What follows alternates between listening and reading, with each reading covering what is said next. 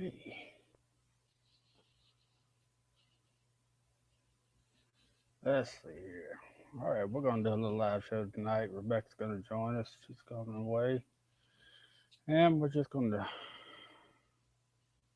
discuss a few things and sit back and chill.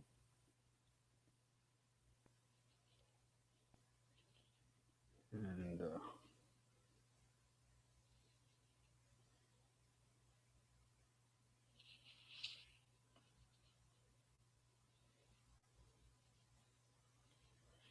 let's see.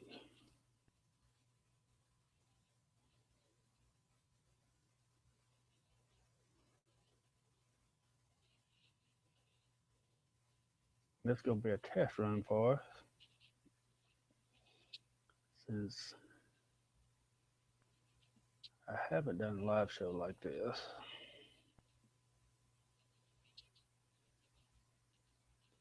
with guests. Hopefully, I can figure this out.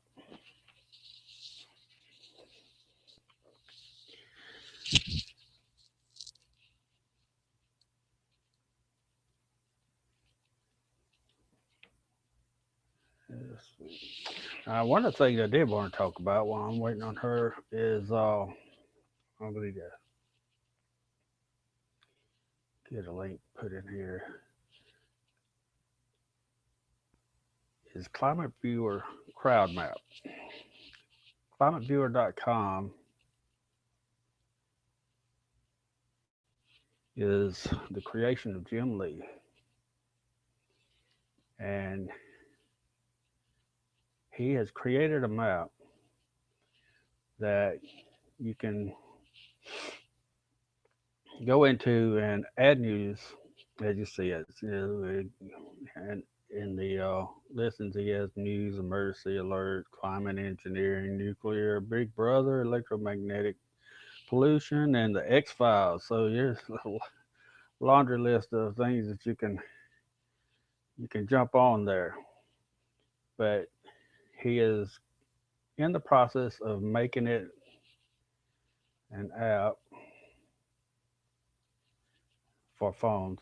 It's listed on there that he has that, and who he went through just it didn't work. So he's creating his own, and that's just something he's in the work. But he has climateviewer.com, climateviewer.org, and then he has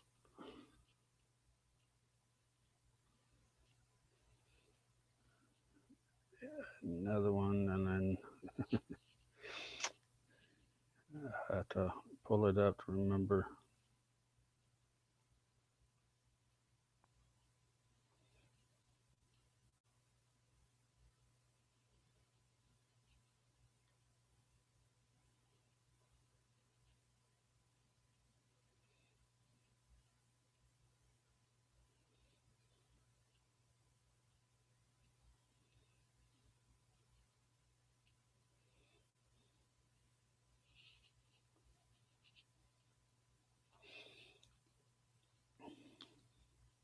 Can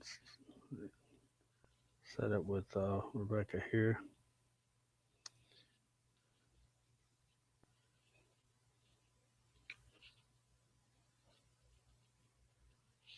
Wow, I can't remember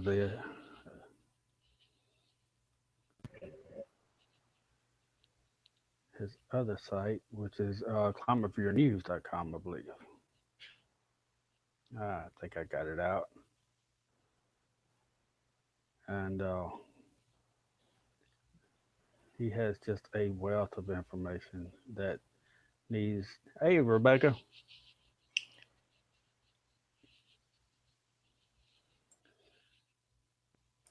Hey there. All right. I was just going through. Really want to start promoting Jim Lee's climate viewer apps. The climate viewer, uh, the crowd map is set up to where you can go in and report what you're seeing. And the way he's got it set up, you can do news, emergencies, climate, nuclear, Big Brother, and he's got all different kind of categories. And you just go in and do a report. It shows up on a map. You pull it up, a general area, and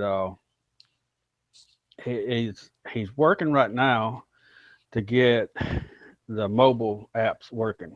Right now, you have to scroll down and just go to a form to fill it out. But he's going to have he's actually creating the mobile apps, so you won't have any problems out of it. Uh, but it's just one of the things that I think as we're seeing so many things right now, if we are in a community just start pushing this, getting it out, it would be really helpful. I'd really like to get him to add military sightings on there too. And who is it that's doing this? It's Jim Lee of climateviewer.com or Okay. .org. Okay, I was on his site earlier after you told me about it. Right. Oh, the video that he put out today was where he was in, I believe, Arizona. We went to a forum that they had on climate change and or chemtrails, and he just blew them away on it. The information he brought out, this goes back 100 years. They were actually doing this in 1915. Oh, wow. Oh, I'm trying to remember the name of the band. Wow, I can't remember. Anyway, there was a guy. His name was I guess it just escapes me now. Harrison or something like that. They were having a drought over around San Diego, and he told them for $10,000 he'd make it rain. Well, they had I know what it was. They had a lake that they wanted to fill up, a water reservoir. He told them he could fill it up. So they told him, okay. He shoots some stuff up in the air. It starts raining. It overfills the lake and it floods out everybody in the area. And they said it did like $3 million worth of damage. And they told him that he was have to take responsibility of that $3 million before they pay him the 10,000. Oh, wow. So it's actually occurred that long. And when you listen to his video, or he does a live feed every Sunday night, I believe. He just simplifies it. It makes it real easy. He's not complicated. He's just somebody like you and I that's got interested in it, and he went into researching, and he is the foremost knowledgeable person on it right now as what's going on. But And so this site that he has, it's for what now? it's his own site that he's built. It has, when you go to Climate Viewer 3D, you can actually pull up satellite maps and you can add in your own layers to where you're just doing weather. You can track satellites. He has every nuclear plant that's in the United States on there. He has information about just about any type of environmental hazard that you can imagine. He did a report on when the sinkhole in Louisiana. Okay. Bayou something.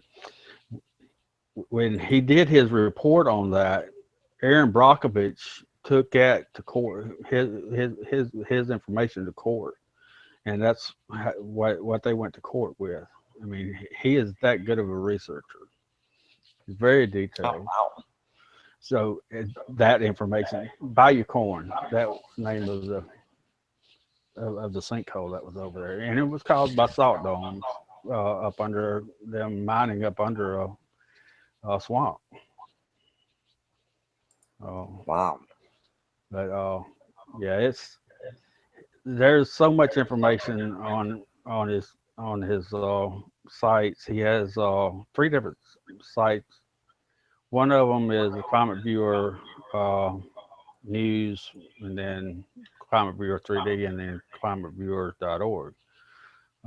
And it's just really worth the time to get in and delve into it. Yeah. What is your YouTube channel? It's Greyhawk Following Christ.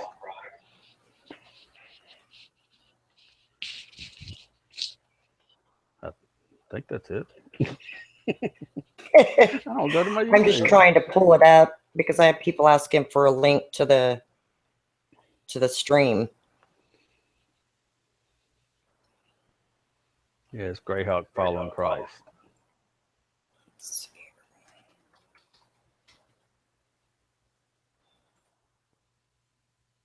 Hey, there you are. Got it. Okay, cool. Oh, I wasn't subscribed to you. I'm sorry, I am now. Well, I wasn't doing anything on my YouTube anyway. I had started out, I was going to do some prepping videos, how to, and this has been a year ago, and it's just, I've been putting it off, and I need to get on it. I mean, with what everything that's going on around us right now, everyone really needs to be prepared. There's a lot of people that are looking at it two different ways. They're either going to bug in or bug out. I think you got to look at it in both directions. I don't think you have any choice. I think there's going to come a time, even if you can have to bug out for a little while, and in order to come back, you may have to move. And yeah, during that time, if we have an economic collapse, or EMP, something that's going to stop our food from coming in, how are you going to obtain it? And that is something that, you have to learn. You have to learn the skill sets to go out and do the snaring, trapping,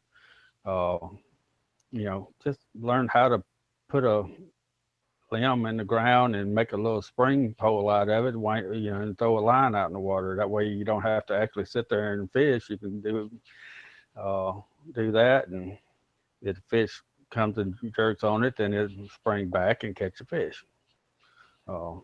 There's a lot of things like that people need to just get back into the mindset. How do you preserve food? And there's so many people out there don't have a clue about even how to kill and clean a squirrel and eat it. Yeah. Anyway, what would you like to talk about tonight? Oh, Drew, we got to pick one. All of them, huh? I'm telling you. My goodness, there's so much going on. I don't even know which one to start with.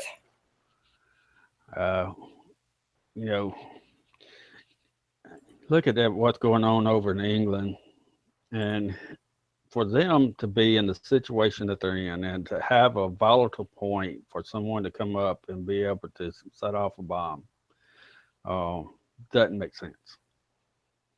Now, whether or not it's fake or not, I'm not going to argue the point. The point is, you have this in your area. You're prone to being hit, and this is a big event. How can you have a weak area around that building? That just doesn't make sense to me. Yeah, I heard that they didn't have any security, like checking or anything like that. Just, go in, nobody's bags were checked, nothing. If you do that here, I'm in Mississippi, and we have an event, anytime that something like that occurs, most of the time they're going to have, you're going to check in going through. It's minor security, no big deal. But look at what they're going through over there.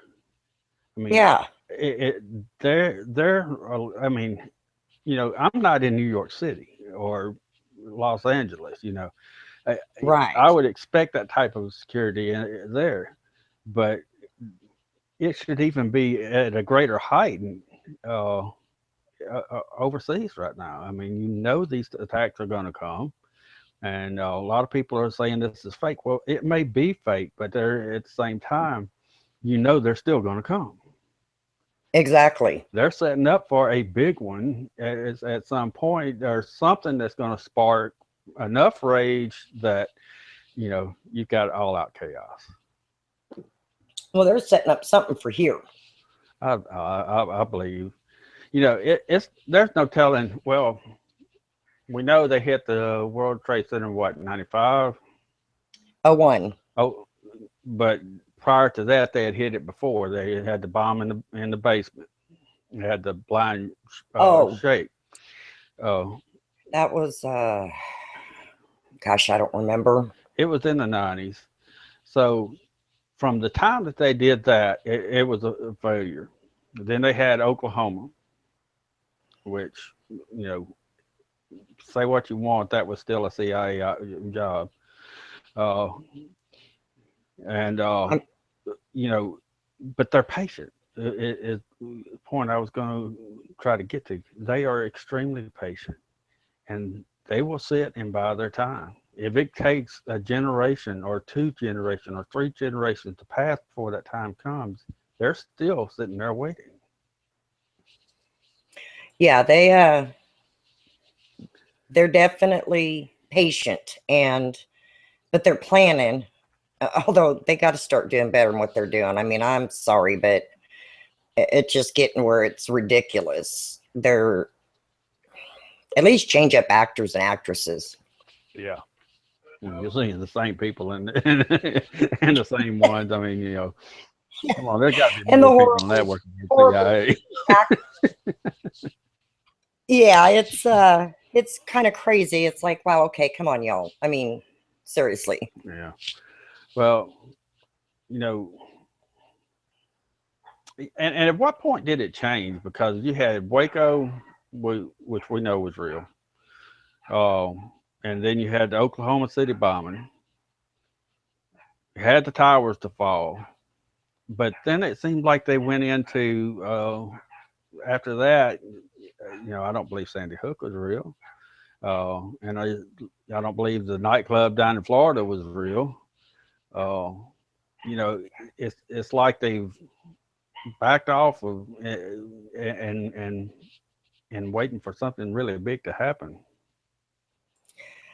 To me, it seems like they slowed down with the big things, went to these false flags, these hoaxes, in order to go after a different agenda Yeah.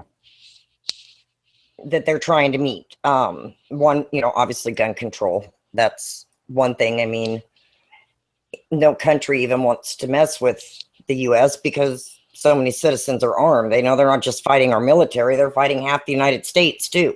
That's right. And the elite know they've got to get rid of the guns. So they got to do it somehow, and they just haven't quite figured out how to do it yet. They thought the Sandy Hook and the I don't remember the name of the theater, the Batman movie one. It's Right. like, they're trying all they can, to go after guns, but it's not working because, I mean, Americans aren't going to give up their guns. We're not idiots. Well, every time they pull something like that, the gun sales go up. And Yeah, and those of us with guns are like, oh man, maybe I need to go buy more ammo. Yeah, the exactly. last thing I'm thinking about is giving up my gun. I mean, we're sitting here looking, talking about July the 2nd coming in. Uh, the Black Bloc, what they call the Black Bloc, is planning protests for July the 2nd. The Black Bloc is where you're seeing all these kids that are dressed up in all black, masks, helmets, and they kind of adopted it from over in England back when they were having riots back in the 80s. That was what they called themselves, and they were protesting nuclear uh, uh, squatters' rights. I mean, abortion, just anything. But this group is planning on going major cities having a lot of riots around the second. And the more this news gets out, you're right. People are going to go start stocking them up on ammo again. They're you let people know this. So is this a ploy to sell, make more money or get rid of guns? It's not working and getting rid of guns because even the Democrats, liberals are buying guns to protect themselves. Yeah, you have to wonder, especially when the news is getting out ahead of time, because I mean, we don't know anything they don't want us to know. Exactly. So, you have to wonder, okay, what's the agenda here? What are they trying to do? What are they trying to accomplish? Something's going to happen. Well, I mean, everybody keeps looking for something really big to occur, uh, and whatever we're looking at, it's kind of like sleight of hand. What's going on behind us at the time. Uh, Yeah. North Korea is not Kim Jong Un not crazy enough to attack us. He knows he'll be annihilated. If he did attack us, they would have him in a bunker beside everybody else at that point because he would have done his job. Uh, we're not going to see a nuclear war like everybody expects. Uh, if it's an EMP, I would suspect that we just killed our own power. Uh, we did Oh, yeah. it ourselves. Uh, but we know we have foreign troops and have had for years that are here training. We know we have uh, since back in the 80s Islamic training camps here. At what point are they going to pull it? And what is it going to be? I mean, I had a Well, report. Was it 2 years ago of a FEMA building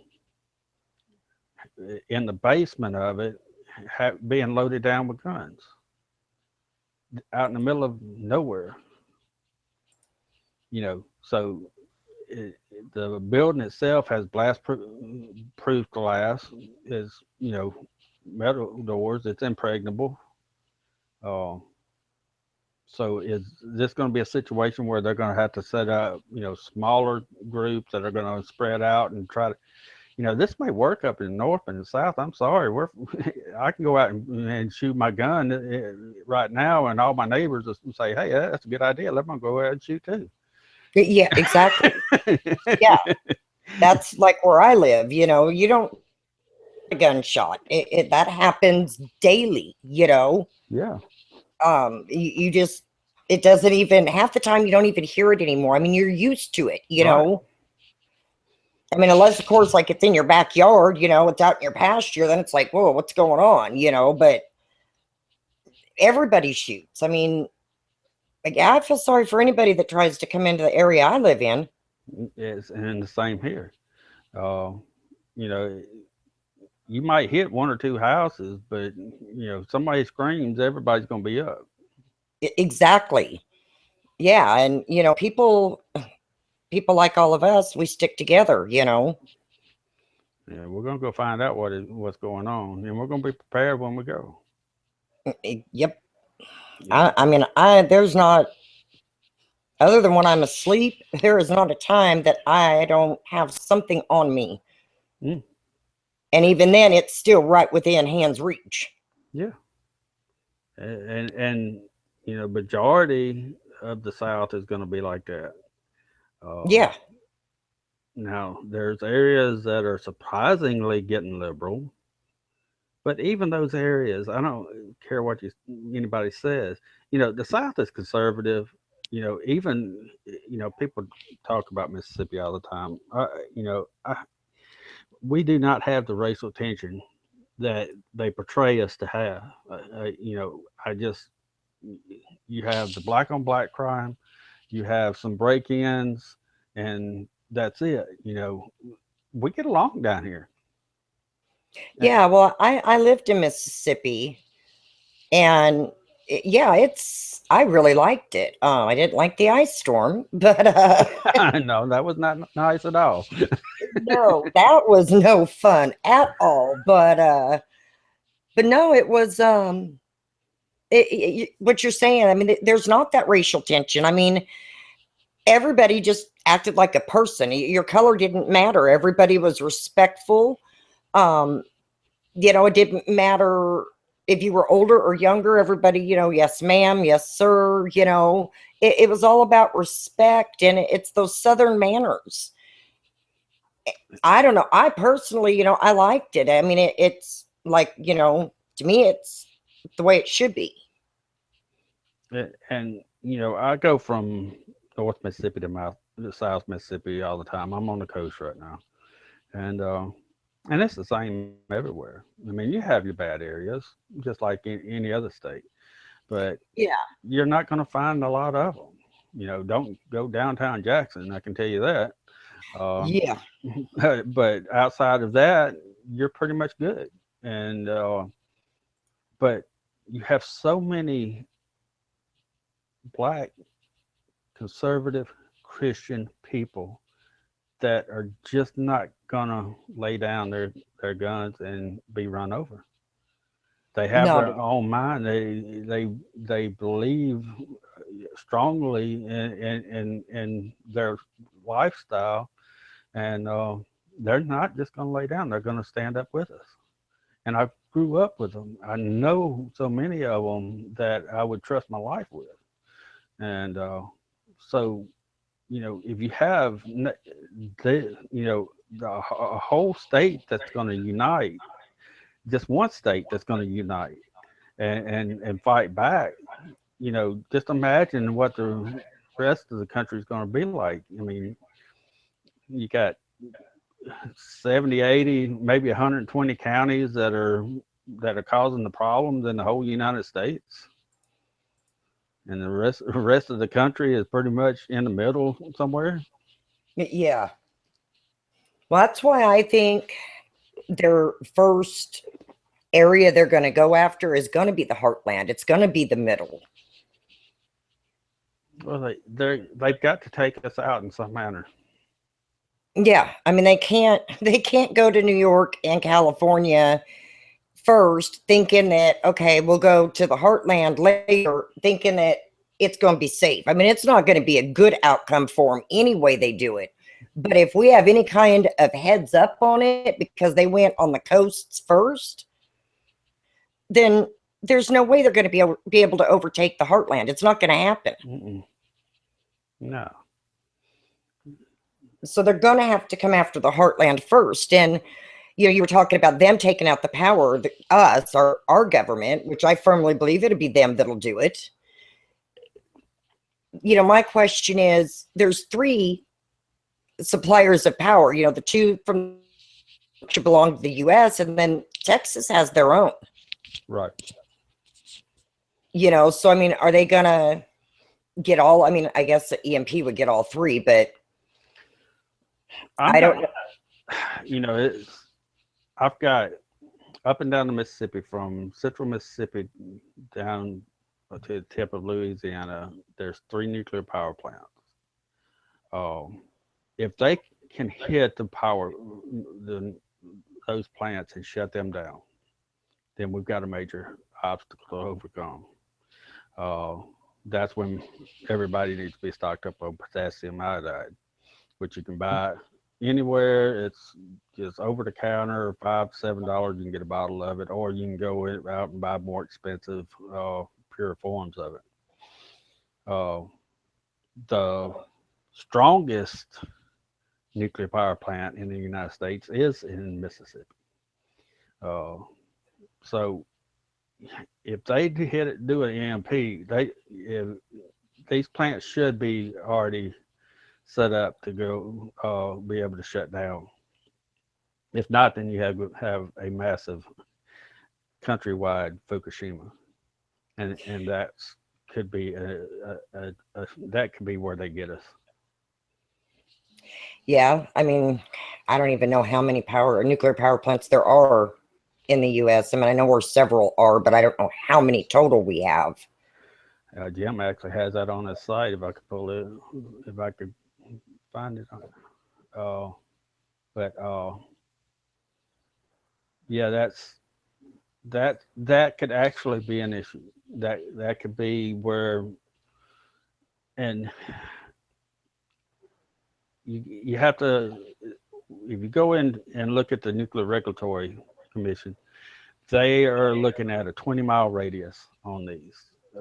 Per state, they're going to give out potassium iodide to the residents within a 20-mile area. Outside of that, the knowledge of, hey, pick a room in the house, uh, you know, duct, duct tape, plastic, seal yourself up for 24 hours, and then come out after that, then your fallout should be over with. But the rods themselves and the radioactive material that has passed through the land has already done the damage. Uh, so even if you survive it, that's something we got to learn. How do you go forward from there? And that's part of preparing. Right. And my question too is if they don't do it that route, they don't go with that or they don't go with the EMP, I wonder if they're going to do some type of bioweapon with chemtrailing.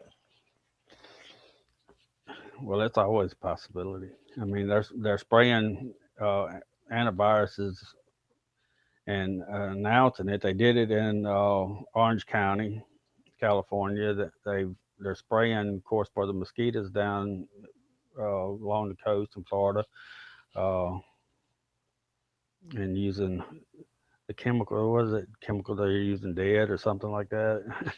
I Yeah, mean, it's some really bad stuff yeah, that it's manufactured right over here in New Orleans, uh,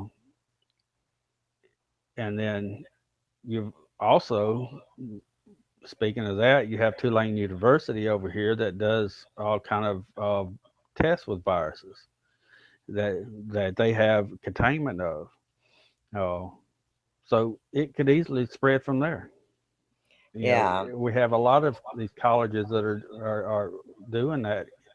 Uh, and, you know, Dustin Hoffman did that movie with the monkey that escaped. They had that happen over here at Tulane last year.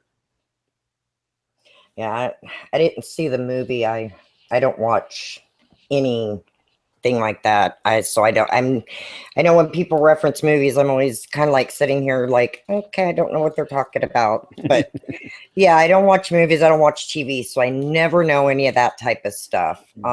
There's too much going on in real life to even have to worry about the fake stuff they show us on TV. Oh, I agree.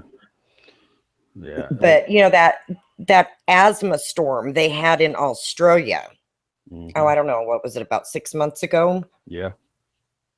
To me, that just seemed a little off. I felt like maybe it was a test. Let's just do a little bit, not a strong dose, and see what reaction we get. Let's do a test run. And it's interesting is in Australia, because Australia has been a testing ground. I mean, it started out as a prison facility. That's where Europe was sending all of their prisoners. So they've been testing ever since the country has been founded. Yeah. But yeah, that was, and with the chemtrails, we know that they're putting additives to fuel. They started out with barium was supposed to reduce the spark uh, from static to keep planes from catching on fire during refueling. And then they went into strontium and aluminum, which aluminum scares the crap out of me. I'm not scared. Lie to you. I know barium and strontium is bad, but aluminum is, I mean, with us breathing that in, uh, it blocks your pores up, and you're not able to release the toxins. and doing a detox right now is very good for you. And just go in and research uh, different ones, but doing really good detoxes right now is probably one of the most important things we could do for our health. Yeah. And I know, well, you probably know um, the things that we need to be taking. Uh,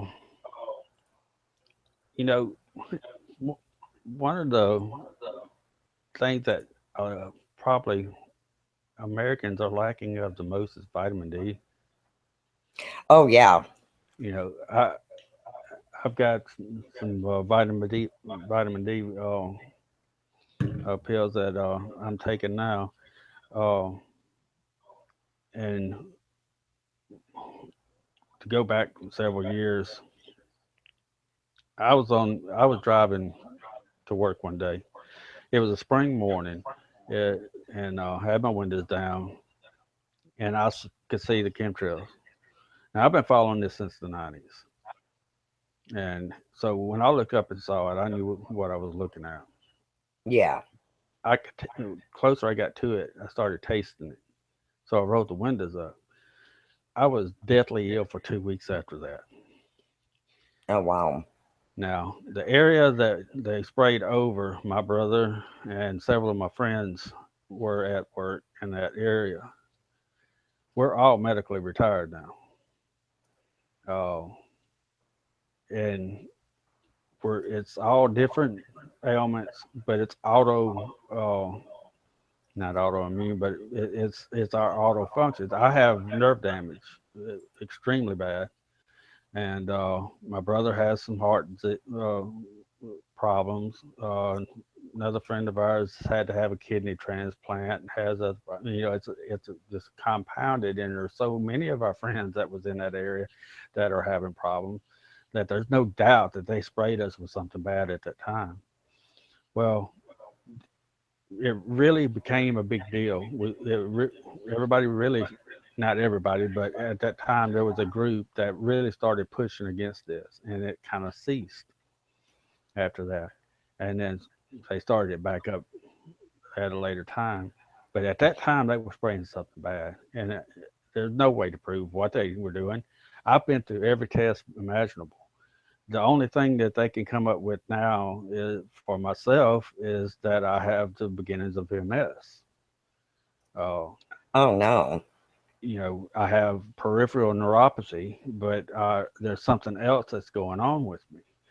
Uh, but blood work shows nothing, and I have had 2-inch stack of blood work done. So it was very thorough.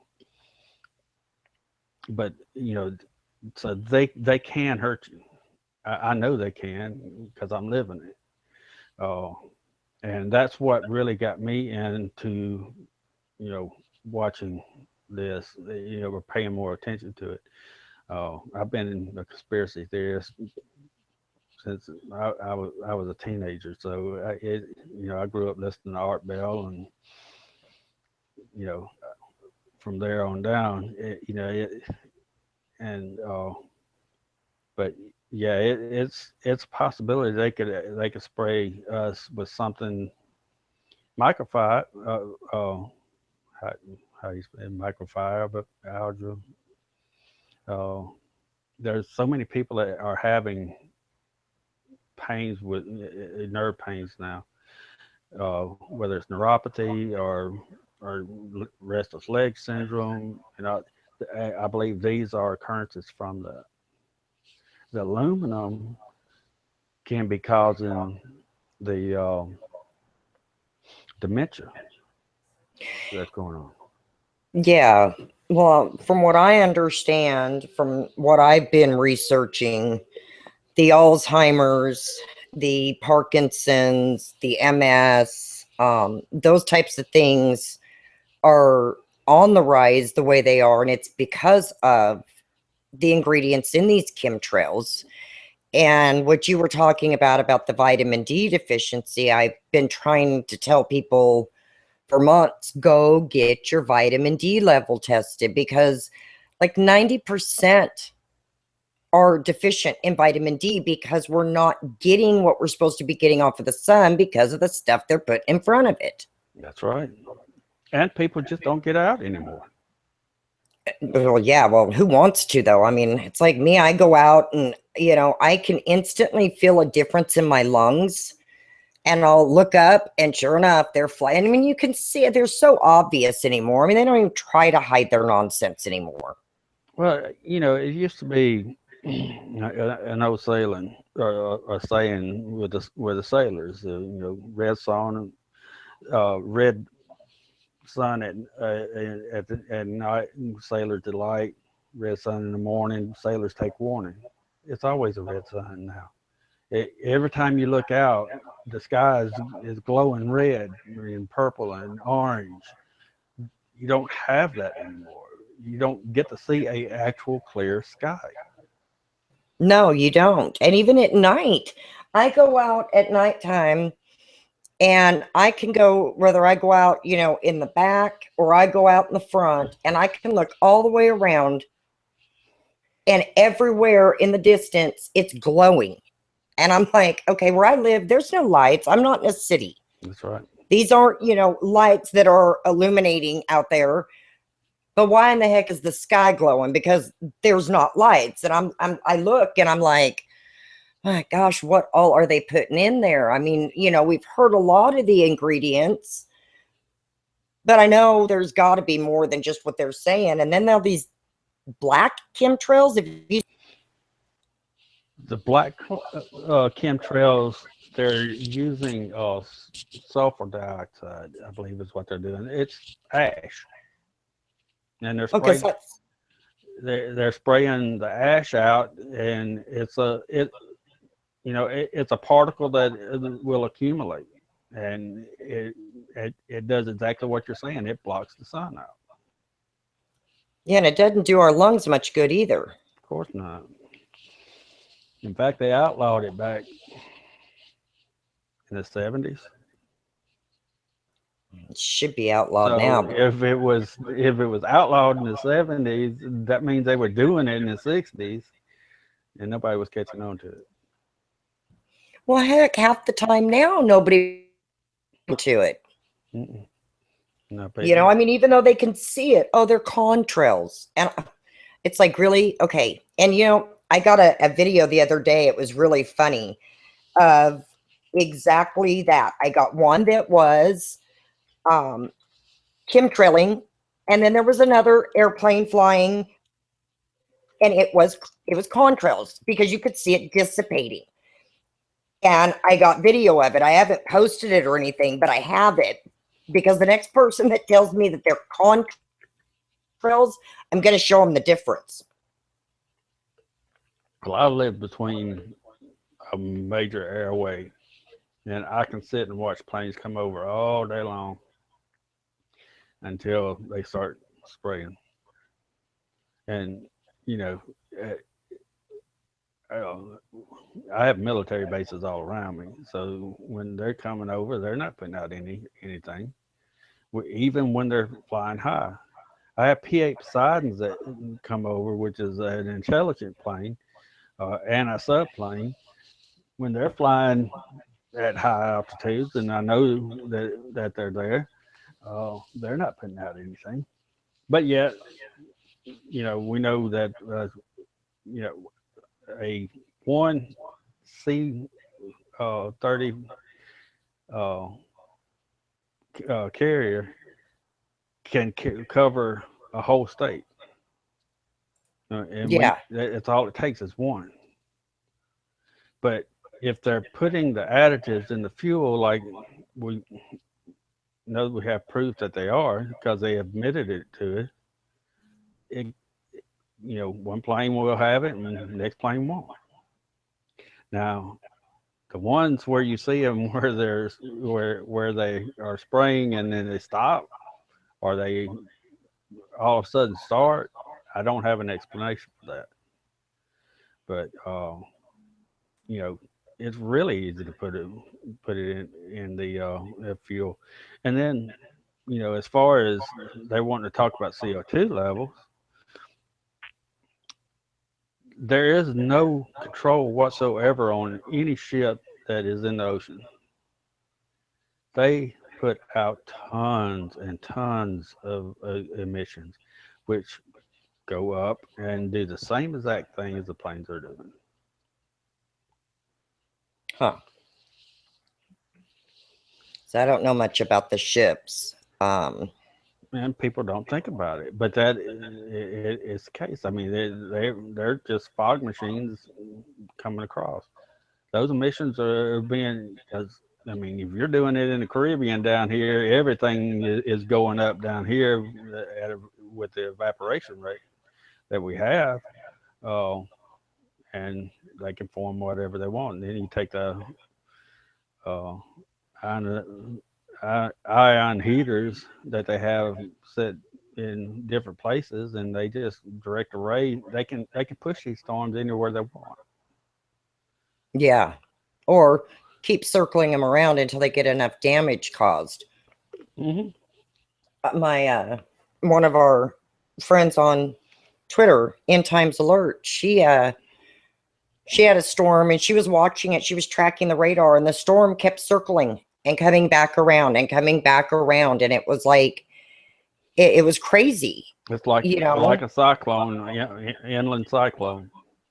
Yeah, it was just like, and her and I were discussing it. It's like, well, they're not satisfied with the damage yet, and so they're going to keep doing it until they get it where they want it.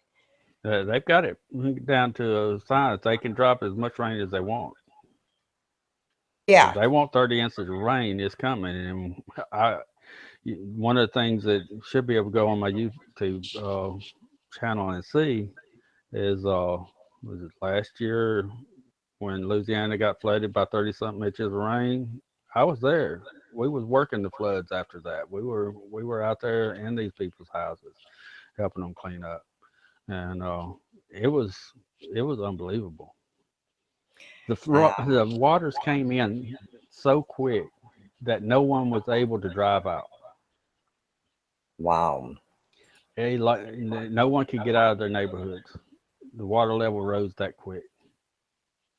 I heard it was bad, and I figured it was, the weather modification. I mean, it's just too much of it going on.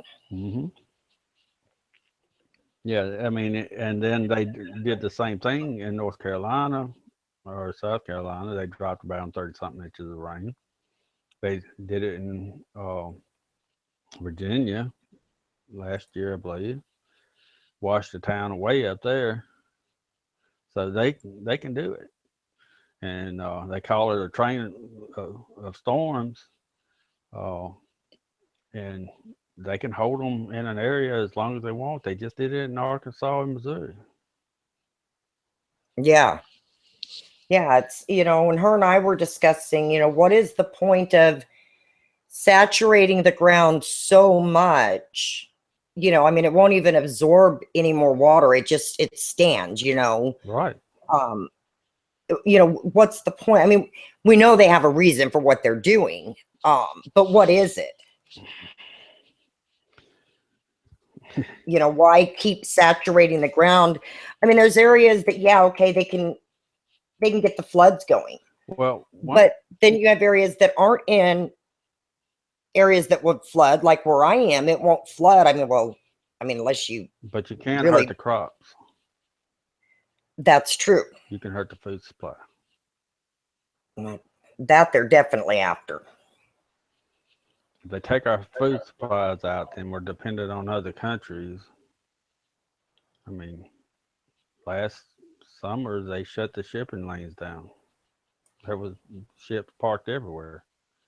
It was very easy for that to happen.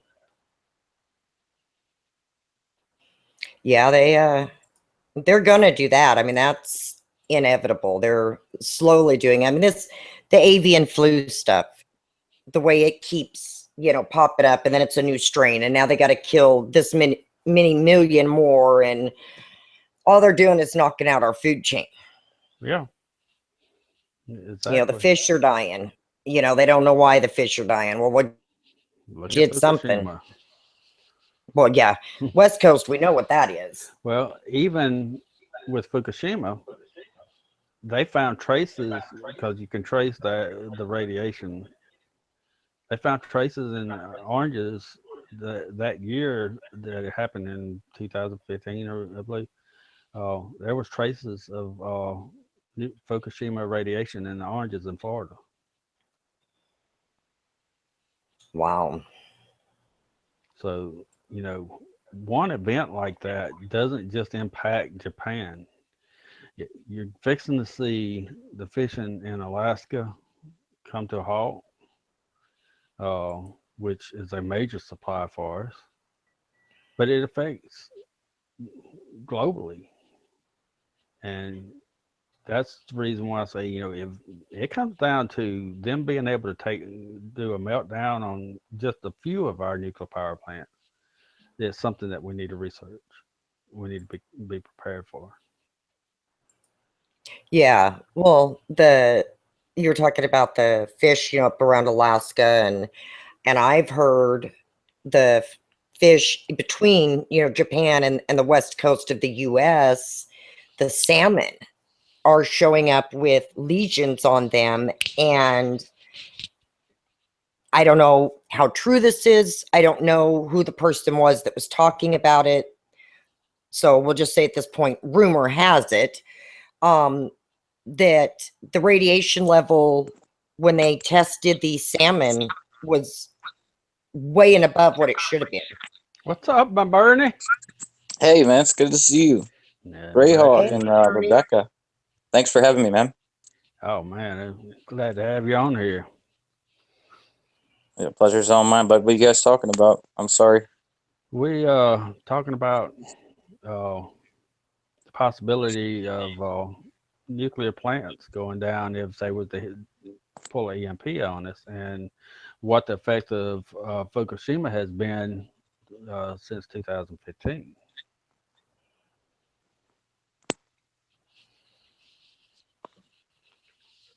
We we're seeing the oceans start to die off, the fish and all around, and like I was telling Rebecca, you, we we had traces of radiation in the oranges in Florida in 2015 after I believe it was either 2015 or 16. It had traces of the radiation from Fukushima there in the oranges in Florida. So this is a global event on this one nuclear power plant. Yeah, and it all goes downstream after that. Every bit of it. Uh, Jamie, did you see Christine's question in the chat? Oh no, I didn't.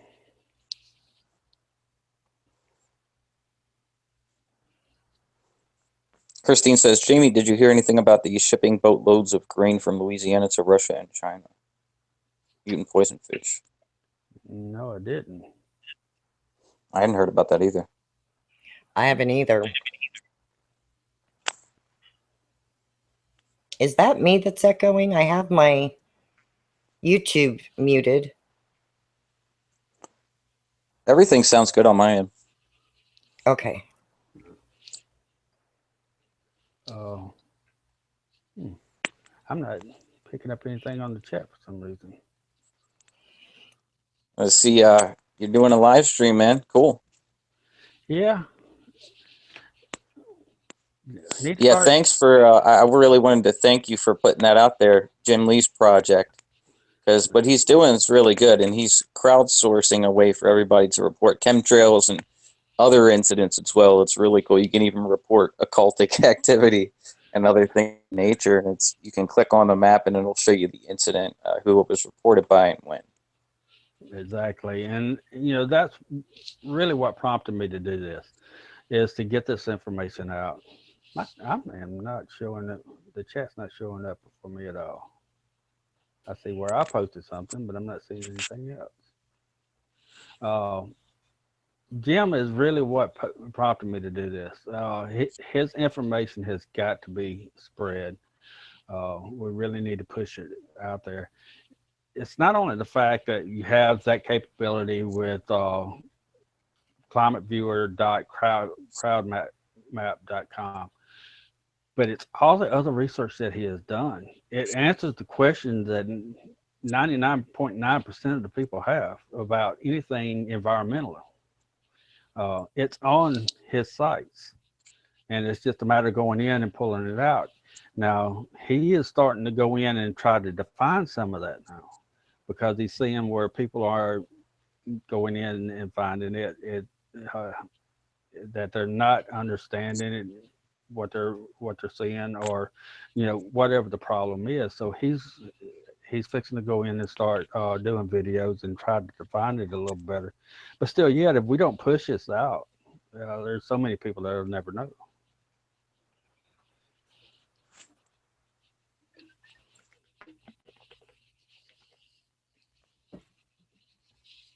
Hello? Hey, Oh, I thought I got cut off. Sorry.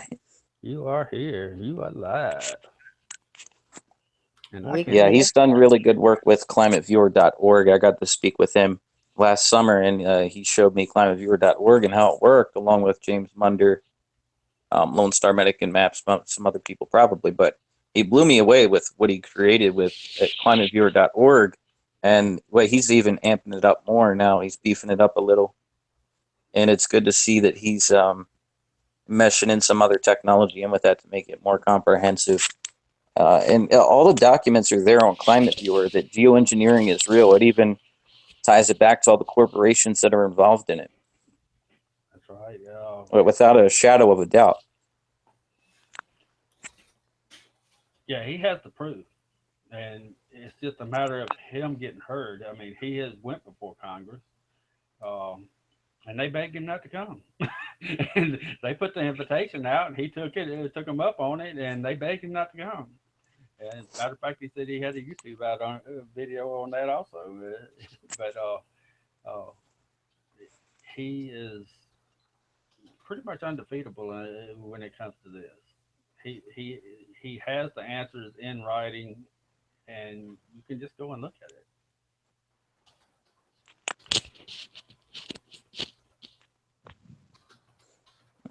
You should try to get him on here.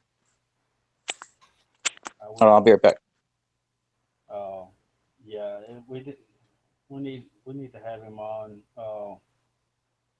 Right now, I know he's doing a show on Sunday. He's doing a live show.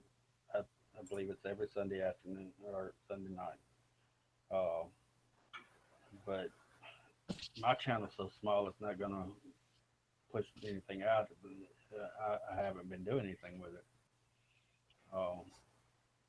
Some of the larger Twitter accounts that are looking at weather modification, I'm pushing his site towards them so they can kind of start retweeting his information. But it's really important. Most any type of environmental research you want to do, go to his site first, because he's probably going to have something on there about it.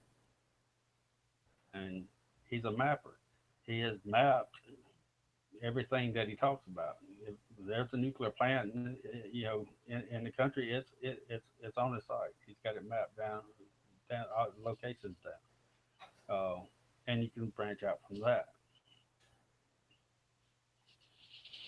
Your sound dropped down a little bit there, Jamie. Yeah, you're breaking up a little bit, bud. Oh, I'm sorry. Is that better? Much better. Now I can hear you. Sorry about that. That's because I dropped my mic.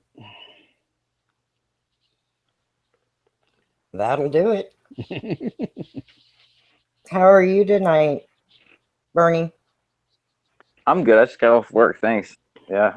I didn't know whose channel it was. I just clicked the link and it said you go on Hangouts on air. I was like, oh, okay. I thought it was your channel. No, 'Cause actually, I know that you've been. Jamie was the one that invited us earlier in that conversation. Of course, if you just got home, you probably haven't even seen the whole conversation we had earlier on Twitter. No, I'm sorry, I have not. And so, Nevertheless, I thank you guys. And if there's anybody else you'd like me to try to bring along, I can do that for you. Hey, we'll take anyone.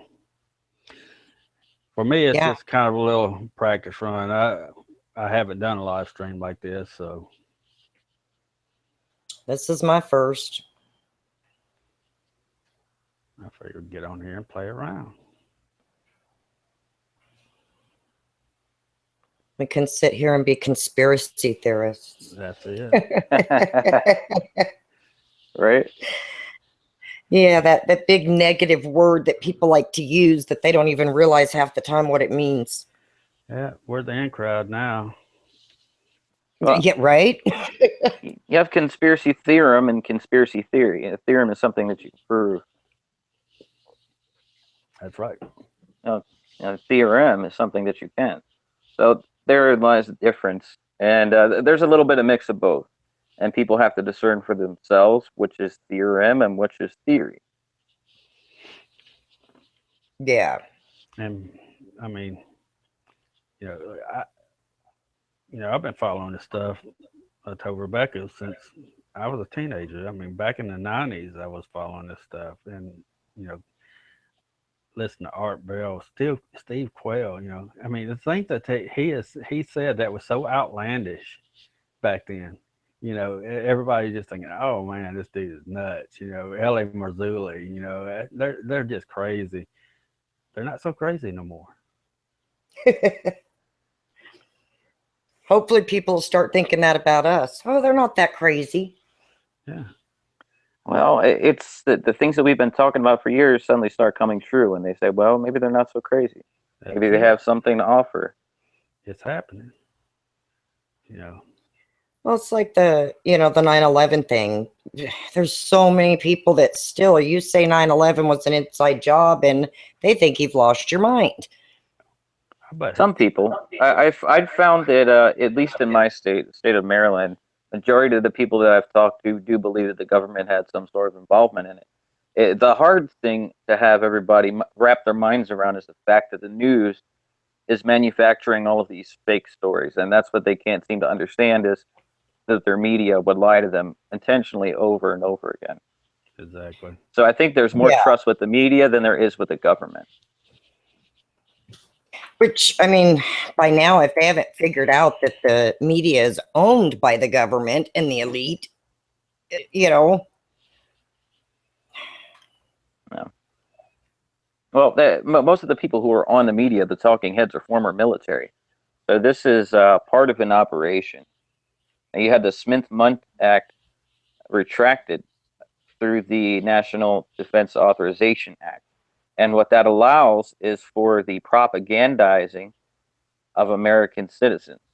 So it used to be anything that was used for propaganda, they would send that off to other media agencies, and the foreign media entities would air those stories that were fed to them by us. But now, the corporations over here, the big 7, 8, or 9, if you will, now they can share that information, whether it be true or false, if it's intentional propaganda, and they can use that against us. Yeah.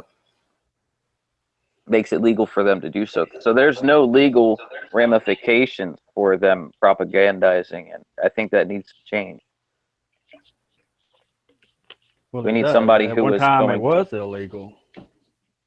Yes. Yep. And then when the Smith-Mundt Act was redacted, it came along with the NDAA, and the NDAA is something that needs to be repealed. That would be a major step forward. That would be a good thing for a president to cause fake news out a lot to do. It would be, but sadly, I don't see that happening. Me either. I think too many. Yeah. No, go ahead. They're not going to be able to push their agendas without propagandizing the American public. And, especially now that we've caught on to it as much as we have, there's a major outcry. And if it was to suddenly become illegal, then these people would have to be legally responsible. Well, so far I understand we haven't seen anyone being held to legal responsibility. No. That's the problem. That is the, They're going to keep doing it until they can't get away with it anymore. or until they just don't have to. They're caught up in the middle of the outcome of what they've been covering up for. I don't know how many of them they've lied to and said, "Oh yeah, you're gonna get to come to our bunker." Hey, if you're sitting there telling the news, how are you gonna make it there? Exactly. Right? That's going to be an interesting time. I wonder how many fights are going to break out at the door. Well, I mean, it's kind of like you say that I think about the movie Independence Day when they're in the office building. What do you do? I mean, if you're in a large city and something something goes down, if you have an EMP, how are you going to get out of the city? These are preparations that need to be going through everyone's mind. Even Everybody's going to have backup chargers. I would highly recommend that everybody, if you're into prepping and that sort of thing, which you should be, it doesn't have to be fear driven. Just do it for the sake of you and your family, as well as your neighbors, if you feel like you're within reason to take care of them. But you should have a good power supply with you, maybe some generators. If not, if you're just running USB devices, have a lot of power banks, have them fully charged and ready to go, so that at any time you'll be able to carry about a week's worth of juice or so, maybe more. So it all depends on what you can do on a budget. But if you look, there's some pretty good options out there if you shop around. And then also to let them know too, if it's a, power down situation, if they hit the grids, then that's, not going to matter. They need to know what to do without electricity. Mm-hmm. Well, yeah, and if an EMP does happen, now a lot of these electronic devices we're going to use will be rendered useless. Yeah. So, the main thing here is to try to be independent of those, just to see how far you can go without those, using your own resources, within this realm that's not of an electronic origin. You try to see what you can do, who you can reach out to, and what your capabilities are with what you're given aside from electronics. Because if something like that were to happen, a lot of these devices that we rely on are going to be fried, right, or useless. Now, you can EMP shield your phones and other things of that nature. You can look into that, but it's not something that's very common. So most of these devices will end up getting fried. Well, not only that, I mean, if that happens, the towers are going down anyway. Mm-hmm. So, but water is going to be something you're going to have. If you're living on the coast, you need a desalinator. You need to be able to take salt water and make fresh water out of it. It's nothing more than just a still where you're boiling, and the steam that comes out of that is going to be your fresh water. If you're inland, a Sawyer Mini cost you about $20. Throw it in your backpack or whatever, your purse or whatever, because if you've got a 2 or 3 hour, or I mean, just I'm thinking, if you're in traffic for 3 hours because of a wreck, what happens at this point? And you're trying to get home, you're going to need some water. And with a water filter, you're going to be able to process water anywhere. So, that is one of the first starting points you need to hit. You need to be able to get water. You can go days without food, but you need the water. Yeah. Absolutely. Water's mandatory. I mean, you got to have that. Yeah. And with the Sawyer Mini, you're talking about something that's about 3 inches long, about an inch in diameter. It can be carried. I mean, most people carrying around some type of bag these days anyway. I've got an EDC bag everywhere I go. Oh, it's got medicine. I've got enough supplies in it that I can make a long trip. I don't have food in this particular one, but everything else that I need, it's there. Hey, Guitar. Hey there. How are y'all? Hey, Guitar. How y'all doing? Hey, you popped in. Yeah, I just was sitting here for a second. Good to see you Good all. to see you, man. Yes. Good to Good. see you, man. Man, I love the work you're doing. I appreciate it. I love what you all are doing too. I'm not doing much, nothing like you all are, but I sure look up to y'all and you're all encouragement. So thank you. No, you actually are. You're getting a message out that's extremely important. He's speaking out against the Jehovah Witness, and it's has been a problem ever since they were formed, and it is really growing to be a huge problem. They're Yeah, trapping people, just like Scientology, just like all these other cults. This is a big issue, and you are really working hard and getting the message out, and I appreciate it. no, I appreciate that. And I mean, there's a whole lot of other folks that are with the ex-witness group that I'm hanging out with, and they're trying to crumble this thing down to the extent that they can. I mean, there's I don't know how to, I'm not the most savvy, as y'all can probably tell, with a lot of the Twitter stuff and YouTube stuff and all that. But I'd like to be able to have some way of just channels and all their information. I don't know how to do it, but anyway, I guess I could text it to you or whatever. But they're all doing, a lot of them are doing activism on a daily basis, where they're either going up to the carts that the witnesses have, or they're going to halls, and I kind of go back and forth on wondering the effectiveness of that, because it's like, it's not the rank and file that we need to worry about. It's the stinking people who make the policies and keep it all together. Although without the rank and file, everything comes down anyway. So I can see a multifaceted attack, justification for all of that, so. Well, and to bring this more into perspective, I mean the issue that they had over and that was brought out, let's put it like that, over in Australia with the pedophile ring. Mm-hmm. It's not being spoke of here in the United States, but this went through the court system over there. Right. So this could, I'm not sure where y'all are standing on that, but this is just one thing that I do know about, that they did have that issue. And, so and I know Jehovah Witnesses that just so happen to have traveled to Australia. So, it makes me wonder, what's going up with that.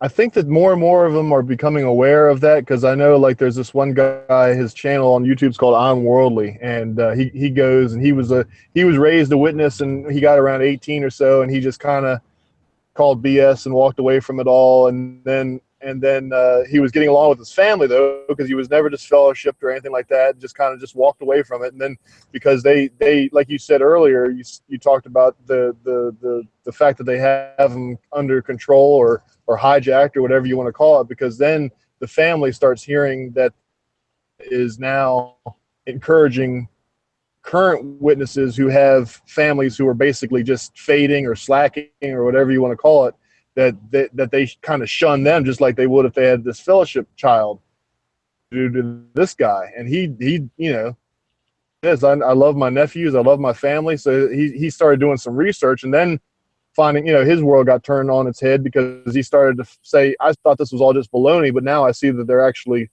involved in criminal activity and cover up and scandal and everything. So, I mean, the whole reason I bring him up is that on the coattails of how much awareness is there of this in the U.S. versus Australia. I know that in some of the with individual witnesses on the street, that some of them, I don't know whether they're lying and faking it, but some of them say, yeah, I've heard of the Australian Royal Commission, but it just doesn't seem to show up much on their radar. It's just like, yeah, well, we'll just wait on Jehovah. We trust the organization. It'll work out. It's just like, okay. Well, like Jamie was telling you, Guitar, you are doing something, because to be honest, I didn't realize all this stuff was going on within the Jehovah Witness organization. And I've been seeing your tweets and reading the stuff that you've been doing, and it brought awareness to me. And I know somebody who I actually need to reach out to after seeing your stuff to make sure that this person's okay, because I had no idea. Yeah, that's the so thing. I I mean, we're appreciate what you're doing.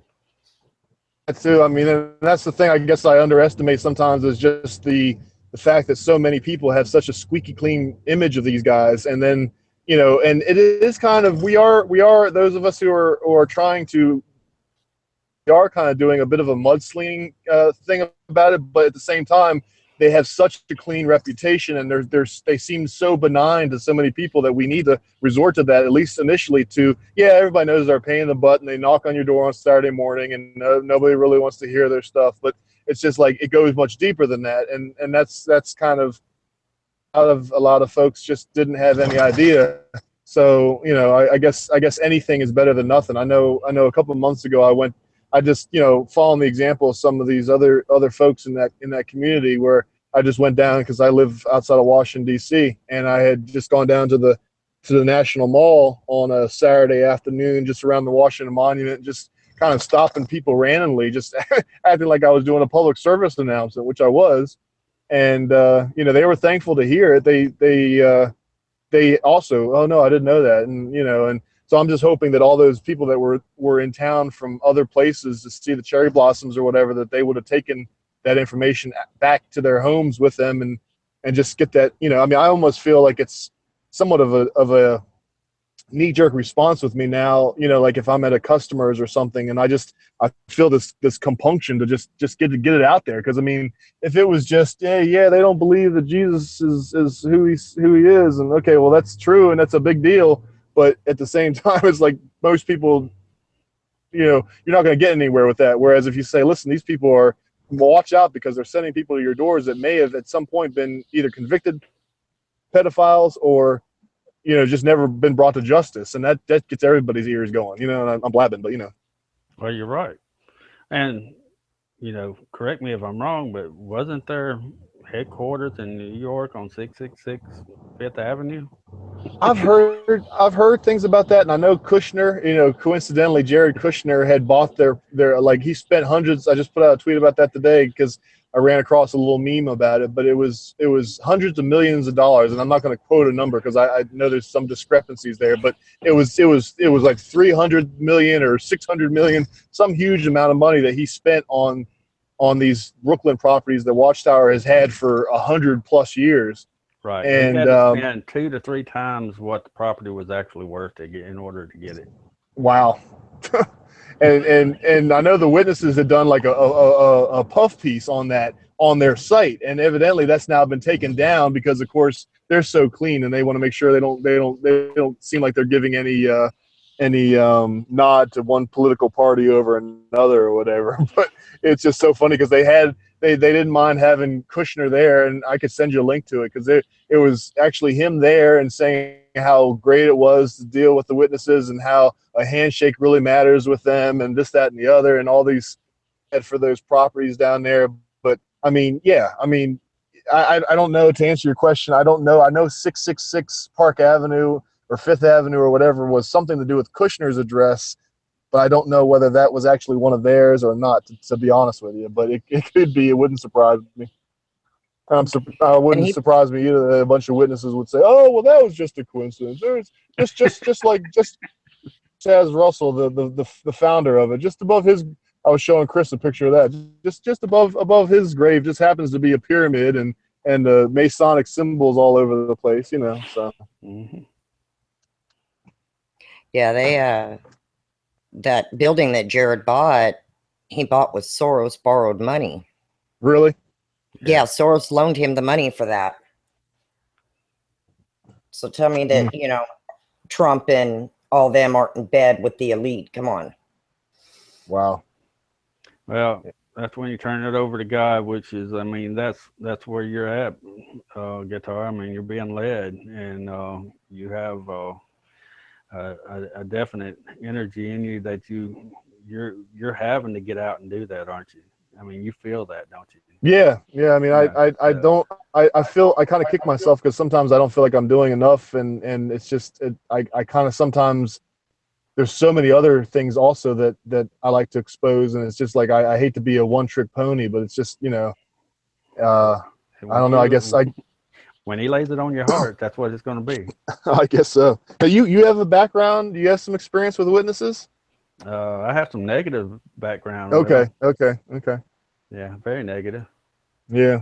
Uh, I mean, and I'm not trying to pry. I thought I had remembered you bringing that up Yeah. at one point, and then That's you know, right. because I was born and raised in it, and thought it was the truth for all those years, and then you know, I got in trouble with the organization, which is, you know, it's what they do. But then at the same time, as I was thinking about going back, I started doing some research, and I can't think of anything but Holy Spirit that was leading me to say, hey, there's a few things you might want to know before you go back, you know. That's So right. Well, I worked for some. I worked for okay, a family that did, and you know, as far as outwardly, you know, hey, they were great, but I know what they did, in, you know, behind the scenes too. You know, they'll come to your door on Saturday. Most of them are probably hungover. I'm just gonna be straight up with you. They like the drinking now, you know. and go ahead and be hungover. Just don't go acting like you're not hungover when you're going door to door, right? Yeah, you know. But you know, these were leaders in the church, you know, and I saw them break families up, you know, Mm-hmm. and you know, this was, you know, so you know, that's my background. I've never been involved with them other than that, but I do know what they're capable of, and it's very negative. When I they mean, I get was into just somebody's life, they can destroy it.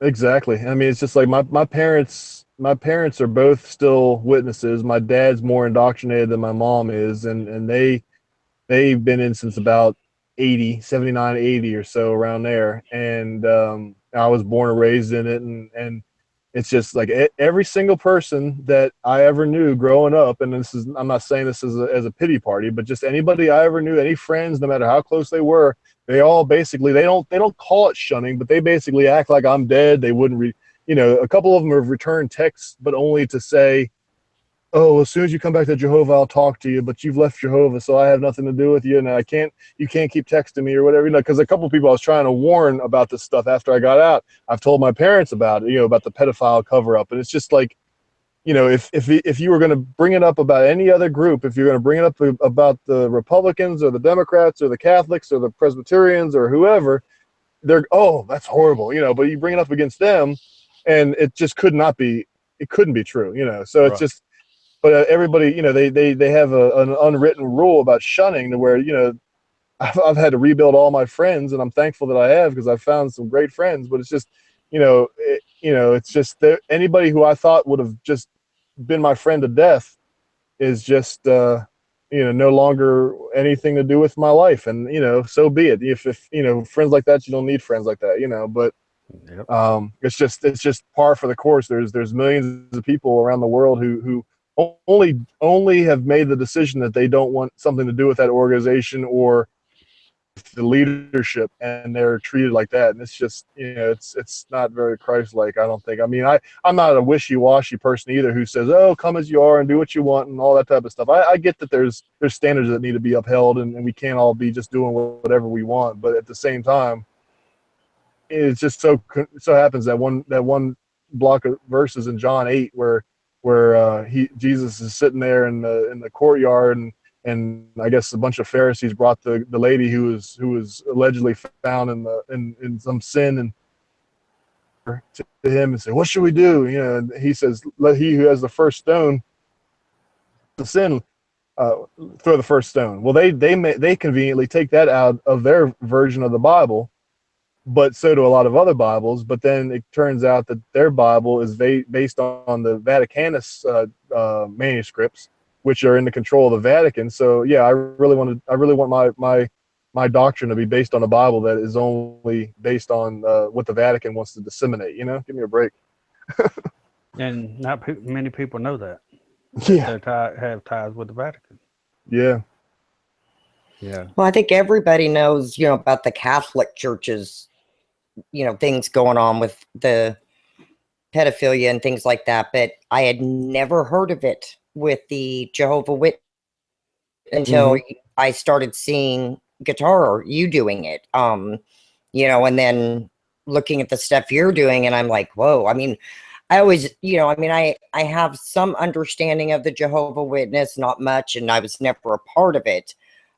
Somebody close to me, then they put her through hell. I mean, Mm. literally, and she's been kicked out. She's no longer a part of it. But I mean, I never liked the religion, but you don't associate. I mean, you think of things like that, you automatically think Catholic.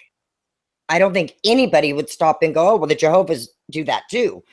Because I didn't know, and I'm sure a lot of people don't know. And this is a subject that needs to be got out there so that other people are aware. They need to be as aware as they are of the Catholic Church doing it. Right. I mean, they're per capita, because I mean, of course, the Catholics. Let's just grab a number out of the air. What do they got? 1 billion Catholics in the world, So the Jehovah's Witnesses are 8 million. So per capita, the offenses per member, or whatever ratio you want to call it, it's higher with the witnesses than it is with the Catholic Church even. Wow. And there is an exodus with the Catholic Church right now. Yeah. There is a real exodus. I mean, I feel like there is with religion in general, or at least mainstream religion in general, don't y'all? Yeah, people are seeing that they're not, well, they know they're not receiving the message when they go to church.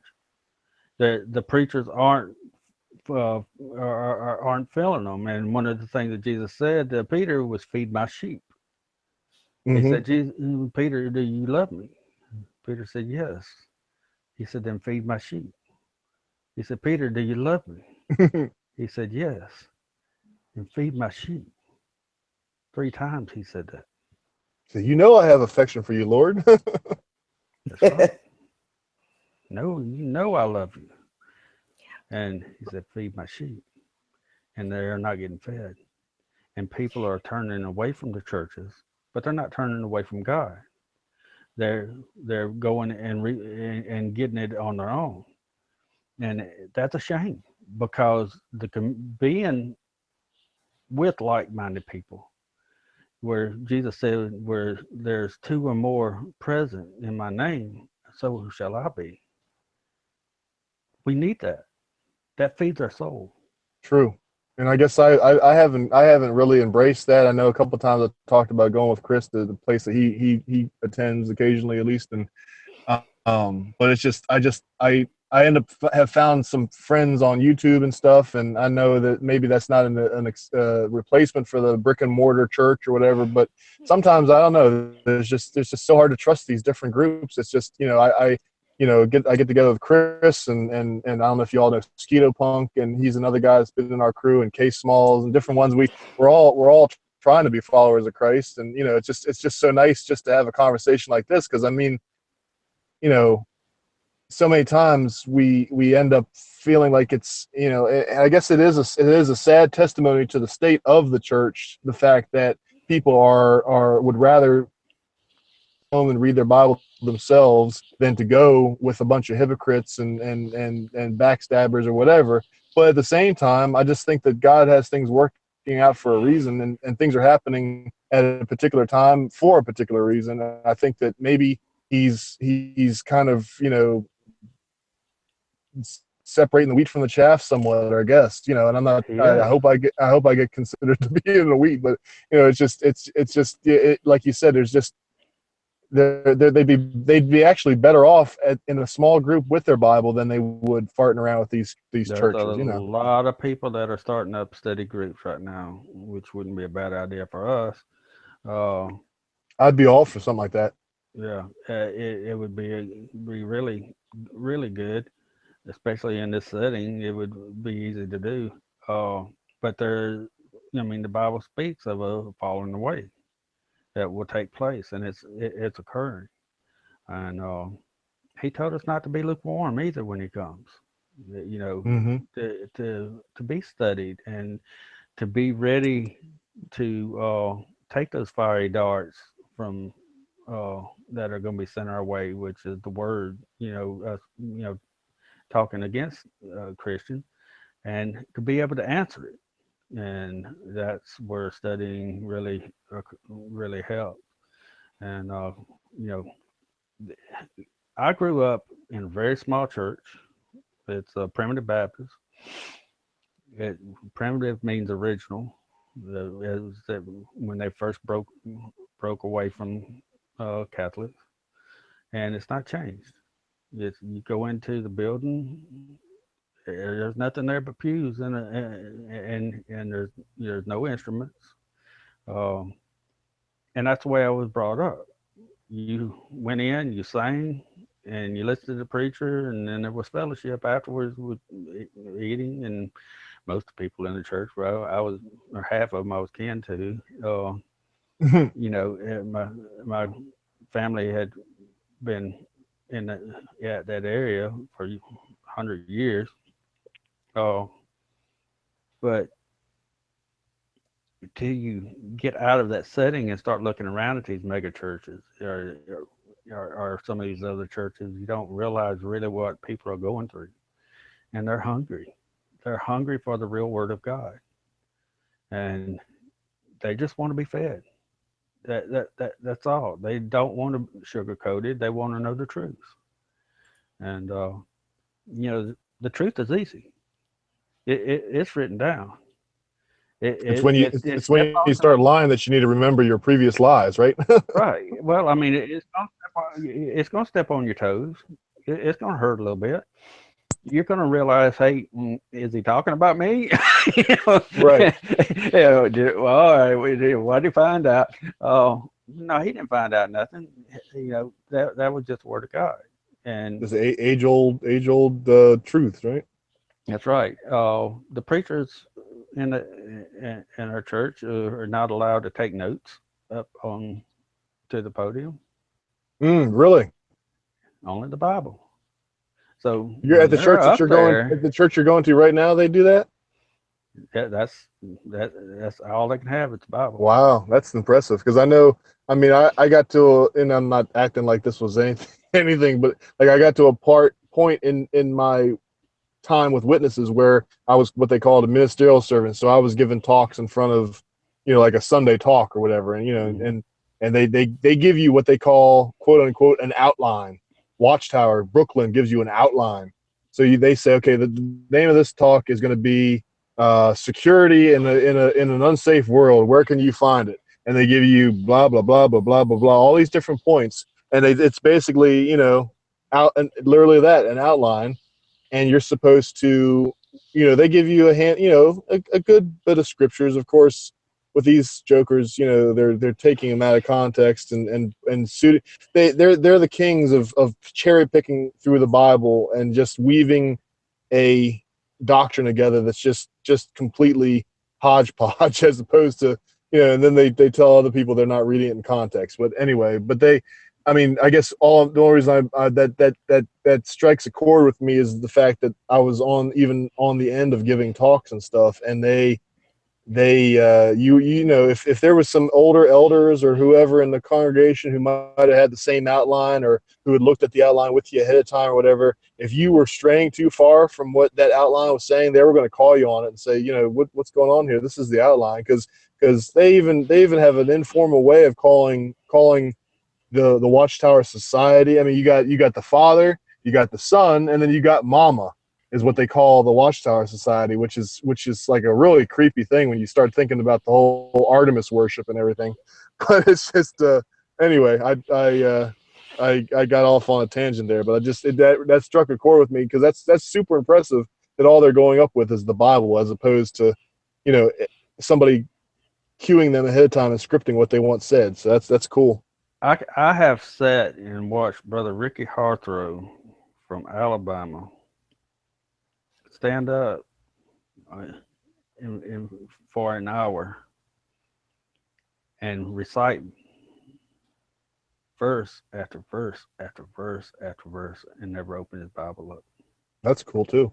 Never miss a word, and it would be so fluid that you wouldn't even realize when he was actually reciting and when he was actually speaking.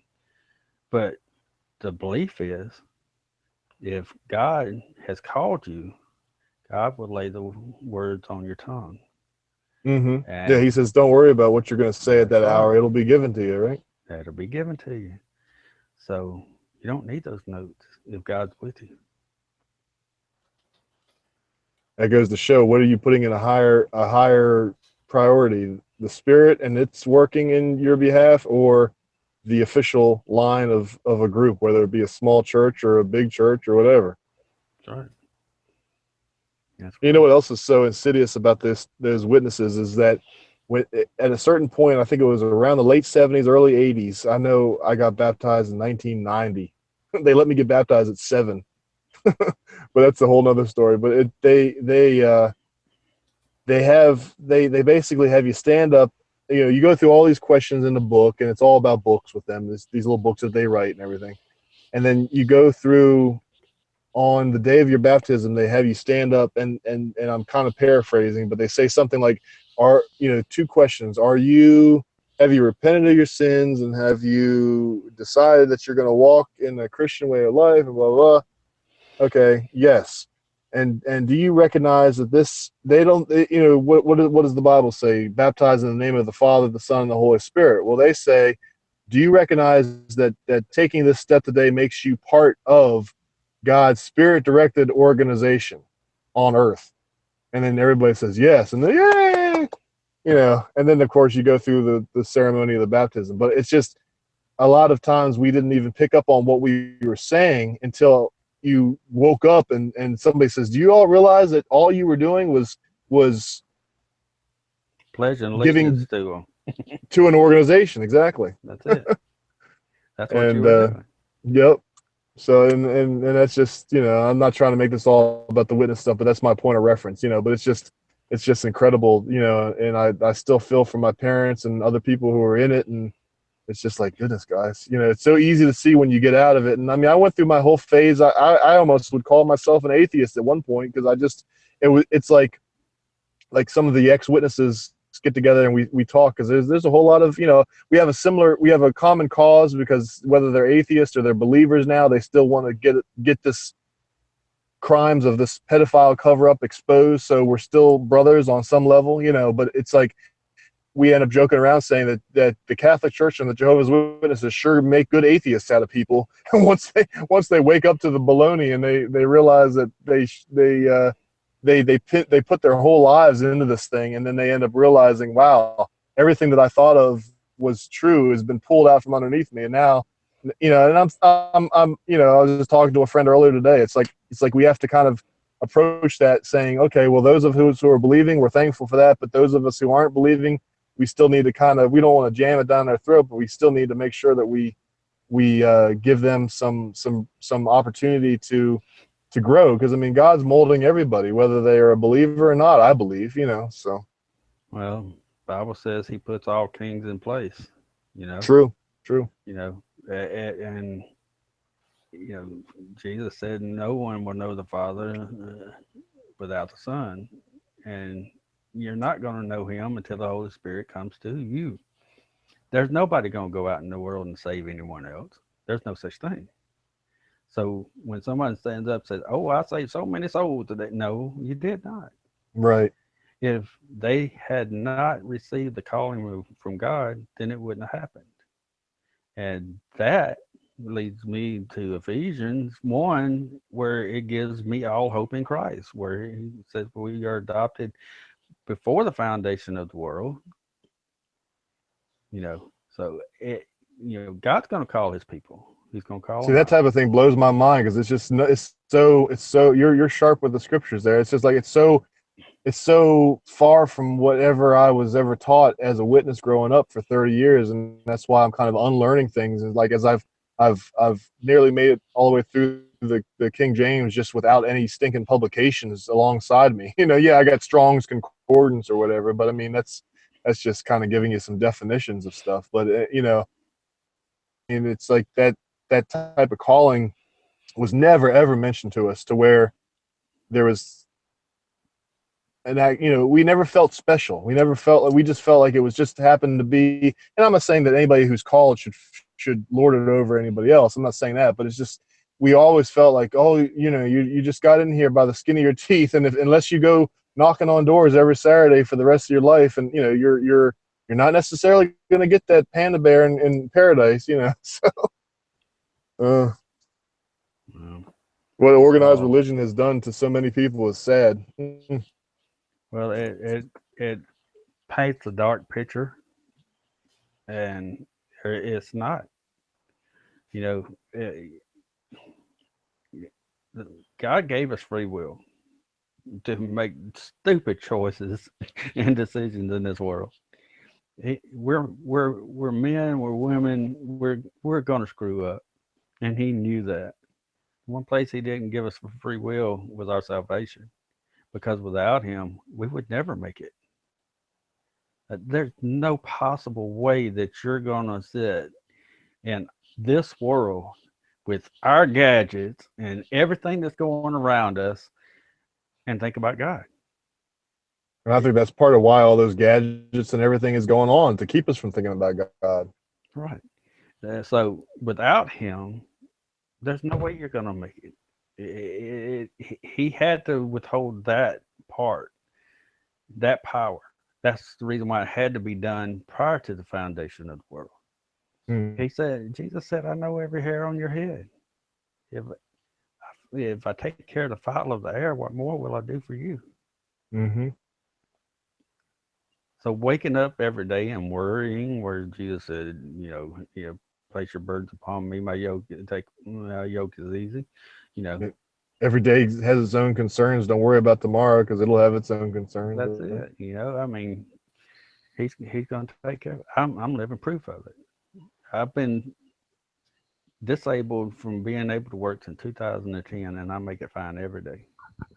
And I love every day I wake up. I have nothing that I can complain about. So I know God's going to take care of me. And that faith makes me happy. People wonder why I don't worry, or why I'm not down, or why things don't bother me. I had to take some stuff to God at one point, and when I did, He showed me the way to get rid of all those worries and all that, and I was blessed by that. And I live a pretty stress-free life. I'd like to get to where you are. Sometimes I think I know He's going to take care of things, but it's just like of course it seems like it never ends with it is a can you imagine where we would be if it wasn't for being awake to the extent that those of us here are? Because like this whole Manchester thing, or the whole whatever, it's like we know that this is all put out there to make us fearful and to divide us and to save us, somebody save us. Well, they're not going to call it Jesus to save them. They're going to call it whatever else to save them. But it's just, I am thankful that we have that in our favor, that we have faith, but at the same time, we have this next level of information or knowledge or whatever you want to call it, that kind of, okay, we can see that it's baloney.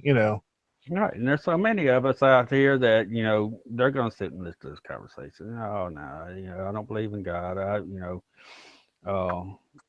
can, there's a lot even in this community that are going to say, oh, I can scientifically prove this, and this, and I say, God bless you, because you are awake on this level, whether God has called you yet or not. That's His choice, and that's where I see hope in everybody. Ouch. That hurt. Whoa. I mean, when you come in, you just come right on in, don't you? So who slapped her? I had a skeeter on my leg. I bet you got it. No, I didn't. Unless she's a bad aim. He bit me and I went to slap him and then he flew off. I heard the slap. Yeah, don't tick her off. I guess not. How is everyone? Hey, Kim. I'm good, Kay. How are you doing? I'm good. Thanks for inviting me, you guys. Man, I'm Thanks glad for you're showing here. up. I'm glad to have been invited. Thank y'all. It's a I kind of saw your puppy video. oh, that was cute. Oh yeah, I'm so excited. And you know what is so weird is she just now started like showing. Like she's got a little belly on her now. It's so cute. Oh, I have one, a Yorkie mix. It went to my mom's, and I took her with me. Uh, I, I've got a Chihuahua. And my girlfriend's had her. Well, I took her with me, so she was going to be with her mom and dad, and uh, got to missing her. Well, she started. Some of my family came up, and they started walking across the porch. Well, she was barking. Well, my son-in-law came. He was going to do some. I had to redo some plumbing. We redid my mom's bathroom. He got up under the house, and it was really tight up under there. And she started snapping at him, and there was a 2x6 in between them. Scared the tar out of him. Well, she wouldn't come out, and she just kept barking, kept barking. Well, ended up she had two puppies up under there. Oh I wow. had to tear the deck up in order to get to her.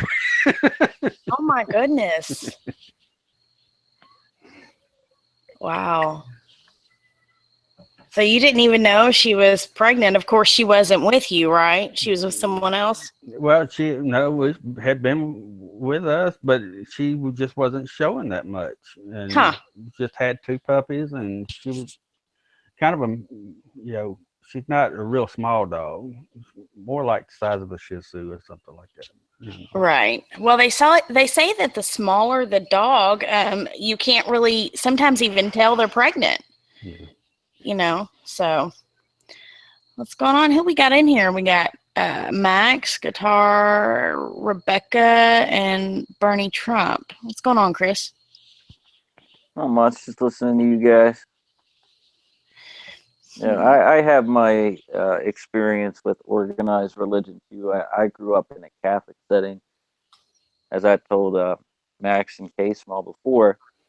Uh, that was my experience. I had my confirmation, and it wasn't something that I could get into because it was a Roman Catholic church. It was all very kind of dark and ominous. Everybody was very sad, and I think that's part of the point is to do that is to, for the youth, you don't really see anything of interest in there unless you have a very devout family or anything like that that can try to preach. But as far as that was, there wasn't any Bible studies or, it was all basic catechism. And that was what we were taught. And we were just told to help the church, pretty much what it came down to. And, after I graduated high school, I had no more interest in organized religion or anything like that. I went my own way. And I had to wake up to what was going on in the world to find my way back to God. So, and that was a number of years later. But I think that's part of the point of organized religion is not only to break up the family, to instill fear in others, to get away with all these crimes and You see basic that I'm enslavement. so oblivious to that because of the church that I grew up in. It's just so shocking that people feel that way when I grew up wanting to be there, where it was a family environment. It was I don't know it was something you wanted to do on Sunday. So I mean, I can't imagine how hard it is for you to even find your way back like that. Well, it took a lot. It took for me to wake up what was really going on in the world, and you learn all these other things, and it really leads you to the higher truth, and it leads you to Christ. So it was a very long process, but all of his sheep will find their way back to him. Hey, What it everyone. comes down to. Yep. I had got to a point where I thought I was wanting to preach. Well, I said a prayer. It was a very simple one. God, if this is what you want from me, you know, make sure I've got the conviction to do it. About 10 years later, I woke up in bed on Sunday morning and realized he had answered my prayer and said no. I quit going to church. So Wow. you know, that was, I mean, I was just awestruck when I realized this, and I got myself back in church again, and I'm like anyone else, in and out, no, but I don't have those bad experiences. It's my own downfall. It's me allowing the world to pull me away from it, and so I have no one else to blame. I can't sit back and say, well, the church did this or that. No, it's all me. I think that's kind of the attitude that we all should have at some point, because I mean, I think that despite the things that have happened in each of these organizations, it still falls on us to either call them on their stuff or walk away from it, or um, go to the source document. You know what I'm trying to say? So it's just kind of like, I think that part is have in common the fact that it might have been different paths, different events that took place to get from point A to point B, but I think that that's essentially what it is at the end of the day. Because I mean, I think there's some Bible verse that talks about, we're all basically responsible for our decisions and our actions, and whatever, you reap what you sow, basically. I mean, you're going to, if you continue with what seems to be a tree that is not bearing good fruit, then your fruit's not going to be any good. So That's right. That's exactly right. And one of the things that we were taught was, as a young preacher was coming up, was to lovingly rebuke if he was wrong. You take him off to the side and you say, okay, what you were preaching up there wasn't quite on track with what the Bible says. It's not what we believe, it's what the Bible says. Uh, and so there was a manner of which that correction went on, but and you know, there would be times where a preacher would start stumbling and trying to look for a verse, and one of the older people, they just shouted out to him, "Oh yeah, thank you, appreciate it," because they didn't have the notes. If Lord, if the Spirit wasn't with them at the time, and they had their mind on other things or whatever, it could be hard for them. And then next time they stand up, they're just as fluid as it can be. So you see those ups and downs that the preachers have when they're preaching, having to preach like that, and it makes them stronger. It makes them study harder. It makes them reach further, and when they know that when they get up there, they're on their own. that's what I was thinking about earlier when you said that at the place that you had grown up at, or that you were at currently, or whatever, was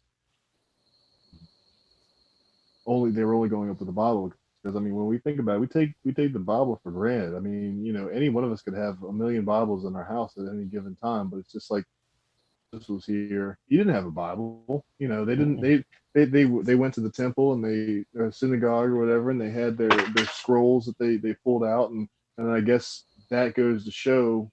I mean, he was still, yes, he was superhuman, but he was human. So that goes to show that he had to put all that into his head and mind and everything for him to be able to recite that stuff. You know what I mean? It's interesting when you think about that. It's done. It's just it can't be. It's not like there's going to be this miraculous download. We have to still put it in there. Well, and that's what was the reason why they were so amazed when he was in the temple and he was at 12 and was sitting there and and preaching to them, and Joseph and Mary were running around all over the city looking for him, and a lot of people don't realize, at that time there could have been 1 million people in Jerusalem. There were a lot of people that came, on that at that time, and so when they did find him, he said, why would you not know that I wouldn't be in my father's house? Mm-hmm. But the elders that were sitting around were absolutely shocked that he was able to sit and speak on these subjects the way he did, because they had to go and pull the scrolls out and read them. Right. He didn't have to. I'd like to say something. I don't mean to interrupt, but I seen something that really disturbed me the other day, and I thought about doing something on it. But Huffington Post actually made an article. Not exactly sure when it was put out, but they stated this as fact in the title of the article that Jesus was married to Mary Magdalene and had children, and they stated it as fact. Yeah, There's- the Da oh, That Vinci went Code. all through me. I didn't hear about that. That's Oh crazy. yeah, That's yeah.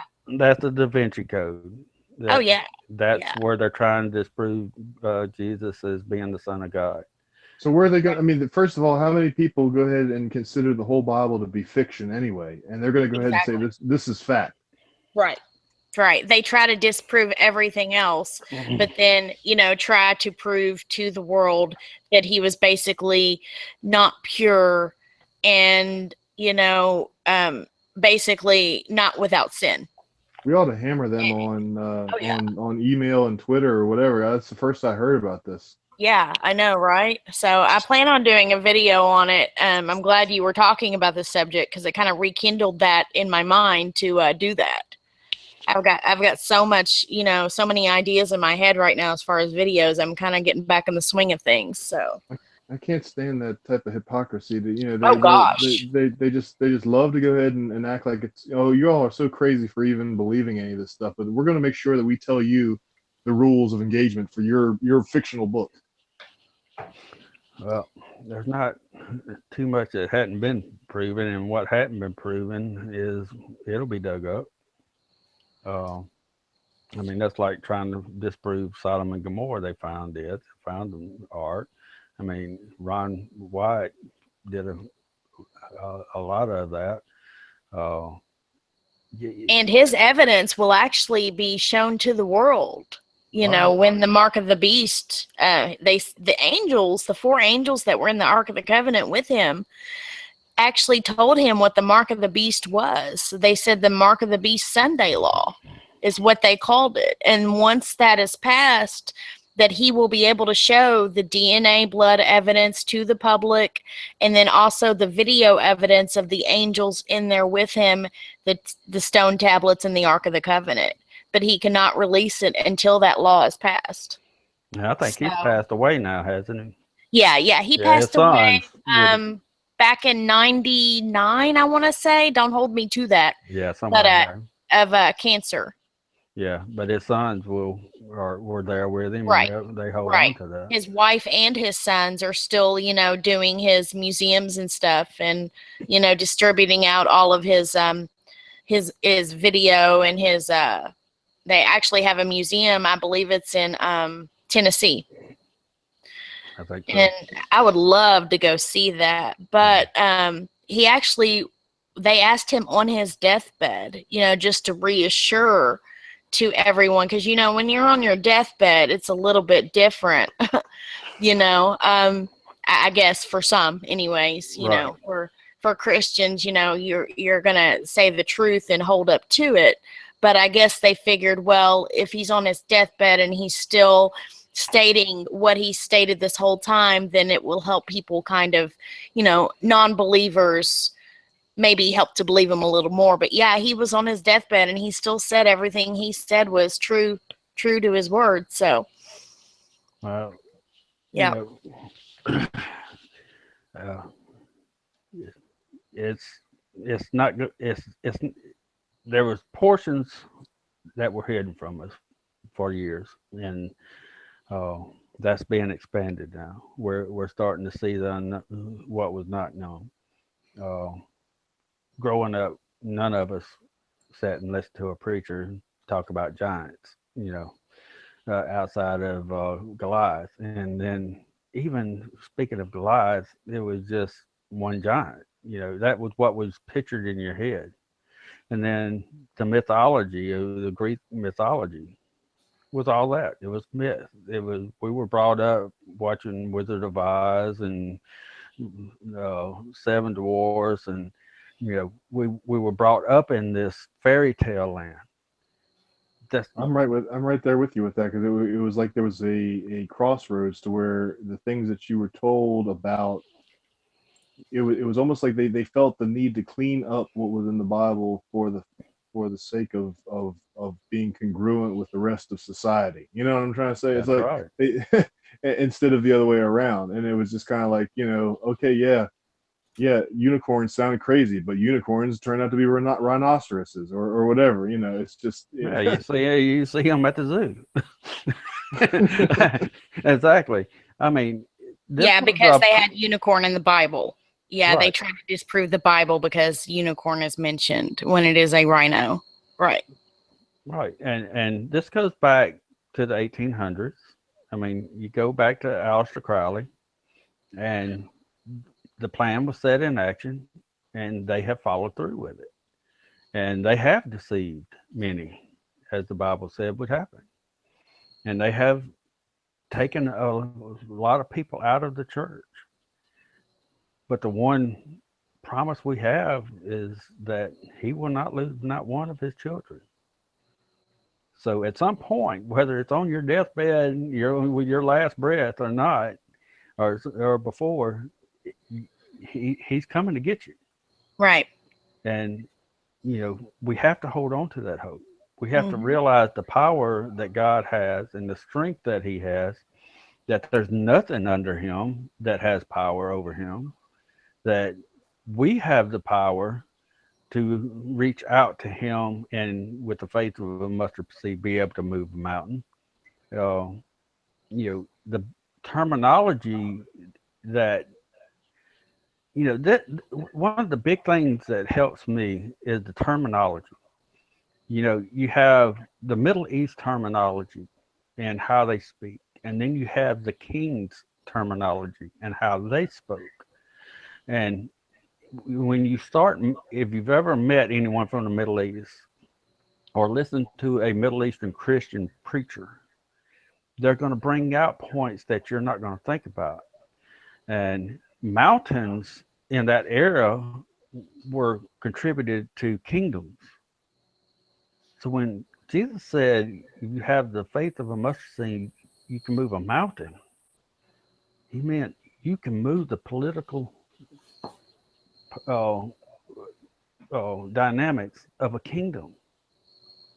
And, through prayer, and when God is with a country, no one can defeat that country.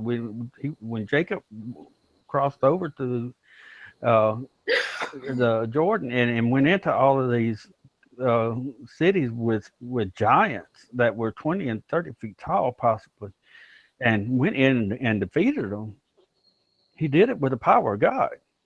It wasn't him that did it; it was God. And that's a dark side that everybody pulls up. Oh, how can God go in and slay all these men, women, and children? Well, they were not his men, women, and children. They were not of him. They were of Satan, and he was ridding the earth of that. And then they populated it again. Well, finally, Noah had to build an ark, and he flooded them out. Well, after Noah, then they come back again, and they're continuously. It's because they are the fallen angels. It's because you can't rid them.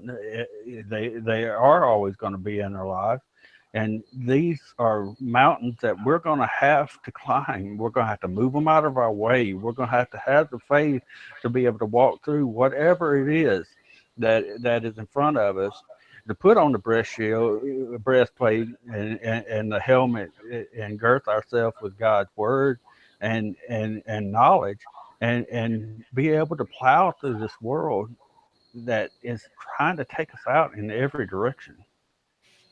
I And mean, that's go ahead. no, I'm sorry. Go ahead. I didn't mean to jump in there. No, that's fine. No, I was just saying that when you were talking about, it's like the way that things can really be. I mean, I have a book it's somewhere on my bookshelf here that I got when I was really weak in my faith, and I think it's still worth having, because I think it was actually written by a believer. But it was, is God a killer or a criminal or something? Because like those were the type of verses that I always had trouble reconciling when I was back, when I was thinking about things, because it's like, Moabites and the Amalekites and all these people. It's just like, go and kill them all, kill the donkeys, kill the babies, kill them all. Once you start to recognize the context of that other seed that you're talking about, and then like I know Kay got me started with the Enoch and stuff like that. So it's like when you start to bring in those type of things, it makes so much more sense. And then they just conveniently leave that out when they want to make God look like a war criminal, as opposed to shedding light on what was involved. Not to say that they would probably still be sticking up for Satan's children at that point. Some of them, Right. you can't Well, reason with them. as far as the Book of Enoch, I believe the Bible is the written word of God. Period. That any man could have sat down and put pen to it, but it was God's holy word. God told us that he hid some things from us, and he would reveal them in the last days. And Enoch is one of them that I think that God hid from us. I don't think man hid it. I think God did it. And you have to go back to the 1800s or even back to the 1600s, or 1700s. You're talking about people that were very devout Christians. And you go back to Salem witch trials, and back then we thought well, those people were just radicals. Now you look around at all the witches that we have around us that are practicing witches, and how much of it we see on TV in commercials, where it's actual practice. They weren't radical; they were doing what they were told to do by God. And I didn't recognize that. I'll tell you when I really recognized that. I was in New Orleans, standing in front of Cafe de Monte, and I actually went in and got some beignets, which is a French donut, and coffee. Come out. It was evening time. It just got dark. I've been in New Orleans thousands of times. Stood in that spot thousands of times. And I looked over, and there's this 15, 16-year-old girl standing there with a pentagram branded into her leg, blood still dripping off of it. And I look up and I see these people dressed like warlocks and witches coming towards me. And you could cut the air. You could feel the evil coming towards you. And I just smiled. They were trying to do something to that girl? No, she was with them. She was with them. She just happened to be the first one I saw. They had just got through branding her. I'm talking about with a branding iron. Yeah. Oh, wow. I'm not talking about they carved it in or nothing. They took a branding iron and branded this girl's leg. And, when they were walking up, all I could do was just smile. And I just kept, the verse just kept going through my head and then going through my head. And walk through the valley of the shadow of death and fear no evil. And I was just, I'm happy. That's what I felt. Now, I also knew it was time to get out of there. And I'll tell everybody, I have walked those streets at all hours of the night. I played music down there when I was a teenager. I mean, I've never once in my life have I ever felt that before or since. And I don't want to go back no more. I think. Well, isn't that a place that's kind of? I mean, I've never been there, but isn't that a place that's? I mean, I would go there, listen to blues and jazz or whatever. But isn't that a place that's kind of known for a whole lot of woogie boogie? Oh yeah, Marie Laveau, witch. Yeah, yeah. I mean, it's very definitely known. I tell Voodoo. yeah, voodoo. There. Oh, who's the actor? Gosh, I can't believe my head just went blank. He played in Ghost Rider. Oh, Nicolas Cage. Yeah, he bought a house down there. He walked into that house, unpacking, and something happened. He spent $3 million on this house, he never spent a night in it. There's a lot of things that goes on in New Orleans. I know that the vampires are very real down there. I'm not saying that they, are what portrayed in movies, but they have their society down there, and they do drink blood, and they live their lifestyle however it is. Tom Cruise did a movie about that in New Orleans. Uh, so yeah, it's a very dark place. But if you know the right streets to go on, it can be a lot of fun. They have some of the most fantastic antique shops you've ever been into in your life. And I would never steer anybody from going and having that type of an experience. But there's a time, get off of Bourbon Street at a certain hour of the night. Uh, Yeah, well, that's only prudent anyway, right? Yeah, yeah.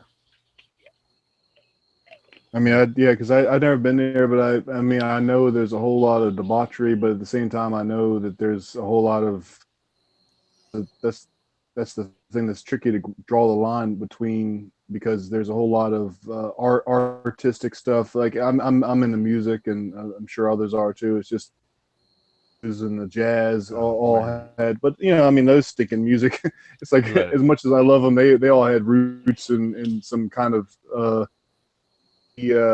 environments anyway, but I grew up. We grew up playing gospel and bluegrass. There's nothing like listening to some Cajun sitting on the front porch, and you're sitting there on the river, and you got a band playing sitting like. There's nothing like it. It's something they're all going to be drinking. So you're right. There's a seedy part of it.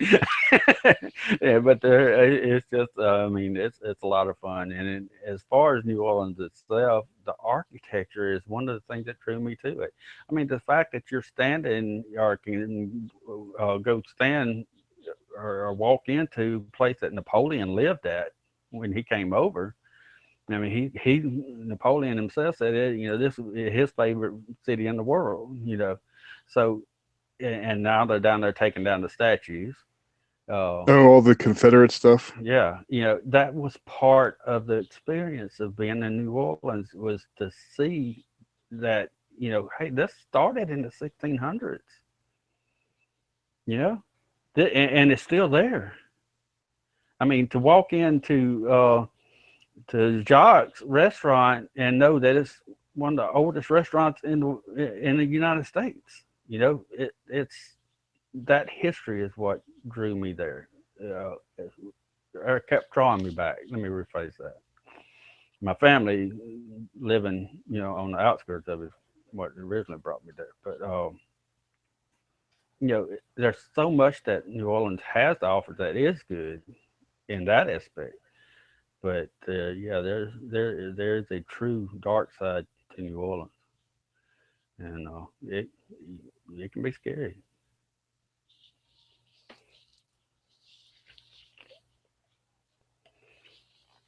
But that's just something neat to go to experience, I guess. There's a lot of places that I'd like to go and experience. I've never been. Bernie's living in Maryland. I would love to come to Maryland. There's so much up there that I would love to go and see. So much history. I'm right outside of where Bernie is too, and it's just I guess I take it for granted. I mean, one thing we have here is we have a little bit of everything when it comes to seasons. Our summers are pretty miserable because we get hot and humid, but we get all 4 seasons, and then we do. We're only a couple hours from the beach. We're only a couple hours from the mountains, and so that's kind of a nice thing, because I know not everybody has that, and but in there, like you said, we're right outside of DC, so we have a lot of so-called history there. All that history has been skewed, but we got a lot of history. We got a lot of battlefields, and the Monocacy battlefield, the Antietam battlefield, the what's the one up in Pennsylvania? Drawing a blank now, but all those Civil War battlefields are only about 30 minutes away or so. So Yeah, and see, we have that down here too because of the the battle from Jackson to Vicksburg. So I love Civil War history. It's not that I love what happened. It's history, and you know, you can be walking anywhere and find a piece of it. You know, and they're erasing that. You know, they and you use a very good word. It's skewing the the history to start out with. Most people don't realize that the South was already freeing slaves prior to the Civil War. They had signed a contract with England to sell the cotton directly to them instead of it going to the factories up north. Well, in order for it to be uh, England to buy it, they wanted it to be picked without slave labor. So they were starting to set them free. Well, Lincoln looks up and sees this and says, "Whoa, he fixed to take all of our money away from us." There you have the Civil War. It wasn't about slavery; it was about money. And a little bit of states' rights, right? Well, yeah, I mean they were going to succeed from the Union uh, because they didn't need the North anymore. They were going to have the contract themselves. Yeah, that's the thing. Everybody misses that whole part of the story when they're all tear down. You know, I mean, and that goes to show what propaganda has done over the years and making people come to a certain conclusion. You know, and to really feel it in their hearts. I mean, you know, why they've done that, I don't know. I mean, like you think back on shows that seem as benign and innocent as, you know, in the 60s you had the Andy Griffith Show and the Beverly Hillbillies, and you know people loved the little quaint hillbillies and the backwoods people or whatever you call it, but they don't like it. At the same time, they're so quick to say that anybody from the South is, you know. I mean, I was listening to Bill Cooper the other day, and an older show, of course, you know, and he had a couple guests on, you know, very well spoken, very well read and everything, and he says, you know, Bill Cooper made a point to say, you know, so many times you would have these men go to some type of function where there was a bunch of people from the North or whatever, and they would hear their accent and they would go ahead and write them off right away as being racist and as being bigots and all this type of stuff. He says, you know, people need to stop putting the cart before the horse when it comes to that type of stuff, because, you know, it's not fair and it's not accurate, for one thing, you know. So I mean, that's the way I think anyway. But then when I heard him say that, it was just like, wow, he's bringing it to everybody's realization, you know, of course, 10, 15 years ago. But, you know, nowadays, you know, this whole divide and conquer between white and black and north and south and left and right and red and blue and all that stuff, it's doing nothing but tearing us apart, you know. Well, it's kind of like I was standing in a hardware store one day, in a small town here in Mississippi, and we're all talking and get talking about God, and this black man walked up. He said, "Well, I'll tell you my opinion." He said it was a white man that pulled me out of the rice paddies, and you know what? He bled the same color of blood as I did.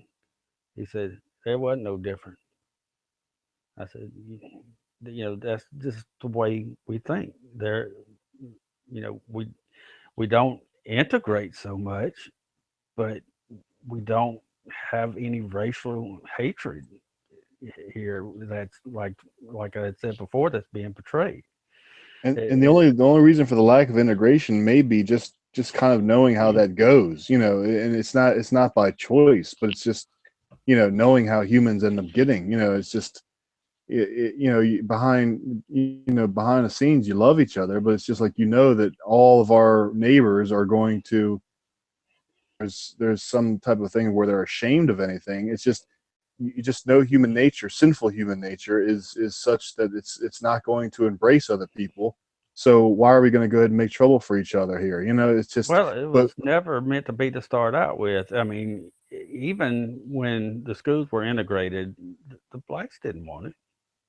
They didn't want it any more than the whites did. They That's wanted, kind of what I'm. That's what I'm saying. Yeah. yeah, they didn't. I mean, the town I grew up in had a white swimming pool and a black swimming pool, both city pools, but it was separated. But Not yeah, to not to say that the people who made those laws to separate it were on the up and up, because we know that right. most of them weren't. But at the same time, it's just sadly, I mean, and that's the thing. Like coming from the witness background, it's like I grew up. I had less white friends than I had African friends and Asian friends and Hispanic friends and all that, just because I'm right outside DC and that's the nature of our area, and Hmm. that organization had a real mixing pot of a whole lot of different people, which at the time seemed beautiful. It's just, this, I'm not going to go down that path again, but there's so many other things involved there. But it's you do wish that everybody could just go ahead and coexist, but at the same time, you're not living in a world that is wanting to do that, and then when they try to, you get somebody like George Soros, who's trying to stir the pot to try to get everybody to the Black Lives Matter Well, versus I the mean, cops and all this stuff. well, here's the way I look at it, right? It's the divide and conquer strategy, right? So it's they're trying to pin blacks versus whites, and I don't look at it like that. I look at it as normal people, the average everyday Joe versus the Masons, the Jesuits, and you know Well, you're right. I mean, we're all children of God. It's God's children. that's right. Put like all of God's children are children of God. So color is and he said it will be more than the sands of the sea. I don't care So what color you are. We right. have a common enemy, and the common enemy is the Masons, the Jesuits, and these are the people controlling things. These are the people pulling all these false flags, all these fake events, and they're doing all this satanic occult stuff. That's what's going on. How much of the narrative of each of our lives are controlled by that right now? I mean, we're all doing the same thing. I mean, think about how much of our lives are spent looking at this instead of the Bible. Trying to get people to wake up to at least this first layer of the onion, right? Now, we are the watchmen on the wall that were spoke of in the Bible. We're the ones that are sitting, hey, and shouting, saying, "Hey, here comes the army," and Ezekiel plainly states, you shout it out, and you're okay. It's on their hands.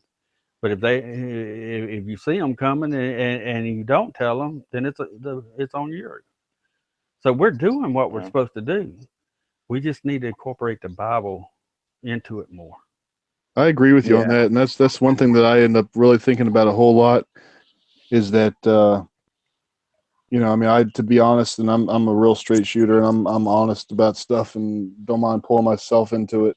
I mean, like for several weeks here, I've been out of the Word, and I haven't been praying like I should. I haven't been reading the Bible like I should, but at the same time, I have been trying to wake people up. So that it's a fine balance between a fine line rather to balance. I mean, first of all, we need to be in the Word constantly, and we need to be praying constantly, because otherwise everything else is really going to go to the pooper, But it's going to be one of those types of things to where there's so many things, like we talked about earlier, all these toys and gadgets and news things and distractions and Manchester and Trump and Israel and blah blah blah.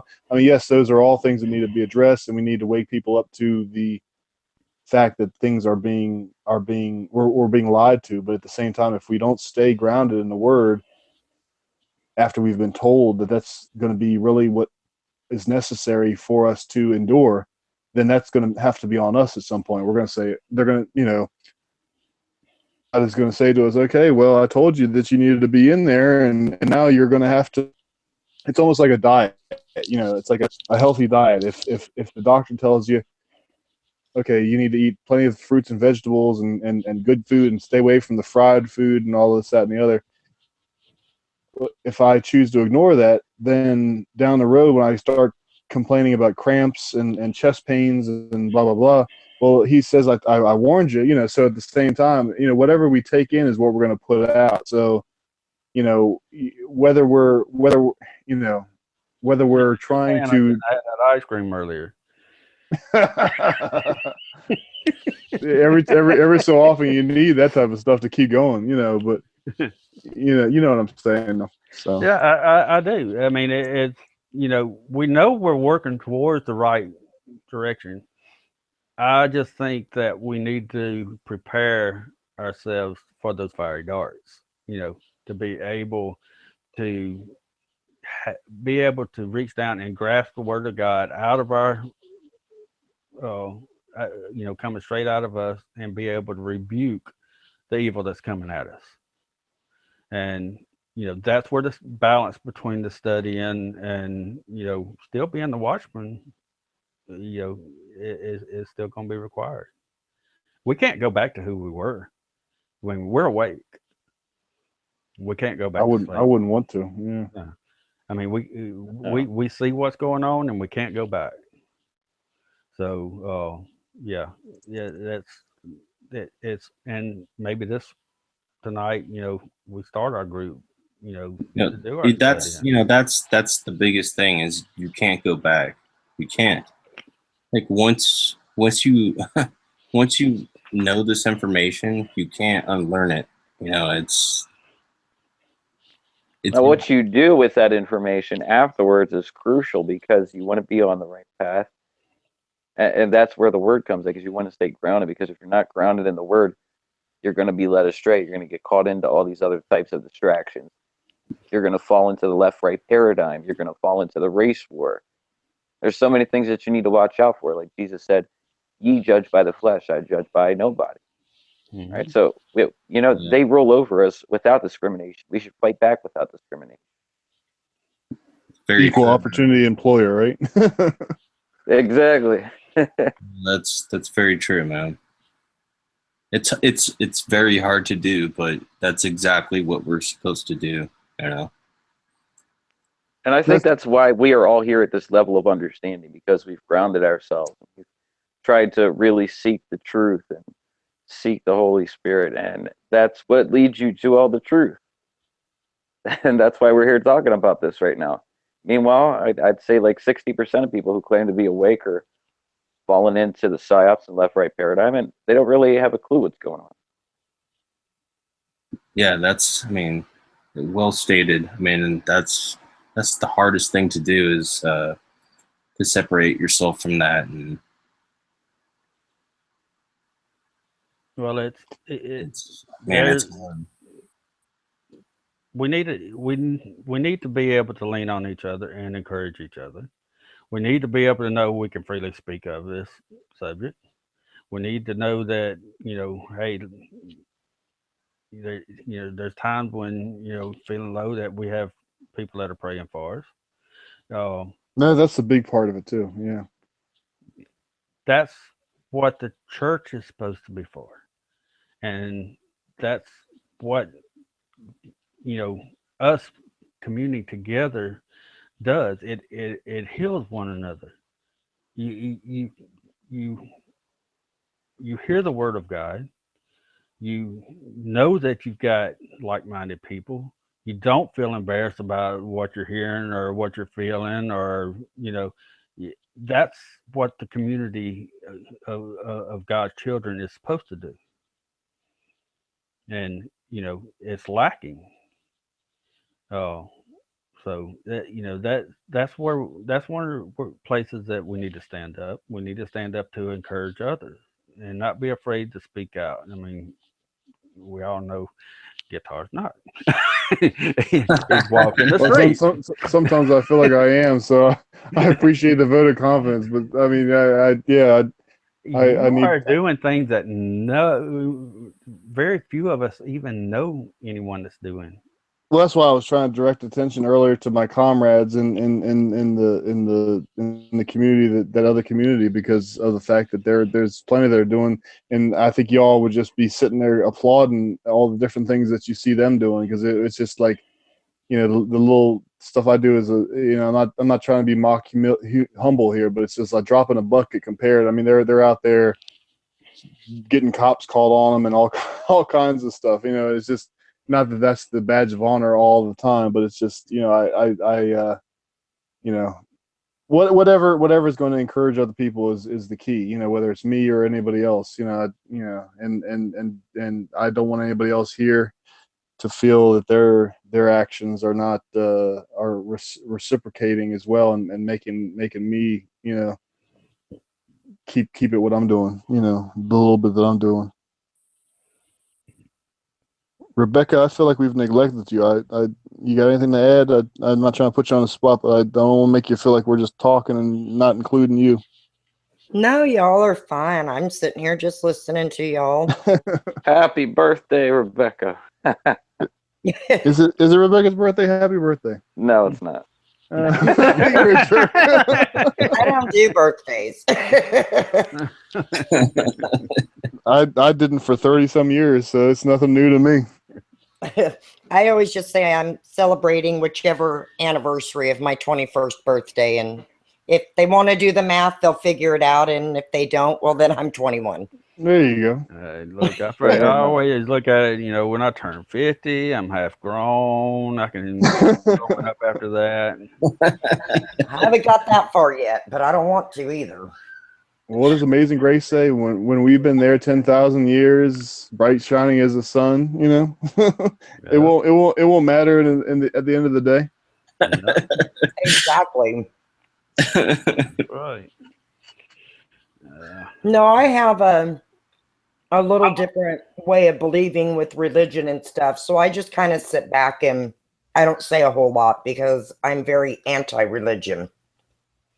Well, I can sympathize with where you're coming from, and I hope we can all, continue to get along despite that. I mean, I see both sides of it. I see the side of having a tight knit local community that you can rely on, and I also see the horrible side of organized religion. So I kind of, for lack of at the risk of sounding wishy-washy, I can see both sides of that as well. So I wouldn't say it's religion. I would say it's a relationship. Like for me, it's Rebecca. It's not necessarily subscribing to a specific religion, but it's knowing that there is a master creator, a God, right?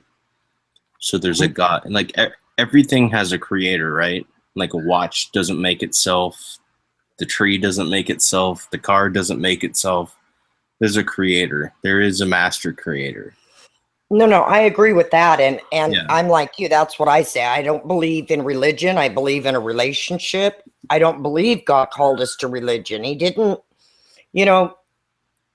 when he told the disciples to go spread the good news, he didn't say, hey, Mark, go teach Baptist, and Luke, go teach Catholic. And no, he said, go spread the good news. And then Right. Satan got involved and split it all up and has everybody confused. And, and it's just, right. So to me, basically what's going on is we call it, there's a bunch of different names. We call it different religions, but what you do know is that there is a master creator.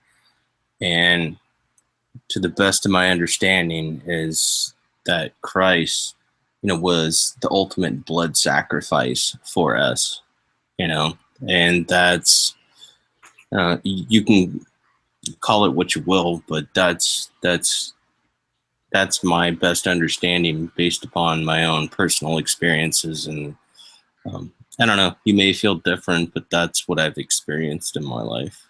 Well, and it's unfortunate that so many people have experienced that.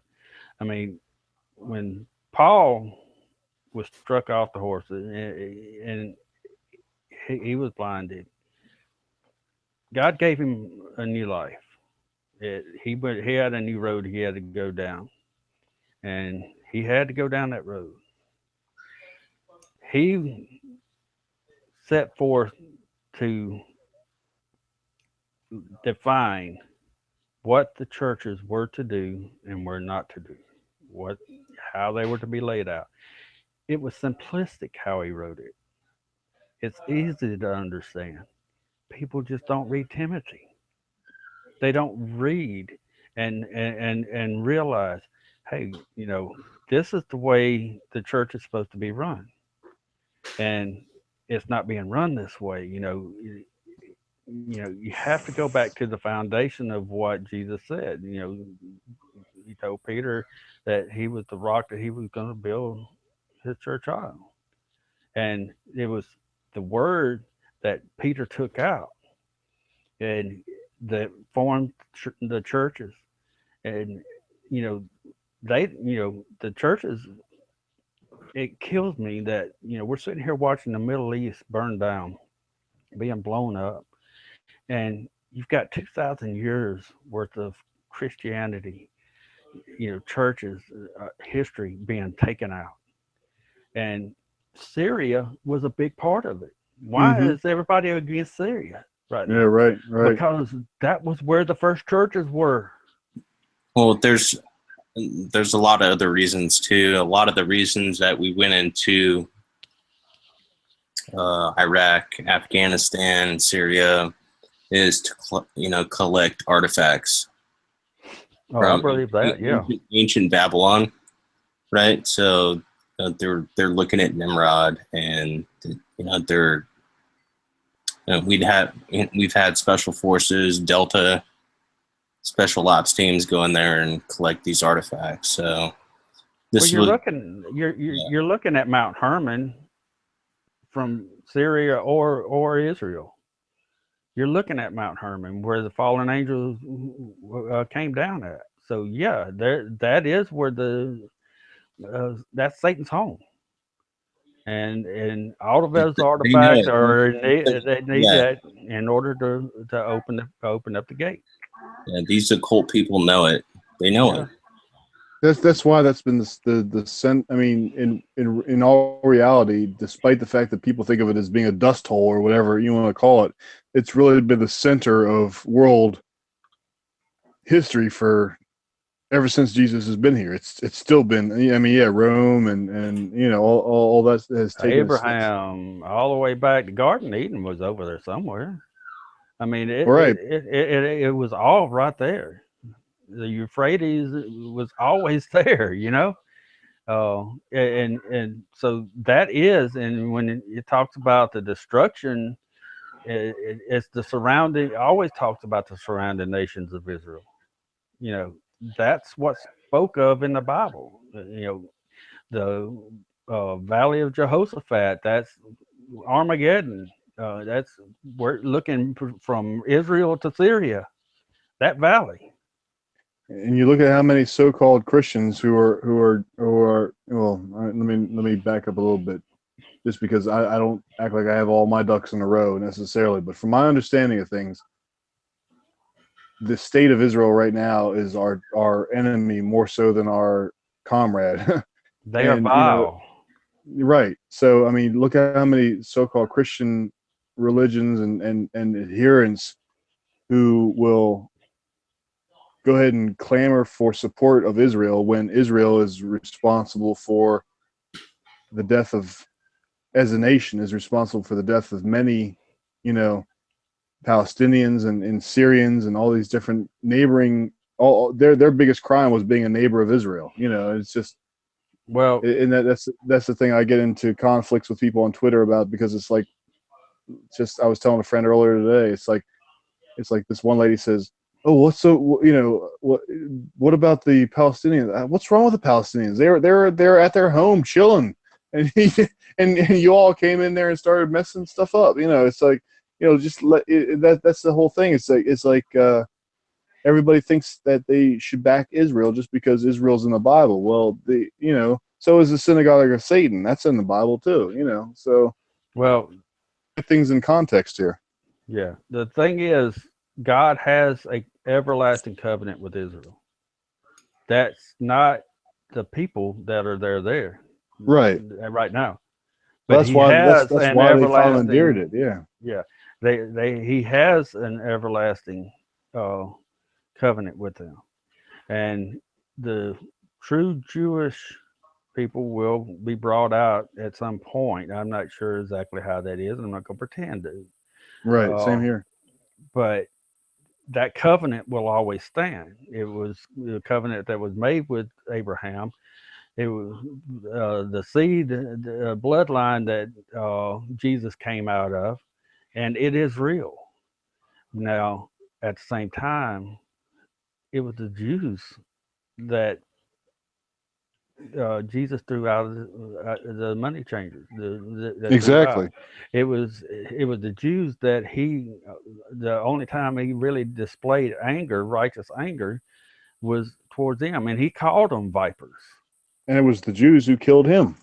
Yeah, Right. they're the vipers and the snakes. I mean, really, it's we're looking at the fake Jews. These Right. aren't these Well, aren't the real Jews. Benjamin Netanyahu's family is from over around Poland. I mean, come on, he's not Jewish at all, and most of them don't even believe in God. They say That's a good. that they have more gays per capita than San Francisco. That's true. So, no, that's not God's people. But at the same time, we still have to look at Israel for the signs. I'm close to SF, so I can vouch for that. Well, I mean, that goes back to what you were saying earlier, Rebecca, as well. I mean, like I when Greyhawk was just talking about Jesus shoving the money changers out of the temple and stuff, it's like Jesus, when he was here, he was overturning, it comes to my mind, strongly entrenched things or whatever that verse was. He was overturning a whole lot of things that had to do with the establishment at that time. that's right. And not that just being anti-establishment is in and of itself going to be considered righteous, but I think that it's just a pattern that has been set for thousands of years, to where let's just take Jesus, let's go back as far as him. And from what I gather, you're and don't get me wrong, I'm not trying to convince you to do anything or to be anything or whatever, but I'm just trying to get a point of reference. I think that you seem to believe that Jesus is worth following, but at the same time, you don't like the organized religion. Well, I'm right there with you, because I don't know where to turn. I mean, like I every time I see a church that I'm interested in going to, I look them up and then I say, okay, they're a 501c3. Well, I don't want anything to do with any 501c3, just because I know at some point they're going to be compromised, and they're going to be, and I'm not trying to make an indictment of all 501c3s, but at some point it makes it very difficult for them to maintain independence from the state when they're holding that position. So it's such it's such a cluster, for lack of a better term, to where they really make it so difficult for us to even worship in a group that we can trust, that they're not going to be compromised by some other outside force or agenda. It's so hard. It's discouraging, for sure. Yeah, I mean, you have to understand that 501c3s, they're controlled by the government, right? So, and when I say the government, it really comes down to Freemasonry and the Jesuits, right? That's what it really comes down to. So if you really want to do some homework on the subject, I would look into Alberto Rivera. He was a Jesuit. That's right. He's a good guy. And he infiltrated some of the churches in the U.S., but this has been happening for for decades. Okay, so you have the Roman Catholic Church, Jesuits, right, the military arm of the Vatican, and Freemasonry.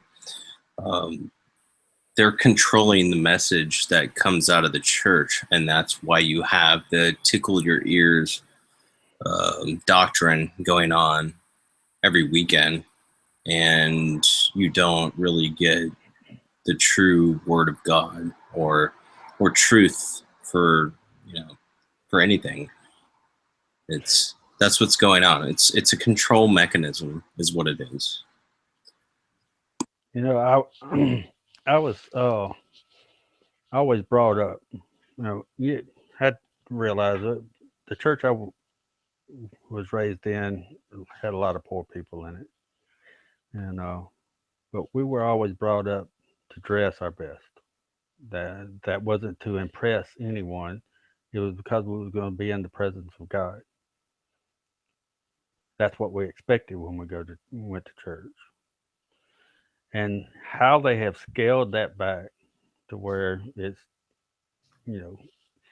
sweats and shorts and flip flops and whatever, just come as you are. There's no respect for God at that point. I have more respect for God than to do that. If blue jeans and a nice shirt is the best that I've got to wear at the time, that's what I'm going to wear. If I can do better, I'll do it only for God, not for anyone else. But people look at me, and when I tell them that, and they don't grasp it. Oh, no, God loves everybody. Yeah, God just wants you to be there. Well, yeah, He does. But you go back to the Old Testament, He had some pretty good commandments about how you approached Him. When you went into the temple, that the tent that Moses had constructed. Not only that, it was constructed in a certain manner, out of certain materials. There was a method of approaching God, and it's been lost. In a lot of these churches, it's been lost. So if you lose respect for God, how can you have a respect for your own man beside you? And then you look on the streets and you see all these killings, and there is no respect. There's no morals, no values. Something as simple as that can devalue a society. So when you approach the Bible, we should approach it in that manner. As we are approaching, and when we open it up, we're in the presence of God. And looking at it from that manner and talking to God in that manner, we're going to get more out of it. It's respecting God. And, the churches have been devalued. They're disrespected. Oh, and obviously it's hard to find one that's even comfortable to be in anymore. Oh, so there's a lot of strife and a lot of tears in our own soul as we're out searching for just the simple word of God. I think that goes back to what you were saying earlier, an hour or so ago, about the small study groups and the value that they may have, because I think that there's so many. I mean, of all things in our lives, this is not something that we could just get over. Like the whole religion thing, the whole misuse of power, undue influence that religion has held upon people. It's just, I think that there is a point to where there's certain individuals that are just not going, and I don't fault them for this because I've been there myself. I'm pretty much there myself now. And I don't mean to sound like a person who has no desire to be with a local group, but it's just like I'm a cynical person, if you haven't gathered that already. But I think that there's a whole lot of reasons people have for not running towards some type of a group or whatever. So I think that's why I'm all behind whatever type of small group that I mean, if we go back, like you said earlier, Greyhawk, I mean, if we go back to the first century Christians, I mean, they were all about the small groups, the 5, 10, 15 people within a home, whoever could fit in a home. They were getting together, they were studying the word, and they were fellowshipping. You know, the bigger it gets, the more trouble it has, and that's why Jesus was turning religion on its butt, on its head, on whatever direction you want to turn it on, to expose the inconsistencies and the hypocrisies and the lies and the, you know. So I don't know what I'm getting at. Just the fact that I hope that people, you know, at Judgment Day and all that is when we're going to be called to account for our words, our actions, our thoughts, and all that. And I just feel that there's plenty of people who aren't involved with churches, and I know that's a popular attitude nowadays, that okay, do your own thing and all that. But I do believe that there's a large portion of people who are not involved with official churches who are trying to actually receive the word, you know, whether it be read the Bible themselves if they're in a 6x6 cell, or if they're going to read the word along with 5 or 6 other adherents that are trying to get to the bottom of things, you know. So you know, I'm rambling, but I think you get what I'm saying, you know. Yeah, So. I mean that's where a conversation like this is important, and Rebecca's voice is really important because you got to know what the problem is in order to heal it. And you know, She I mean, you know, she or anybody else, myself, I'll put myself in Rebecca's shoes. I mean, you know, any one of us who have been burned by religion are not doing that by choice. We're not just saying, well, we don't want anything to do with religion because religion is religion. You know, I mean, we're doing it because of our past experiences. You know, so yeah, I mean, you know, Crystal talked about, you know, he grew up Catholic. My cousins did. They all got out of the Catholic Church, and afterwards, but they grew up Catholic. So, you know, I see some of that. My great grandmother, the Primitive Baptist Church that's in New Orleans, was started in her house as a study group. That's how it started. So, this type of small arena where people feel free to speak and we sit and learn from each other and the Bible is important and probably crucial in this day and time. that's what I was thinking. I mean, we've had a beautiful conversation here for the past couple hours, but do you realize also, okay, we're gonna, I don't know.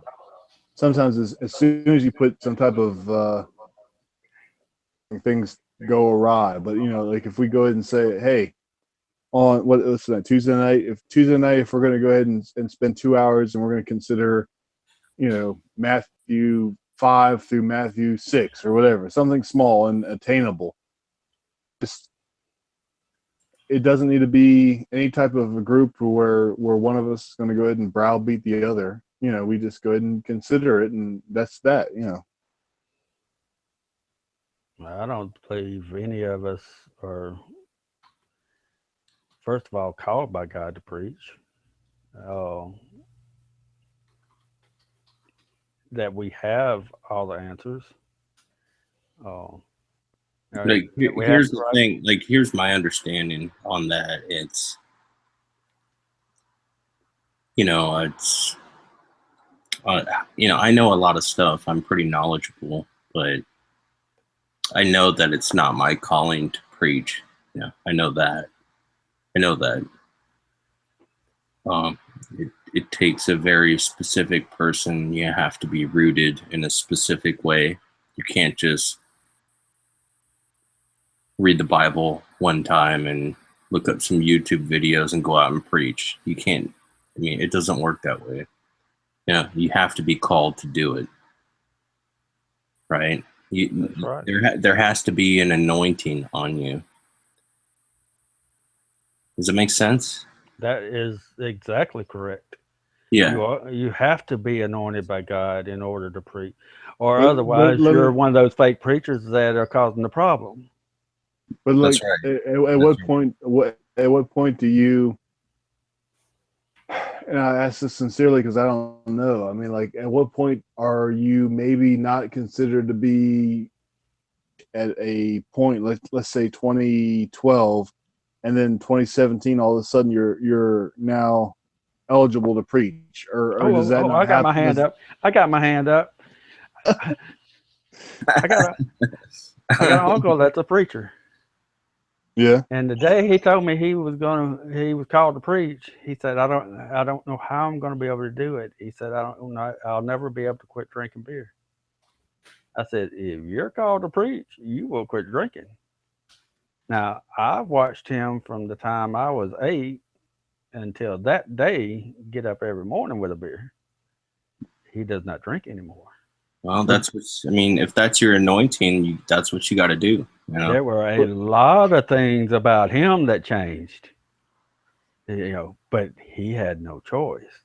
Those are physical changes that you see in somebody that you can put your hands on and say, hey, I know this for a fact that this man lived a very sinful life, and now he's going around. Our preachers aren't paid. They take up donation. Well, let me rephrase that.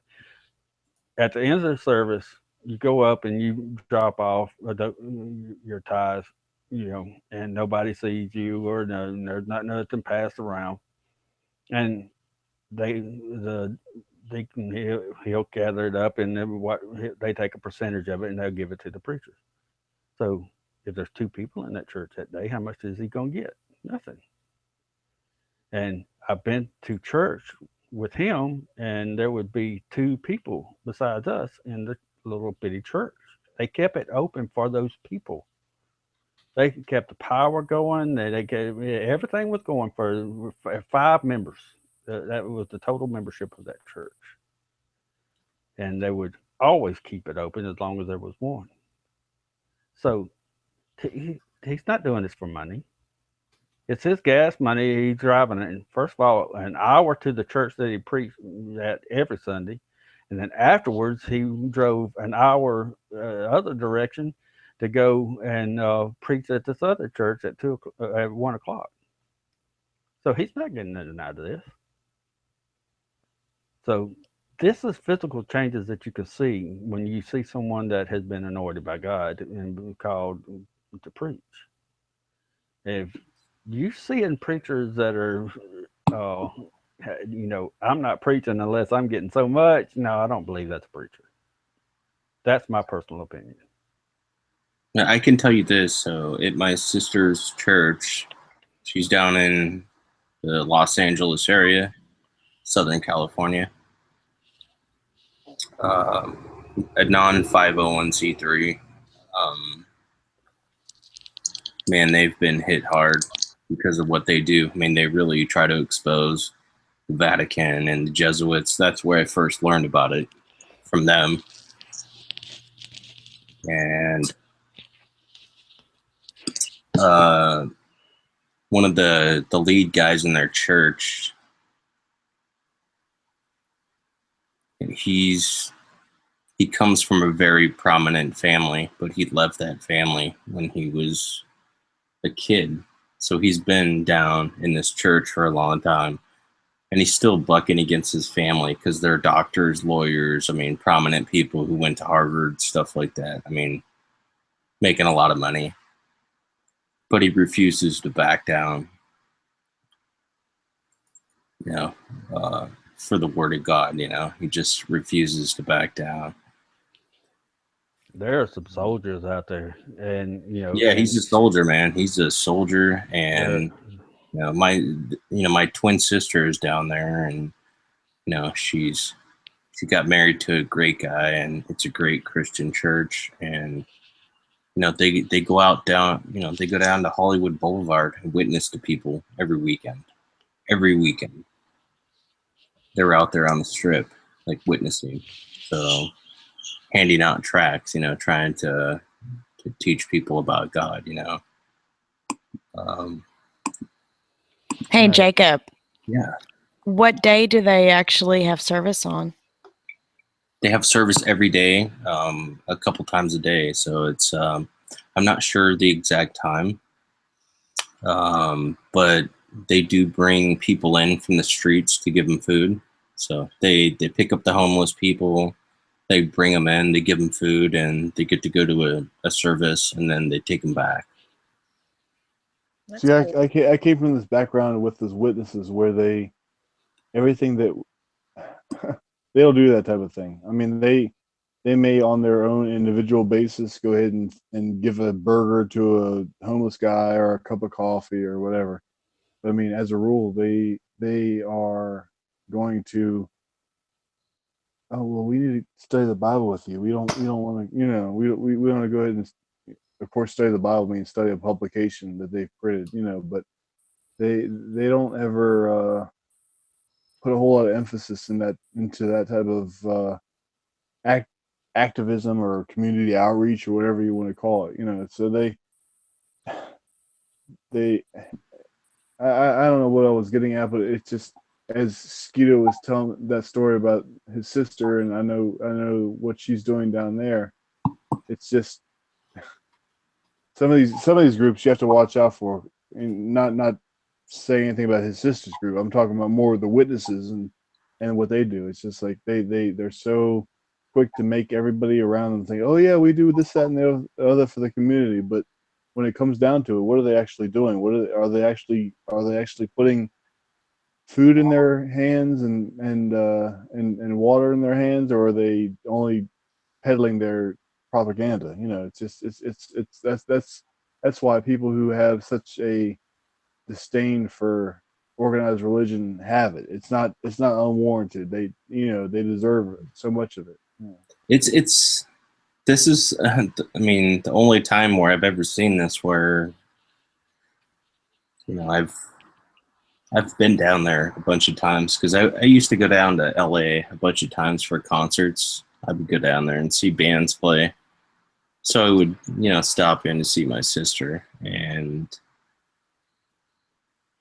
I would see some of the same people every time, and we got to know each other. And these are people who, I mean, they have nothing. So they got to go to a service, and they got fed, and I don't know, they were just really kind and good people. So I felt bad for them.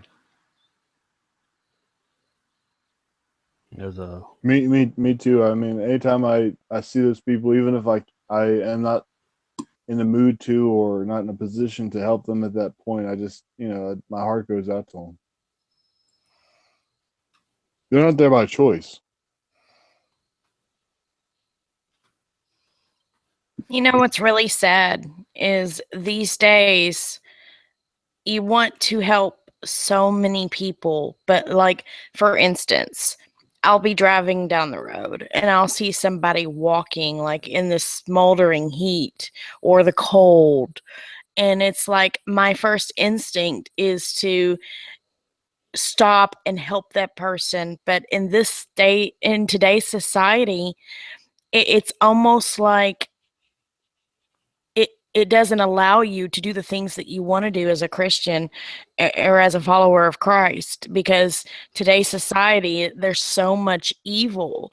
But then again, what do? Do you go ahead and help that person and just put all of your your faith into God, knowing that he'll watch over you and take care of you? Or do you take that risk in taking a chance on getting hurt or getting mugged, or it's just sad because I would do so much more for others if that fear, which I don't fear man, but you know what I'm saying. Uh, Being a woman, it's a little bit different. Um, but do you get what I'm saying? I mean, I can't say from the woman's perspective, but I mean, I guess I can understand what you're saying, that you don't want, for lack of a better term, you don't want to throw your pearls before swine, to where people who are exploiting the system or your generosity and your kindness and your all that good stuff, are making use of it for their own ends. But at the same time, I guess, coming from a man's perspective, I don't necessarily fear a confrontation of physical attack or whatever, but at the same time, I don't like to just, going back to that scripture again, I don't like to throw my pearls before swine. Somebody's going to go ahead and just throw my whatever I give the person away. I don't want to go ahead I would like to state for the record that Guitar does fear me. He does. He's absolutely terrified of me. That's only because you're entirely creepy, and I just don't Just know me, why. though. Just me. It's the cat. Sorry, I had to throw that out there. I had to. No, but I okay, mean- let me give you an example. Okay. I saw this little bitty What, dude? older woman walking down the road. So, with her being an older woman, I felt obliged to be able to just stop and, hey, do you need a ride? And I stopped, and she just looked at me. I don't know if she spoke English or what, but she just kept walking. She wouldn't even answer me. Come to find out, I had went either I seen my mom right after that, or I called her and told her about it. My mom had tried doing the same thing to the same woman and got the same response. So it's like, wow, But it, I had also thought of keeping cold water on a daily basis in my trunk, and like seeing a farmer and seeing him plow the fields and going and taking him water, But on the other hand, it's just you got to really be careful these days. But, on the other hand, God knows your heart. You know what I'm saying? So I think, no good deed will go unpunished, or you know what I'm Pretty saying? much. Yeah. But Yeah. it really sucks the way today's society is and how much evil there is in the world, because there would be so much more good being done. I think But that's the whole evilness- thing. That's the whole thing with the welfare state. It's like, I know there's people that need it and are legitimate and should be collecting it, but then it's like you have individuals who doing that intentionally, and that's not kosher. That's not good. That's not up and up. So I understand what you're saying. And as far as the welfare system goes, it is totally unfair, because say you've got a middle class family, and you've got, for instance, I'll give you an example. When I had to go on maternity leave early, when my son was born early, and it was unexpected, I had to use all my FMLA early and then an extra 6 weeks, because I was actually in the hospital 26 days still pregnant with him, and then he had to stay in the hospital 6 weeks after that. Well, my husband could only take off work so much, but I was off work the full time. And I actually had tried contacting, the welfare office to maybe get some assistance. And because we had made so much, we were over that limit. I think the limit was 45,000 or above for a year annual income. I think it should be an actual case by case basis. Sometimes, oh, well, if this happens, they should allow some assistance. I think I was able to get some of my electric bill taken care of. I think a $75 voucher was all I was able to get, any assistance. But I mean, we were hurting. And they don't care. Not if They you're don't white. care. Well, yeah. To be frank, yeah. That's what it's come down to anymore. I mean, if you're a white couple or a white person, forget it. You're not going to get any help. They don't want to help you. They want to help the illegals. They want to help, everybody but the people that truly need it.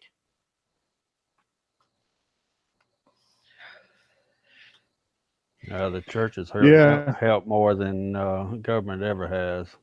Oh, yeah. That's the thing, is that the churches need to step I mean, not up, but they need to realize that that is a obligation that they have. You know. Well, there needs to be more homeless shelters. There needs to be a law to where somebody is not ridiculed or punished for feeding homeless. They've made it now to where people are actually fined and for even setting up a booth and trying to feed the homeless. I'm sorry, go ahead, Kay. No, that's I was pretty much done. I remember seeing something on the news where it was like an annual thing, or all year round these people actually set up a grill and was feeding out of his own pocket the homeless people, and he was shut down. Basically, the government was not having it. I'm not sure if it was the local police, the Masons, or what. They were afraid maybe they were doing their job or whatever, whatever. But they were basically shut down. This man was shut down. He was told to not feed the homeless anymore. Yeah, the different states implemented it. Oh gosh, over 20 years ago, I used to feed the homeless. I would make huge meals and I would package them into to-go containers, the ones with the different little pockets in them. Right. And I would package it all up. I had a pickup. I would put like 200 plus meals I would stack in the back of my truck. And I would take them to, there's a park where they all hung out. And then I knew some where they hung out at different places. And I would do this, on a regular basis. It was something I did, my money, what I wanted to do, what I felt led to do. Honestly, it's what God called me to do. And I did it. And then that city decided that can't happen anymore.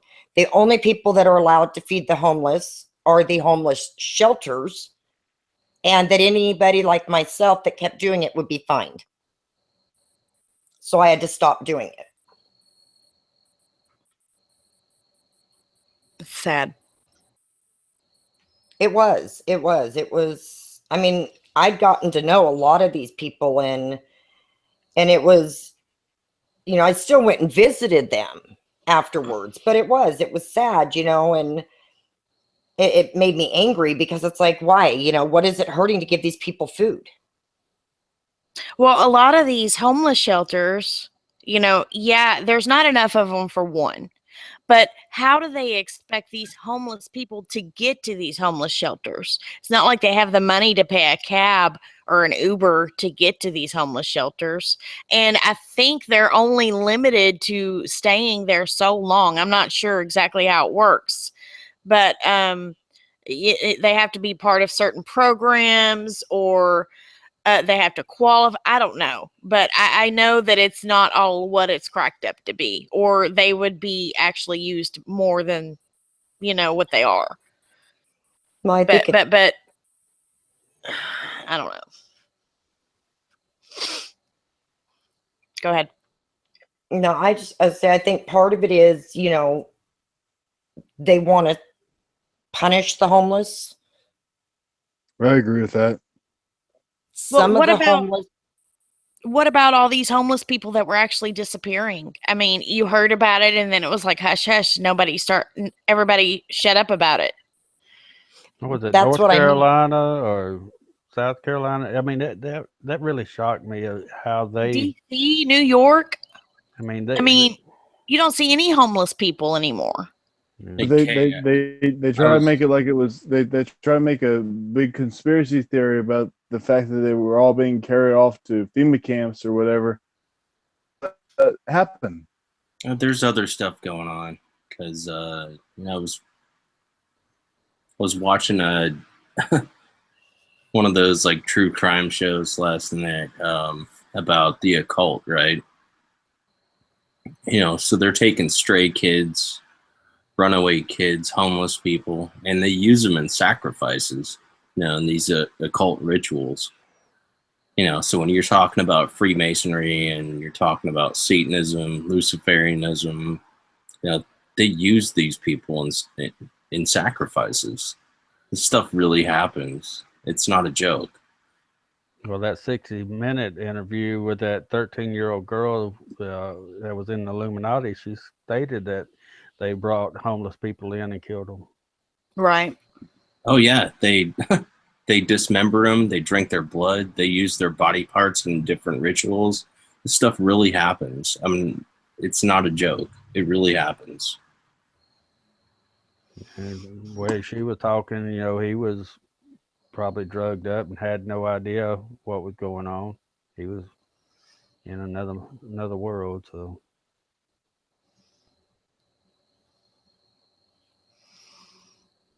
I mean, I guess as far as that goes, just don't put yourself in that situation where you can be abducted. I mean, Right. just be aware of your surroundings and have your head on a swivel because I don't know. I'm in California, so you can't just walk around with weapons in your car. You can't. You can't. They have to be in your trunk and they have to be locked up and unloaded. So that's not going to help. What's the point, right? What's the point? Yeah. I mean, there's nothing you can do, right? I mean, you have to get out of your car, go to your trunk, take out the weapon, load your weapon. By that time, it's too late. So there's nothing you can do. So. Well, carry mace or pepper spray or even wasp spray, that's a really good defense, is that wasp spray, because it shoots fast and it shoots far.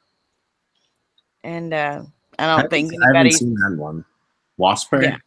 Wasp spray. Yeah, wasp or hornet spray. Yeah. No, I've heard of bear spray, but not wasp. Yeah, just they can get it anywhere just for wasp, because it sprays really far and really fast. Okay. Yeah, but yeah, it's now Kentucky's a little bit different where I'm at. I have my concealed carry, but it's also open carry. That would never happen in California, ever. Never. But you know what? It should be it should be that way everywhere. It should be. Right. Be able to be able to do the Second Amendment for everyone. Our forefathers meant for us, even though most of them were Masons, but they meant for us to be able to protect ourselves against a tyrannical government, which that's exactly what we have today. That was a different era of Masons, back then. It's right. It's been hijacked, Oh yeah. I wonder sometimes, like you're saying, Skeeto, whether it was a more benign type of a situation back then to where now we have no option but to fight against them, Well, I don't know. It's hard. I mean, especially out here on the West Coast, it's very hard. California is one of the worst gun laws. Yeah, you're a whole different thing. Yeah, it's a whole different thing. I mean, it's very, very difficult, So, if we want to have an AR-15 out here, you have to have all kinds of modifications on it just to own it, And starting next year, you're going to have to get a background check every time you want to buy bullets. Wow. Bullets? Yeah, bullets. So every time. If you want to go buy bullets, you got to get a background check. Wow. Yeah, so that starts in 2018. So there's a lot of people stocking up right now just to have them on the shelf, just in case, That's crazy. Yeah. Well, that's one of the things that I did see that Trump did. Obama, before he went out of office, had made it illegal to fire a lead bullet on any federal land, and Trump did away with that law. They was going to make it where you weren't going to be able to hunt.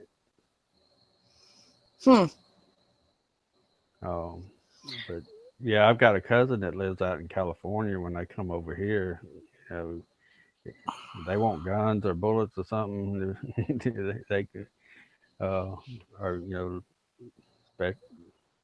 Well, it was, I guess, 4 or 5 years ago. It came over and bought a couple ARs, took back. But yeah, that's nuts. The regulations that they're putting on everyone is just unreal. Now, to get back on the church situation, Trump also signed an executive order that 501c3 churches can basically speak whatever they want. Yep. That's been the way it's been for a while, right? No. I mean, non versus Obama passed a law to where if you were 501c3, you were not allowed to be politically correct. You were refrained from talking about anything as far as like homosexuality, even if it was in scripture. You couldn't talk about any government politics. a honey trap or, than anything well, else. yeah, and then they would lose their 501c3 status. I'm as saying far as being tax even exempt. now. I mean, I'm saying even now, the fact that he says, "Oh yeah, go ahead and say whatever you want to say." Well, okay. Well, Trump passed the executive order to where that's null and void now. That they will not lose their tax exempt status. They are able to preach on what needs to be preached or what needs to be said, no matter what. So it is good that Trump did overturn that. Yeah, well, it was going to boil down to the preachers would end up being in prison for not marrying gay people. I mean, that's where it was headed. Right. And probably still will once some judge decides that they're going to overthrow Trump's executive order. Well, what they did as far as that goes, as far as the gay agenda, they just made it to where they started going to, instead of a church, they just wanted to be married like in a courthouse, or get somebody that had their license or whatever, an ordained preacher, would do it, on the side. So I think there's more to it, but it is a good thing that Trump did do that, because preachers should be able to preach scripture no matter what it's about, no matter who it offends. I agree with you on that. As far as people getting offended, I'm a Christian. What if I get offended if a Muslim talks bad about Christians wanting to behead? What's wrong with me being offended? It doesn't matter if we're offended. No, we don't matter. We live in the land of the offended. No, it's not going to matter because we've got this whole new agenda going on, right? And everybody can see it, right? I mean, even me out in California, well, it just makes you wonder how much more God's going to take. How much more patience is he going to have? And I don't know if you all are aware of this, but back when the flood happened, and my mom told me this the other day, which she was in the chat. Your mom wasn't around back in the flood. Come on, Kim. Listen. Hush.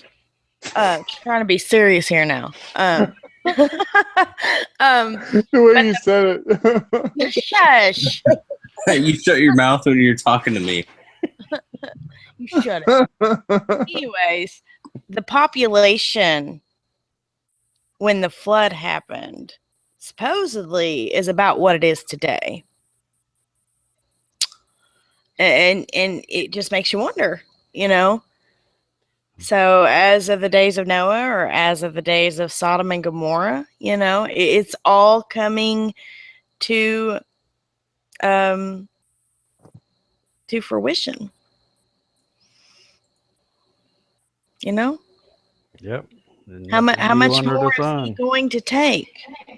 Not much. I wonder sometimes how he's taking this much. Oh my gosh. It's awful. It's awful. And I don't know if you all saw when Ron Wyatt discovered Sodom and Gomorrah. Have any of you all seen that footage? No. Where he actually takes the help me out here. The this fire and Sulfur. brimstone, the The sulfur. sulfur. He actually lights it, and it's blue fire, like it's the hottest of the hottest. You can't get hotter than sulfur. It was impregnated in Pure. rock.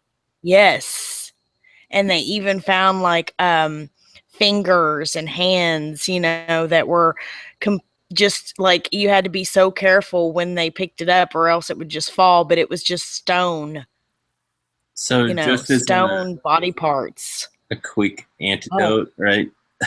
Me and my sister used to call when you have really smelly farts, we used to call them egg doo doo, like sulfur farts. Mm-hmm. So we called them Isn't that? egg doo doo. But isn't it funny though? You think Sodom and Gomorrah, you think sulfur, but then supposedly when like an evil spirit or something comes around, it's supposed to smell like sulfur. Yeah, it's not a good smell. Mm-mm. Right. Nope. But just put two and two together. Why does it smell like sulfur? Brimstone. Because it's bad. Come on now. Yeah. I'm trying to be serious, guys. Come on. Oh, goodness gracious. Yeah, that one's not. Yeah, mm-mm. I don't like that smell. No, but think about it. Think about it. God used the sulfur to fire upon that city. But then when you come across an evil spirit or Satan, it's supposed to smell like sulfur.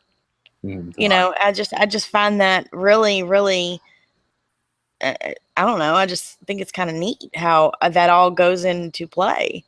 I understand why. Yeah, I understand too. Well, yeah. Yeah, because I just wish we could all understand the power that he gives us at any one point.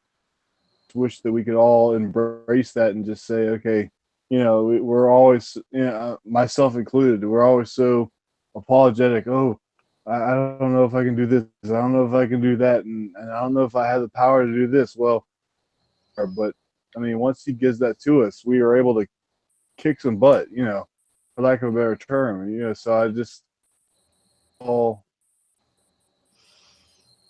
recognize that power that we actually have, right. No Yeah, we have the power to tread on serpents. No matter what group we're in or how big or small it is, Mm-hmm. But you know what, though, Max? I think when the time comes, and I'm not saying like procrastinate or anything like that, when it comes down to the big battle, I think we will be able to put on our full armor without even blinking. Well, let's say we were talking about earlier with Greyhawk and Rebecca earlier. It was like, the whole thing about the fact that it'll be given to you in the hour. So capable that within that hour it'll be able to give you what you need to get through that hurdle that is ahead of you, surmountable. There you go again with your phone. Yeah, kind of like that was Rebecca. I'm so sorry. No worries, Rebecca. Kind of like when Jesus healed the blind boy, he said, "You will be healed within the hour." Right. Can I just clarify something real quick? No. Okay. I hope you realize there's a whole lot of sarcasm and silliness around here. Okay. That's okay, because I'll fit right in. Okay. Yeah. It's coming to me now. Yeah. It's okay. No. Thank you so much. No. I just wanted to clarify on when I said I don't, believe in religion. I don't do religion. I guess I maybe said that the wrong way. I have a different outlook on it. We know what you mean because we all feel the same way. Religion is very overrated. Well, churches in general are a business. Right. And they merchandise God. God was never meant to be merchandised. And that's Jesus sells, right?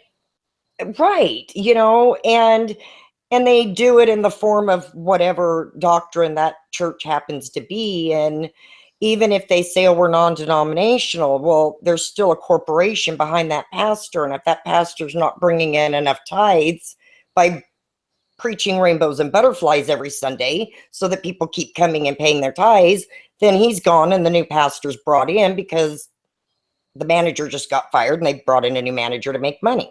Right. I mean, it's all a game. And that's why I don't do churches and I don't do religion.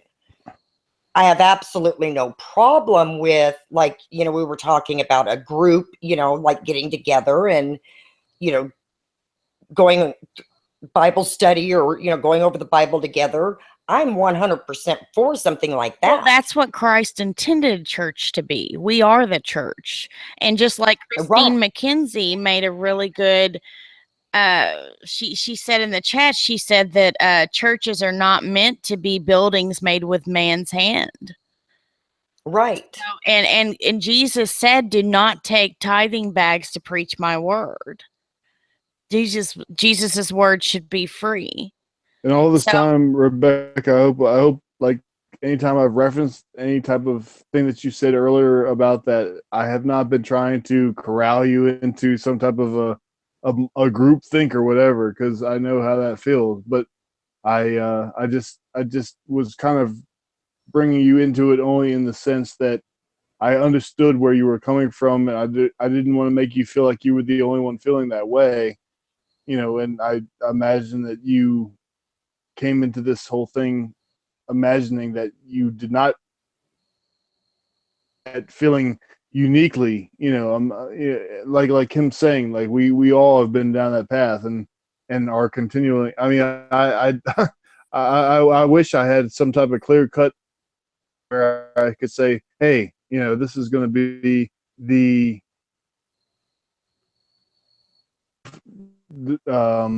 statement on how we should go forward, going with a small group versus a church versus reading the Bible, whatever. I don't want to step on anybody's toes, but at the same time, I do want to encourage people to embrace some type of community, whether it be, an informal one or a church or whatever. I didn't sound completely wishy-washy about that whole thing, but I think we all need that. But at the same time, I think that that Jesus left with us to say, okay, I'm giving you the standards by which you can judge a group that you're going to associate with. Go at it, so. Well, let me step in and clarify one thing. When we all grew up hearing this, oh, you're not supposed to judge. Oh, yes, you are. Oh, yeah, you are. That's true. You better judge. You are supposed to judge your people you're around. You better judge the person that's driving next to you, whether or not they're going to be safe, or do I need to speed up or slow down? You better judge every step of your life. That verse is taken out of context so bad. We are not supposed to judge upon appearance. We are not supposed to judge whether someone is going to go to hell or heaven. That is between them and God. But if we see somebody that is doing unrighteousness, by golly, yes, we are supposed to show them what the true word is and how to be. Yes, sir.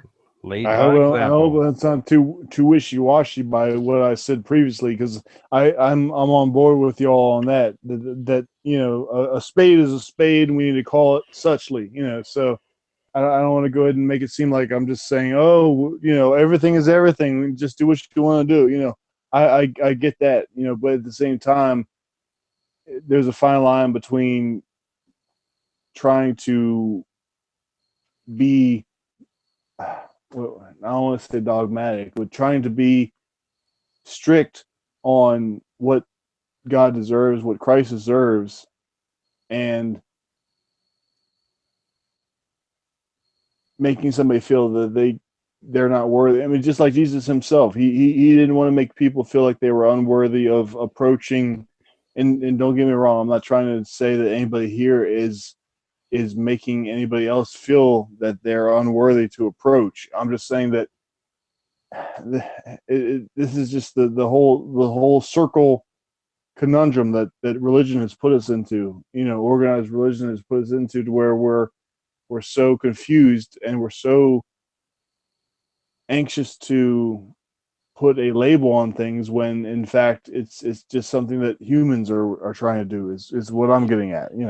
Well, you also have to realize, when you're judging, you judge lovingly. Mm-hmm.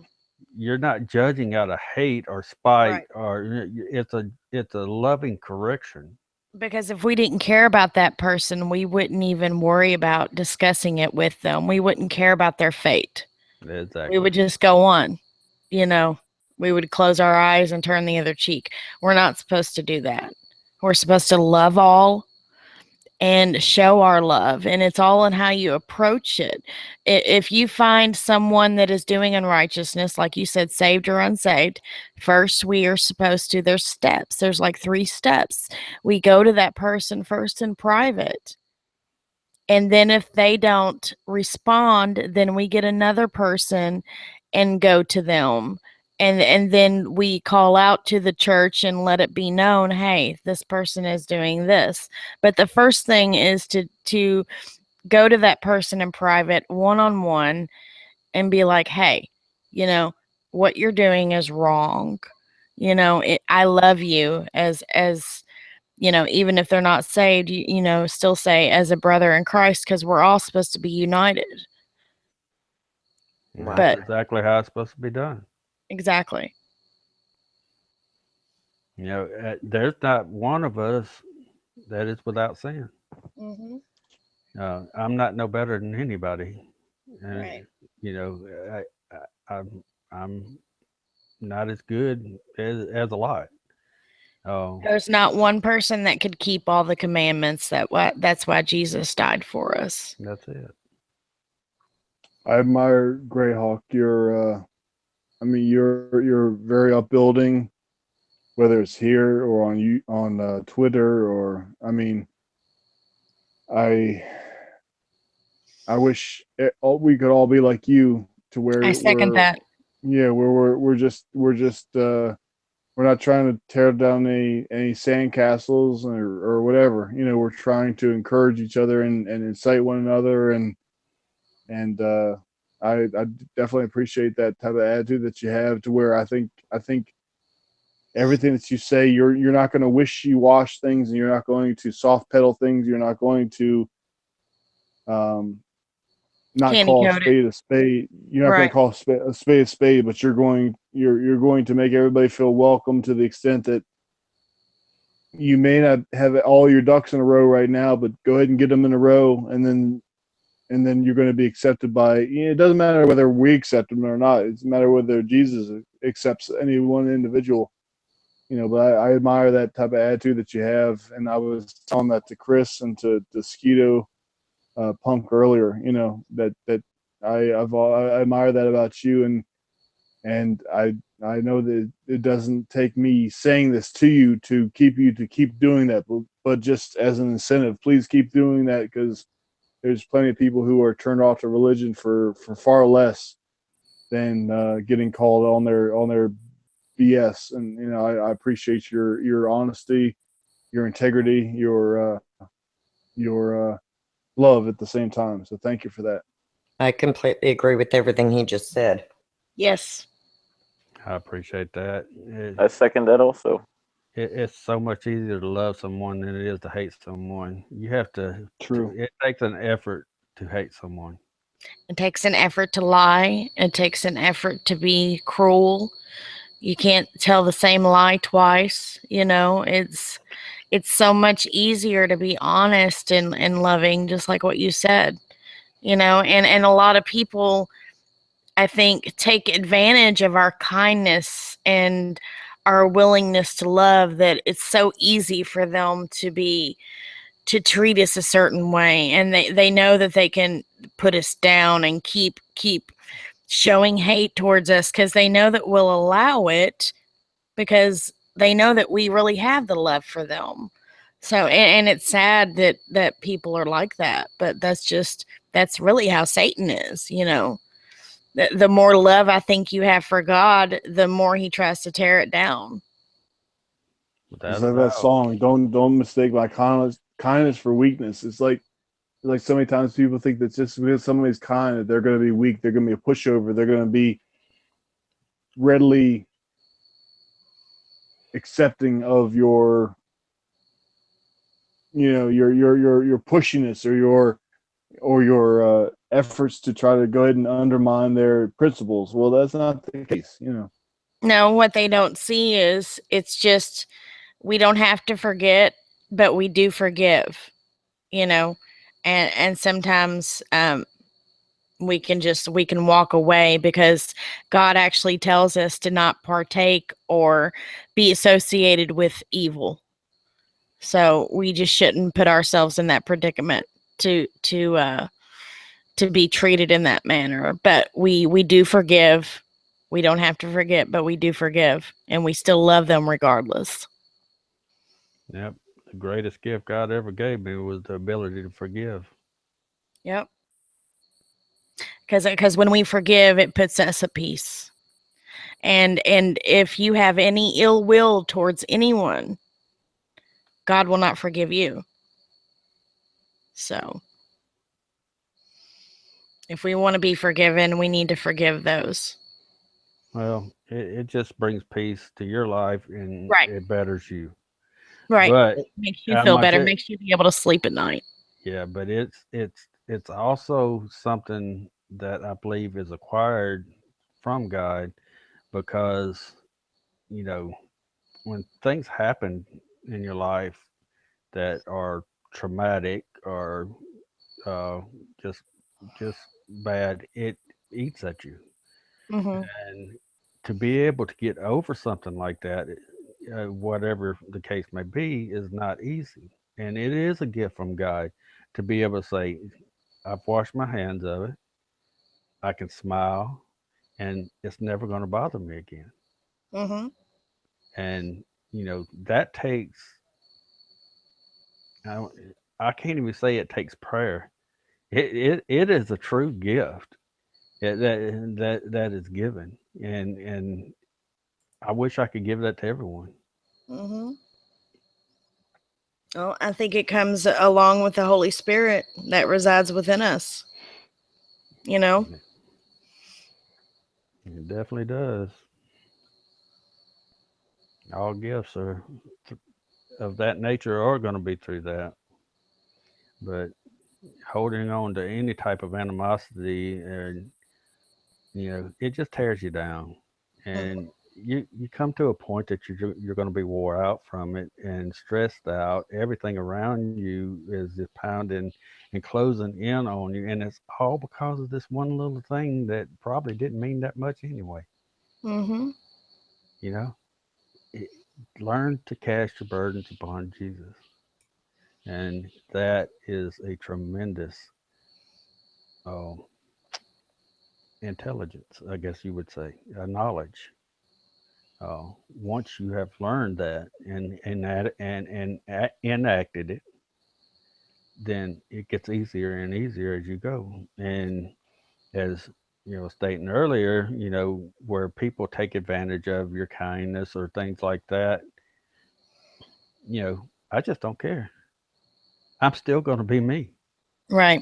I'm still Yep. going to do the same thing over and over again just because that's who I am. Right. And, I'm not going to stop trusting in people. I'm not going to allow anyone to take that from me. I know there's still good people out there, and I'm going to seek them out. Right. And the same thing goes for churches. With Rebecca, you're talking about corporations. Okay, there are churches out there where there's no money flowing. They're barely keeping the doors open. And seeking one out in your area, wherever you're at, I'm not sure how hard that is. But there's still people out there that think the way that you do, that it shouldn't be. I can remember a storm coming up one day and knocking the power out of our church. And you know, our preacher has always said, if we don't have enough money to pay the light bill, we'll have church outside. If we don't have enough money to pay the taxes, we'll have it in the field across the road. You know, the building never meant anything. It was the congregation. That's what meant something. And that's the way it should be. That's the way it should be. And there are still churches out there that are like that, whether they're few and far between. But there Yeah, are I people mean, I that still agree that believe they're that. still there. But, I mean, you're right in everything you're saying and stating your dislikes.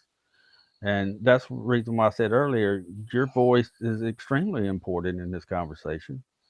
And, you know, along with everyone else's, is we need to see the problems of what's going on around us and what other people are having, and and be able to understand and then look at how we can correct it. You know, we got people out here that are wanting to hear the word of God, and they don't know how to get it.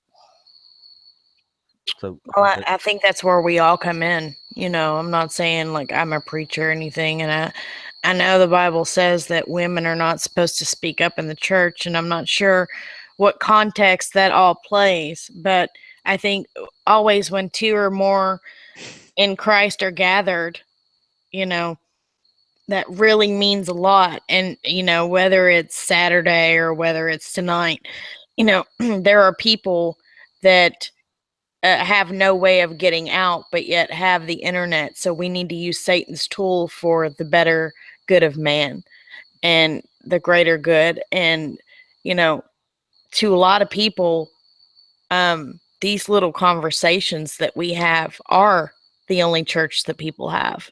I've had many people message me and say, don't stop what you're doing. You know, I consider you my church. And, you know, I don't know what to even feel or what to think about that, you know, because I'm not trying to be a preacher or anything, but it's like I just want to love and to help people and to bring people closer to Christ. If I can do that, you know, and so be it. Well, for the people who are coming from a realm of not having a big group to associate with, you know, I mean, like Jesus said that where two or more are gathered in my name, I'm in their midst, you know. So I never came from that type of background, and you know, my parents still don't get that. You know, it's just like, well, how can you do it without some type of a kingdom hall or some type of a assembly hall or whatever? Well, okay. I got on the line last night with 5 or 6 people who were believers in Christ and had different perspectives on how we should go ahead about certain things, but we were all on the same page that Jesus is the way and the truth and the life, and we talked for a good 3-4 hours, you know. And that's just so unique and so obscure to people who only expect to be together for an hour and a half, 2 hours, and they, you know, I mean, look how time's flown by with us here, you know. And I think that's a beautiful thing, you know. I'm not trying to diminish the role that the local church, if you could find one, has, but at the same time, for those of us who have trouble finding those ones, you know, this something like this, not to make it seem like we're trying to take a shortcut, but I think that's equally valuable, especially when we consider what he said about the fact that 2 or more are gathered in my name. So as long as we got as long as we got 2 of us, and I think at any one point, any one of us can have 2 of us to go ahead and talk about him. You know, we're in good you and shape. I are too. Exactly. Right. Well, let me tell a little story. We had a guy from Africa contact one of our churches, and you have to realize this. You know, Primitive Baptist at one time was a large church, but now they're few and far between. Uh, But he got online. He he was going to a Bible study, and he knew what he believed. His family was Islam, and he didn't believe that. And so he got online and started searching, and he came across one of our pastors and contacted him. Well, ended up becoming a, a preacher in our church. He came from Africa, came over here to prove that, come and preach for us. And but the story he told was that for them to go to church, they had to get up before daylight. They'd walk for some of them 4 to 5 hours to get to church. They'd make a whole day of it. After that, they camp out, and then they go back. The effort they put in to just going and hearing the word of God was not only physical, but it was also it could be deadly. I mean, because of the Islamic uh, mosque around them, or people who were around them, they could die for it. They put out so much more than what we do just to get in a car, drive to church, and just like you say, an hour and a half, because they were thirsting for the word of God.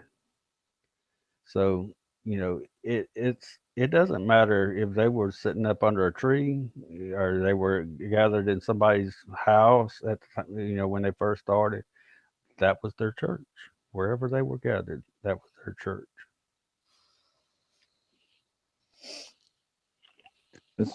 That's good. I mean, it really doesn't matter. I mean, however big it wants to grow. Yep.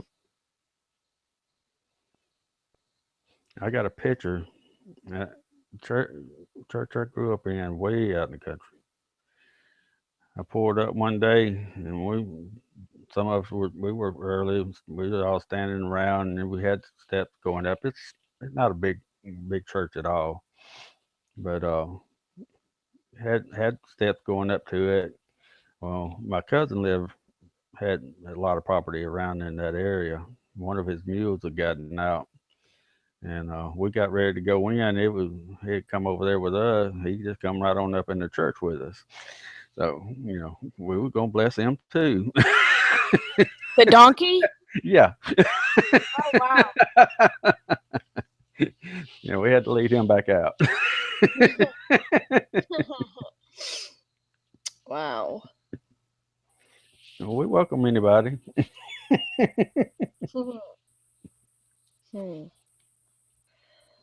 Not to get off subject or anything, but I was actually watching this Jewish tourist that was periscoping yesterday. They had shut down the old city due to the fact that Trump was actually in Israel.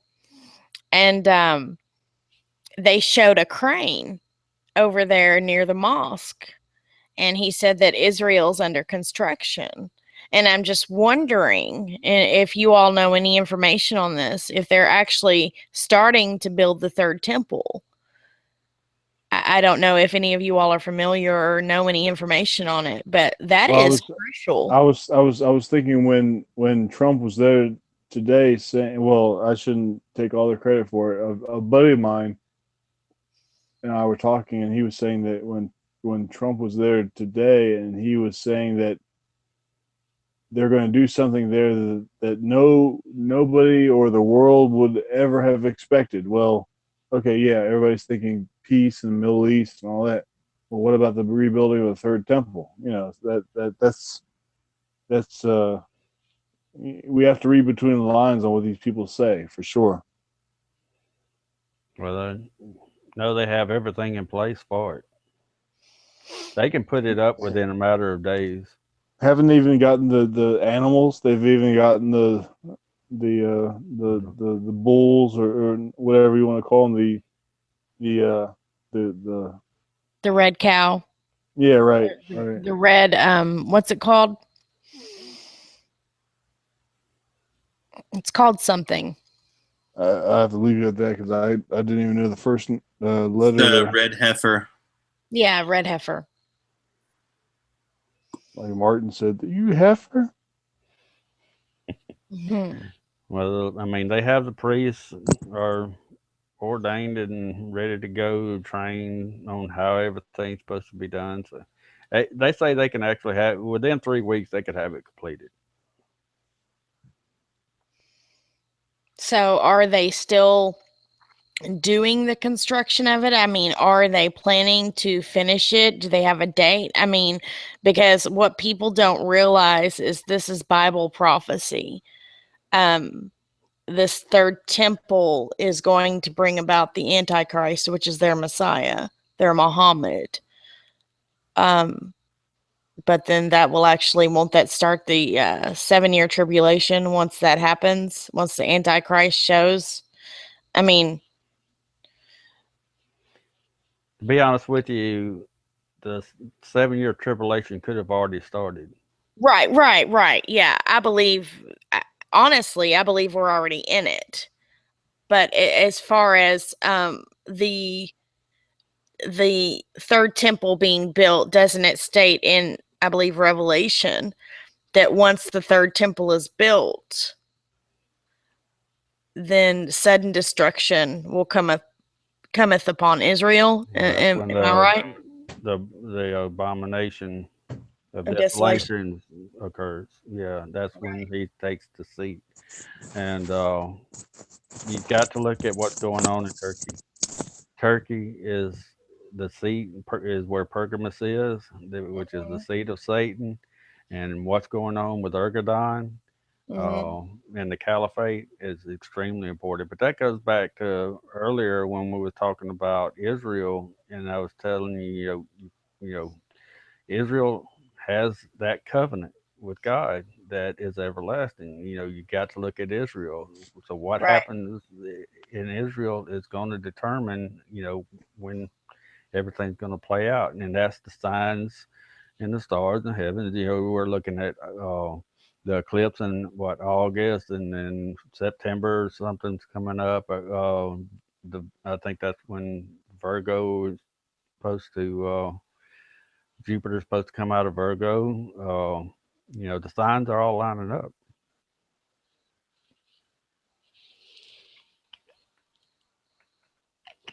I think that at that moment, at that time, that whatever we need to know is going to be revealed to us for sure. It's like we are all confused to some extent now, but and I'm not trying to say I'm any less confused than anybody else, but just we're all kind of, not knowing exactly what's going to happen. But I think that it's going to be something that, just like when Jesus said that the Holy Spirit will tell you at that moment what you need to know or what you need to speak. I think at that same moment, a light bulb is going to go off and say, "Oh wow, that was it. It was in, we were thinking it was going to be this, that, and the other, and so." Yeah, as far as you're right, it'll probably be at that time, and he said, if you're in the field, don't return home for your coat. Right. You're going to pick up and move at that point. You're going to know that it's time to leave and do whatever it is that we're supposed to do. Until that time, we're not going to know. I don't care how long someone has studied the Bible, you'll never predict the end. We know the outcome, but you're not going to predict it. You're not going Right. to know the day or hour. Now, And he did not say we wouldn't know the year. Right. And I don't know that we were encouraged to try very hard to get to the bottom of the date, the hour, what's going to lead up to it. I mean, we were supposed to keep on the watch. That was all he told us, so. Yep. Watch the signs, and There's until out. that point, you're Yeah, preparing. right. And doesn't he say to flee to the mountains? The That's a ones good that question. I mean, like, at what point does that become literal versus figurative? I don't know. I okay, really, honestly, go ahead. that's going to apply to Israel, Right. because he tells them to flee uh, to the mountains from Judea. So that's going to actually apply to Israel. There's going to come a point where they're going to have to flee out of Israel, and you know, there's been a couple of preachers that's actually taken Bibles and placed them in that area where they'll flee to. So they'll have them because they will know who Jesus is at that time. And I'm trying to remember what that preacher's name was. Anyway, uh, that's what that verse refers to.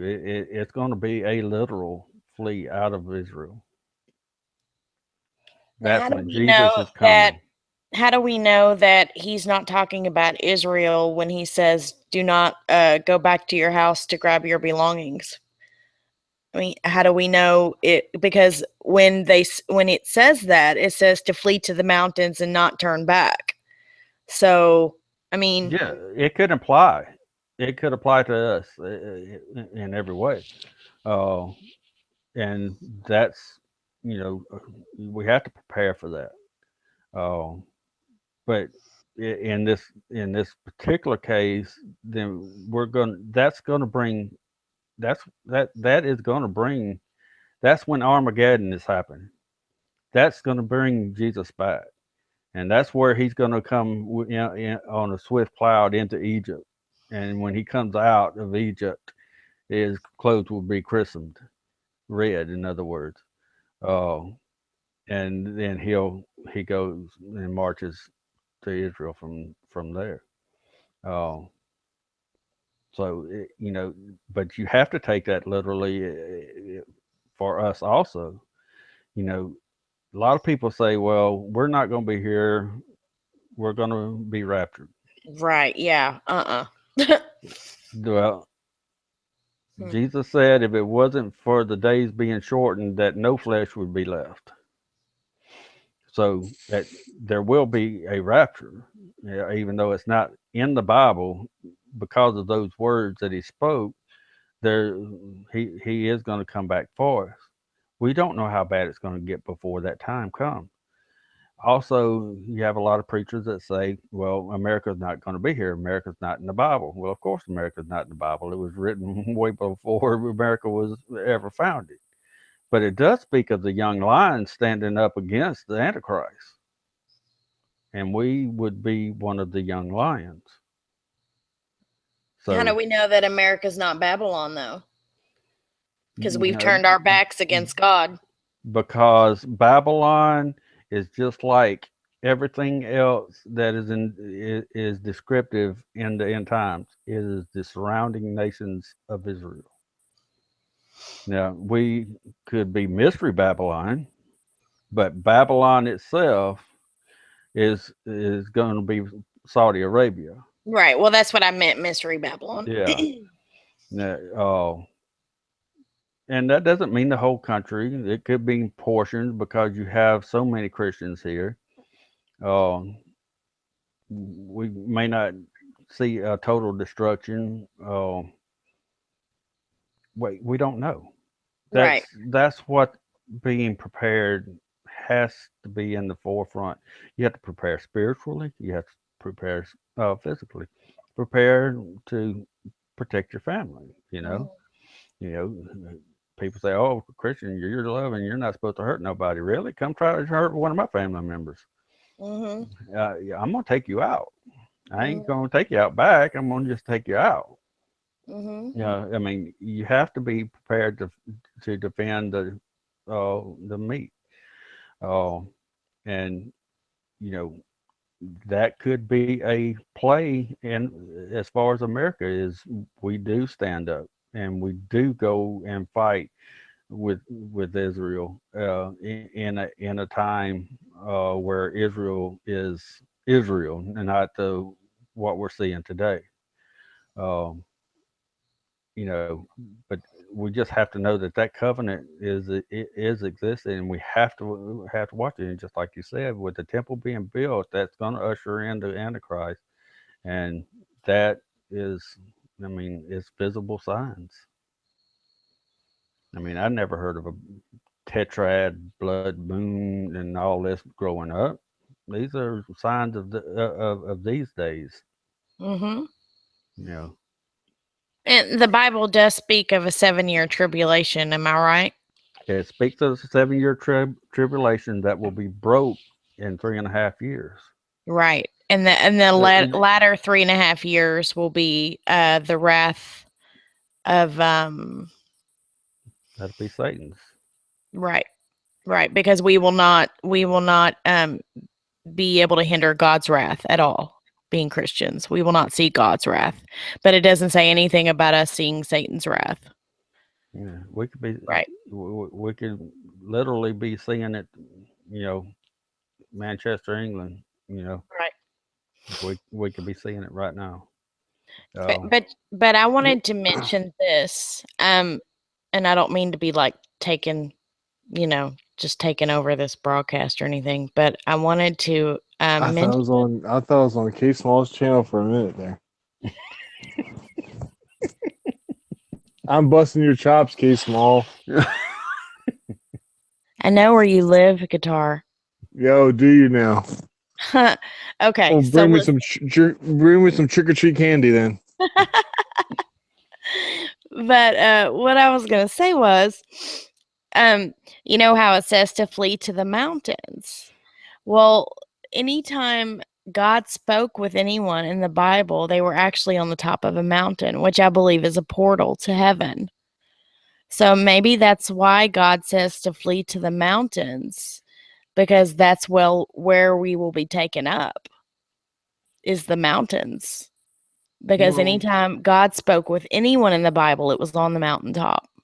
We won't be taken up from the mountain because it talks about 2 men working in the field. One will be taken. Gathered up, one will be taken. Right. Right. So, in saying that, that seems like a normal day to me when he comes. Right. I mean, when everything's said and done, when the battle's over with and everything. Well, we won't see that. We physically won't be on Earth at that point. That will be where he will have come and taken us, or we wouldn't make it. And then the fact that he said that, there would be 2 men working in the field and one would be taken and one not, means there is some sign of normalcy when he comes. So that leads up to believing that, hey, at some point he's going to come prior to it getting bad enough that we can't survive. But I don't know at what point that is. Whether but it doesn't I make think it we will see clear. the temple built. I think we have to see Satan take that seat, but it's the battle afterwards, that the wrath that comes after that. Because once he takes that seat, he controls the whole world. How do we know when it says that 2 men in the field, one will be taken up, one will be, left? How do we know which ones are taken and which ones are staying? How do we know that the ones that don't believe in Christ are actually the ones that are taken up and set aside? And how do we know that the Christians aren't the ones that are actually staying here to help the battle? But that's above our pay grade. I know. Where the Christians aren't the ones that's actually going to do the battle. It's going to be the angels. At least not right now. Yeah, right. No, that when Armageddon comes around, this will be a spiritual battle, and it will be the angels of the host of heaven will come upon this earth, and they will obliterate everything that's left. But still, that doesn't answer my question, though. How do we know which ones are going to stay and which ones are going to be taken up? How do we know? It's not to us, though. But the answer to that is, first, when he comes to get us, he's taking us to heaven. He's not taking Satan's minions to heaven. No, I didn't say that. Okay, How do we but know that that he's not taking the evil ones and going ahead and putting them aside to be judged, or no, to the satanic, realm? But we'll leave because that to him though. the judgment for them is going to be when he comes and slaughters them. He talks about a literal slaughter when he comes for them. Okay, so that kind of answers my question. Then the Christians will be taken up, and then the evil will be left here to be slaughtered among By Satan's minions. yeah, by Okay. Jesus himself. I've heard so many, and not, when I talk and when I speak, I try to speak for everyone that may be questioning things, that are listening for the first time, and are trying to find their way. Right. If that kind of makes sense. Yeah. Um, And oh, there was something else to say. You go ahead. no, I'm done. Oh, I'm gonna tell y'all. Oh, go pull up a video of Waleed Shabbat, and it's spelled like Shubat, Shoebat.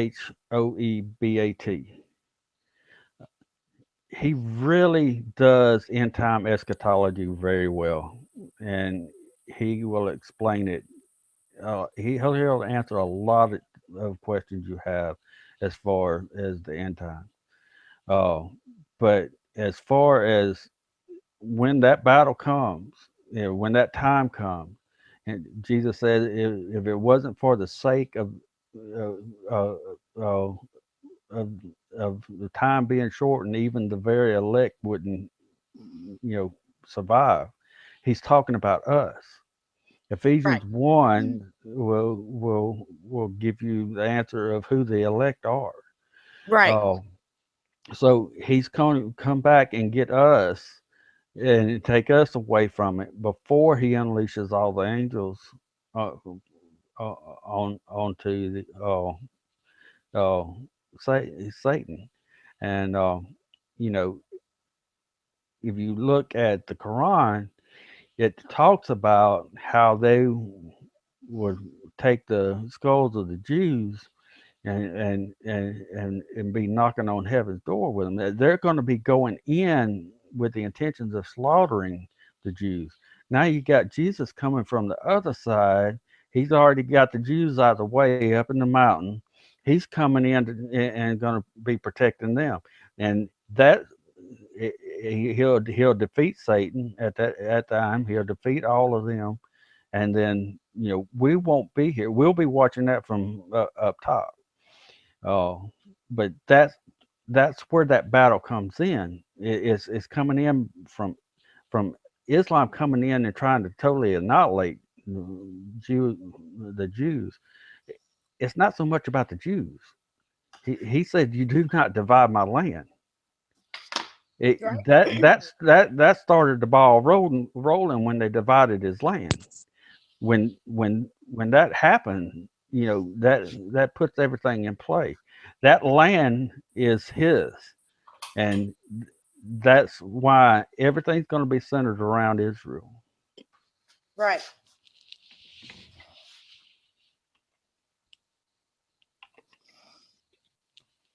Yeah, thanks for making that clear.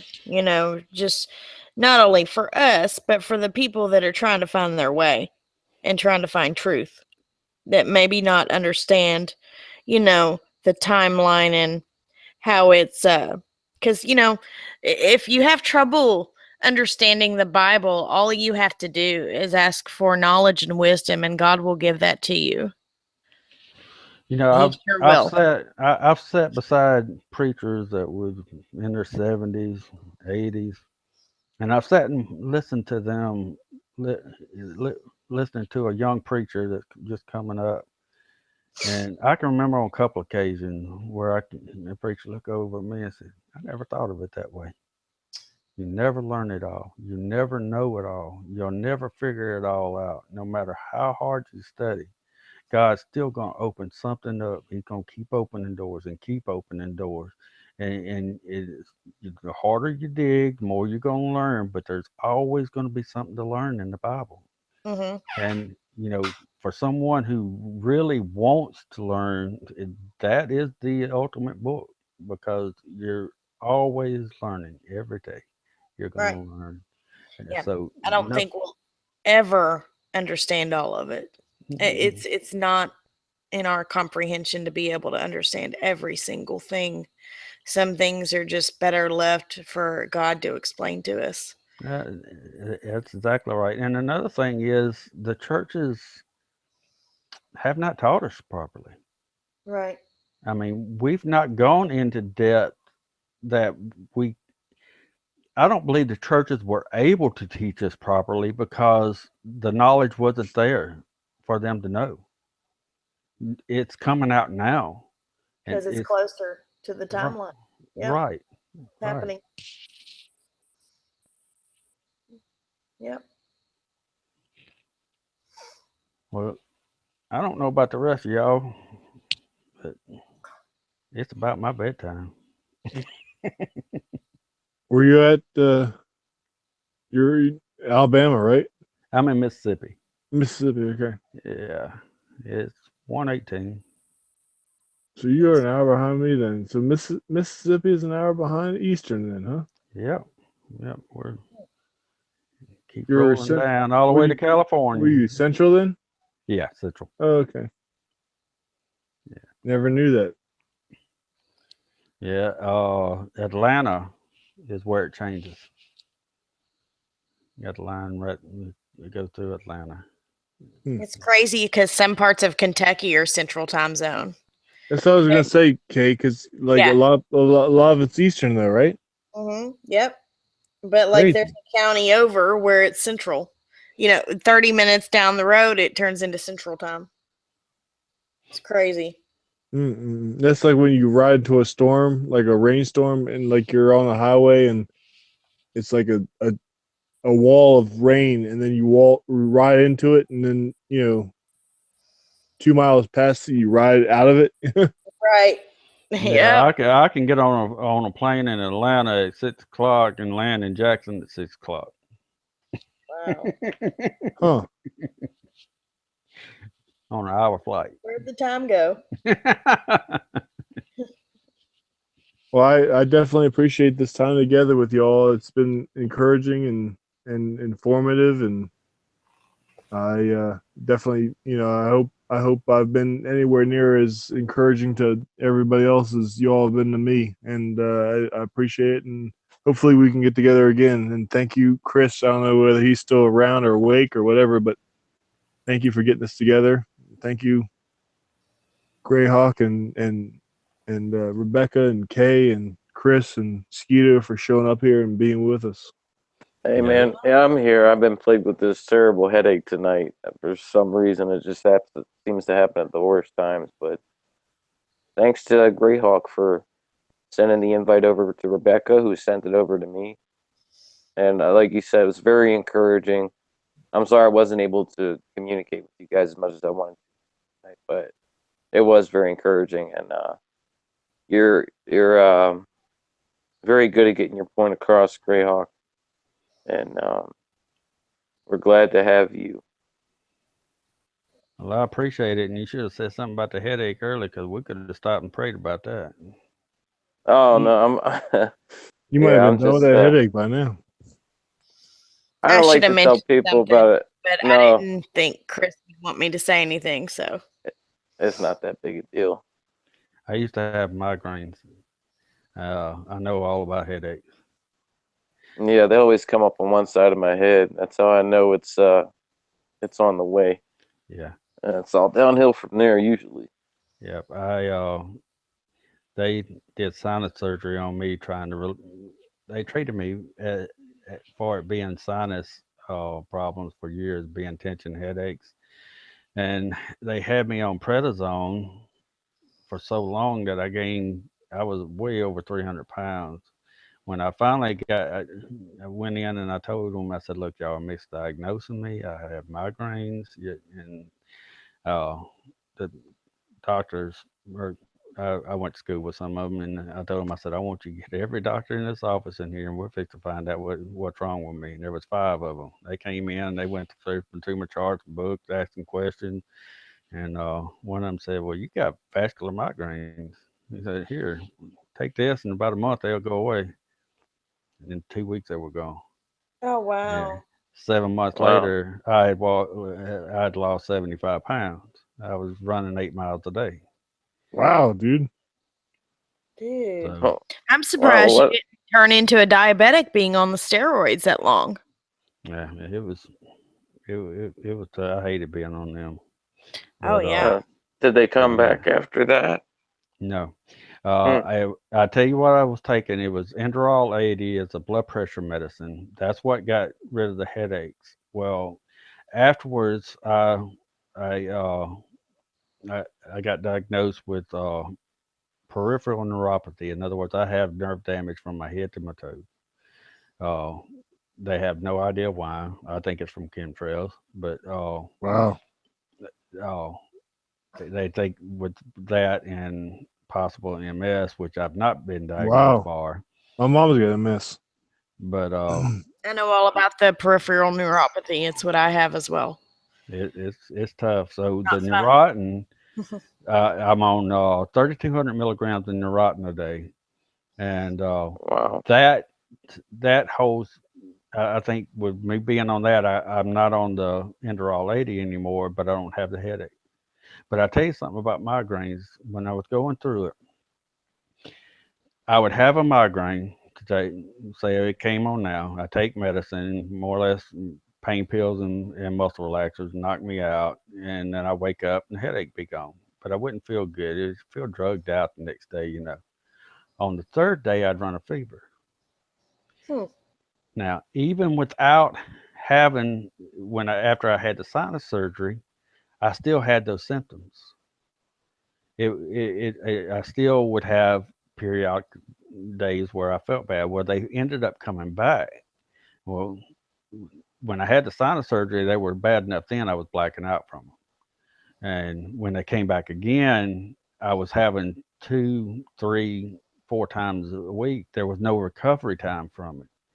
So it got to the point to where I actually was just physically down and couldn't do anything.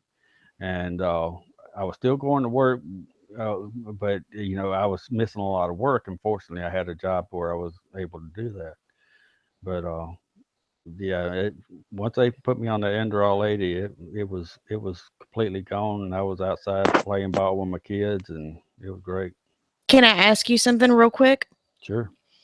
When you had those headaches, did they call them tension or cluster headaches instead of a migraine? Yep.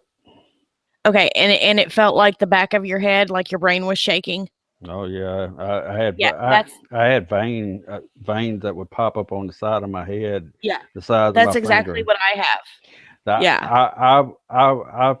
my goal was to live until my youngest daughter, got to 18. That was my goal in life at that time, because I figured Mhm. I'd die way the veins in my head was swelling up.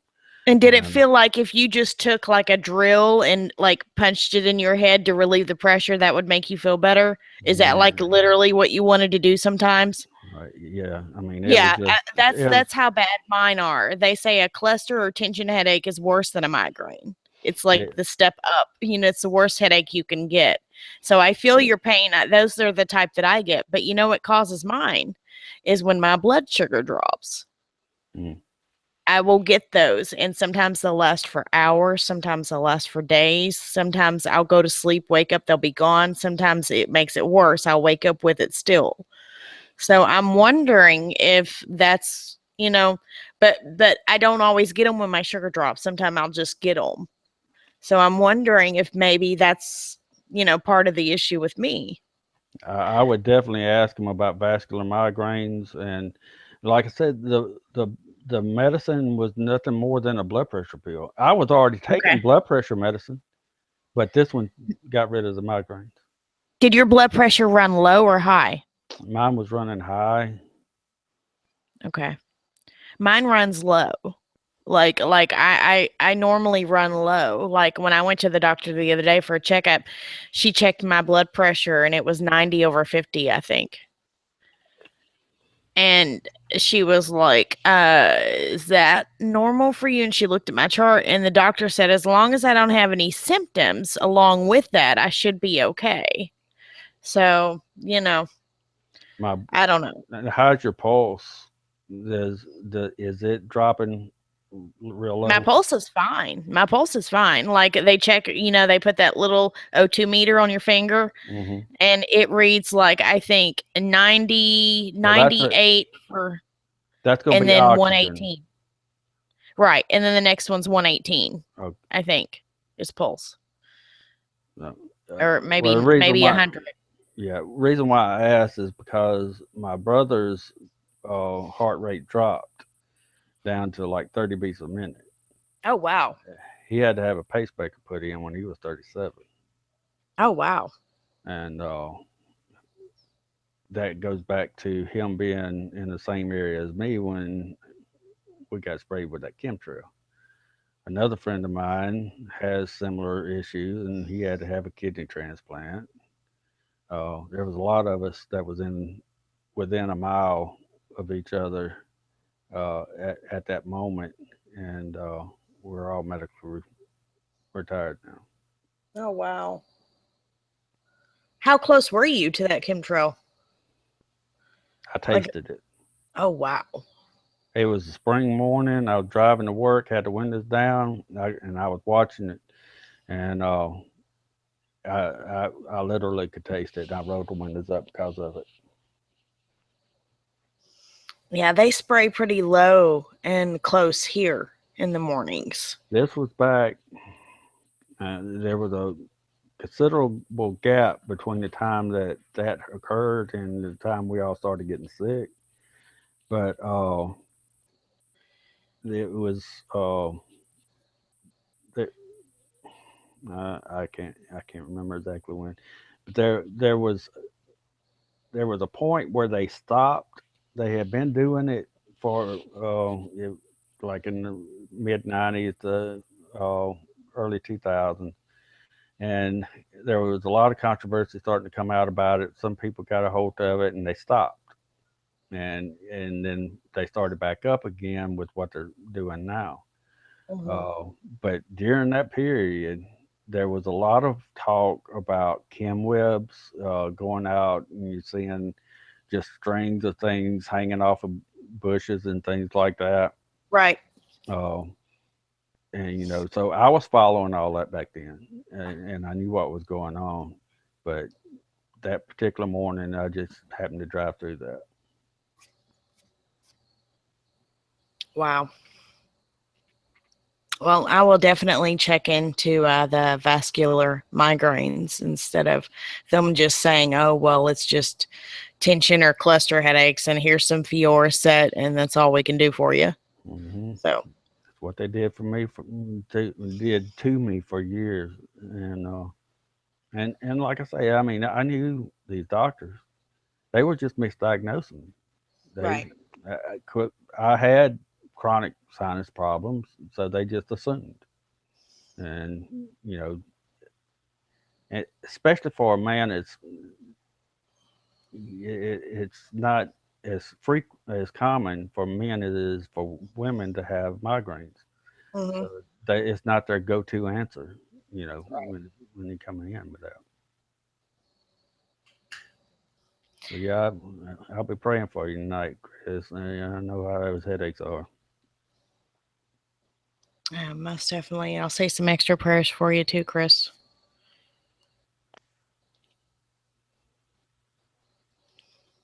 Hey, thanks, you guys.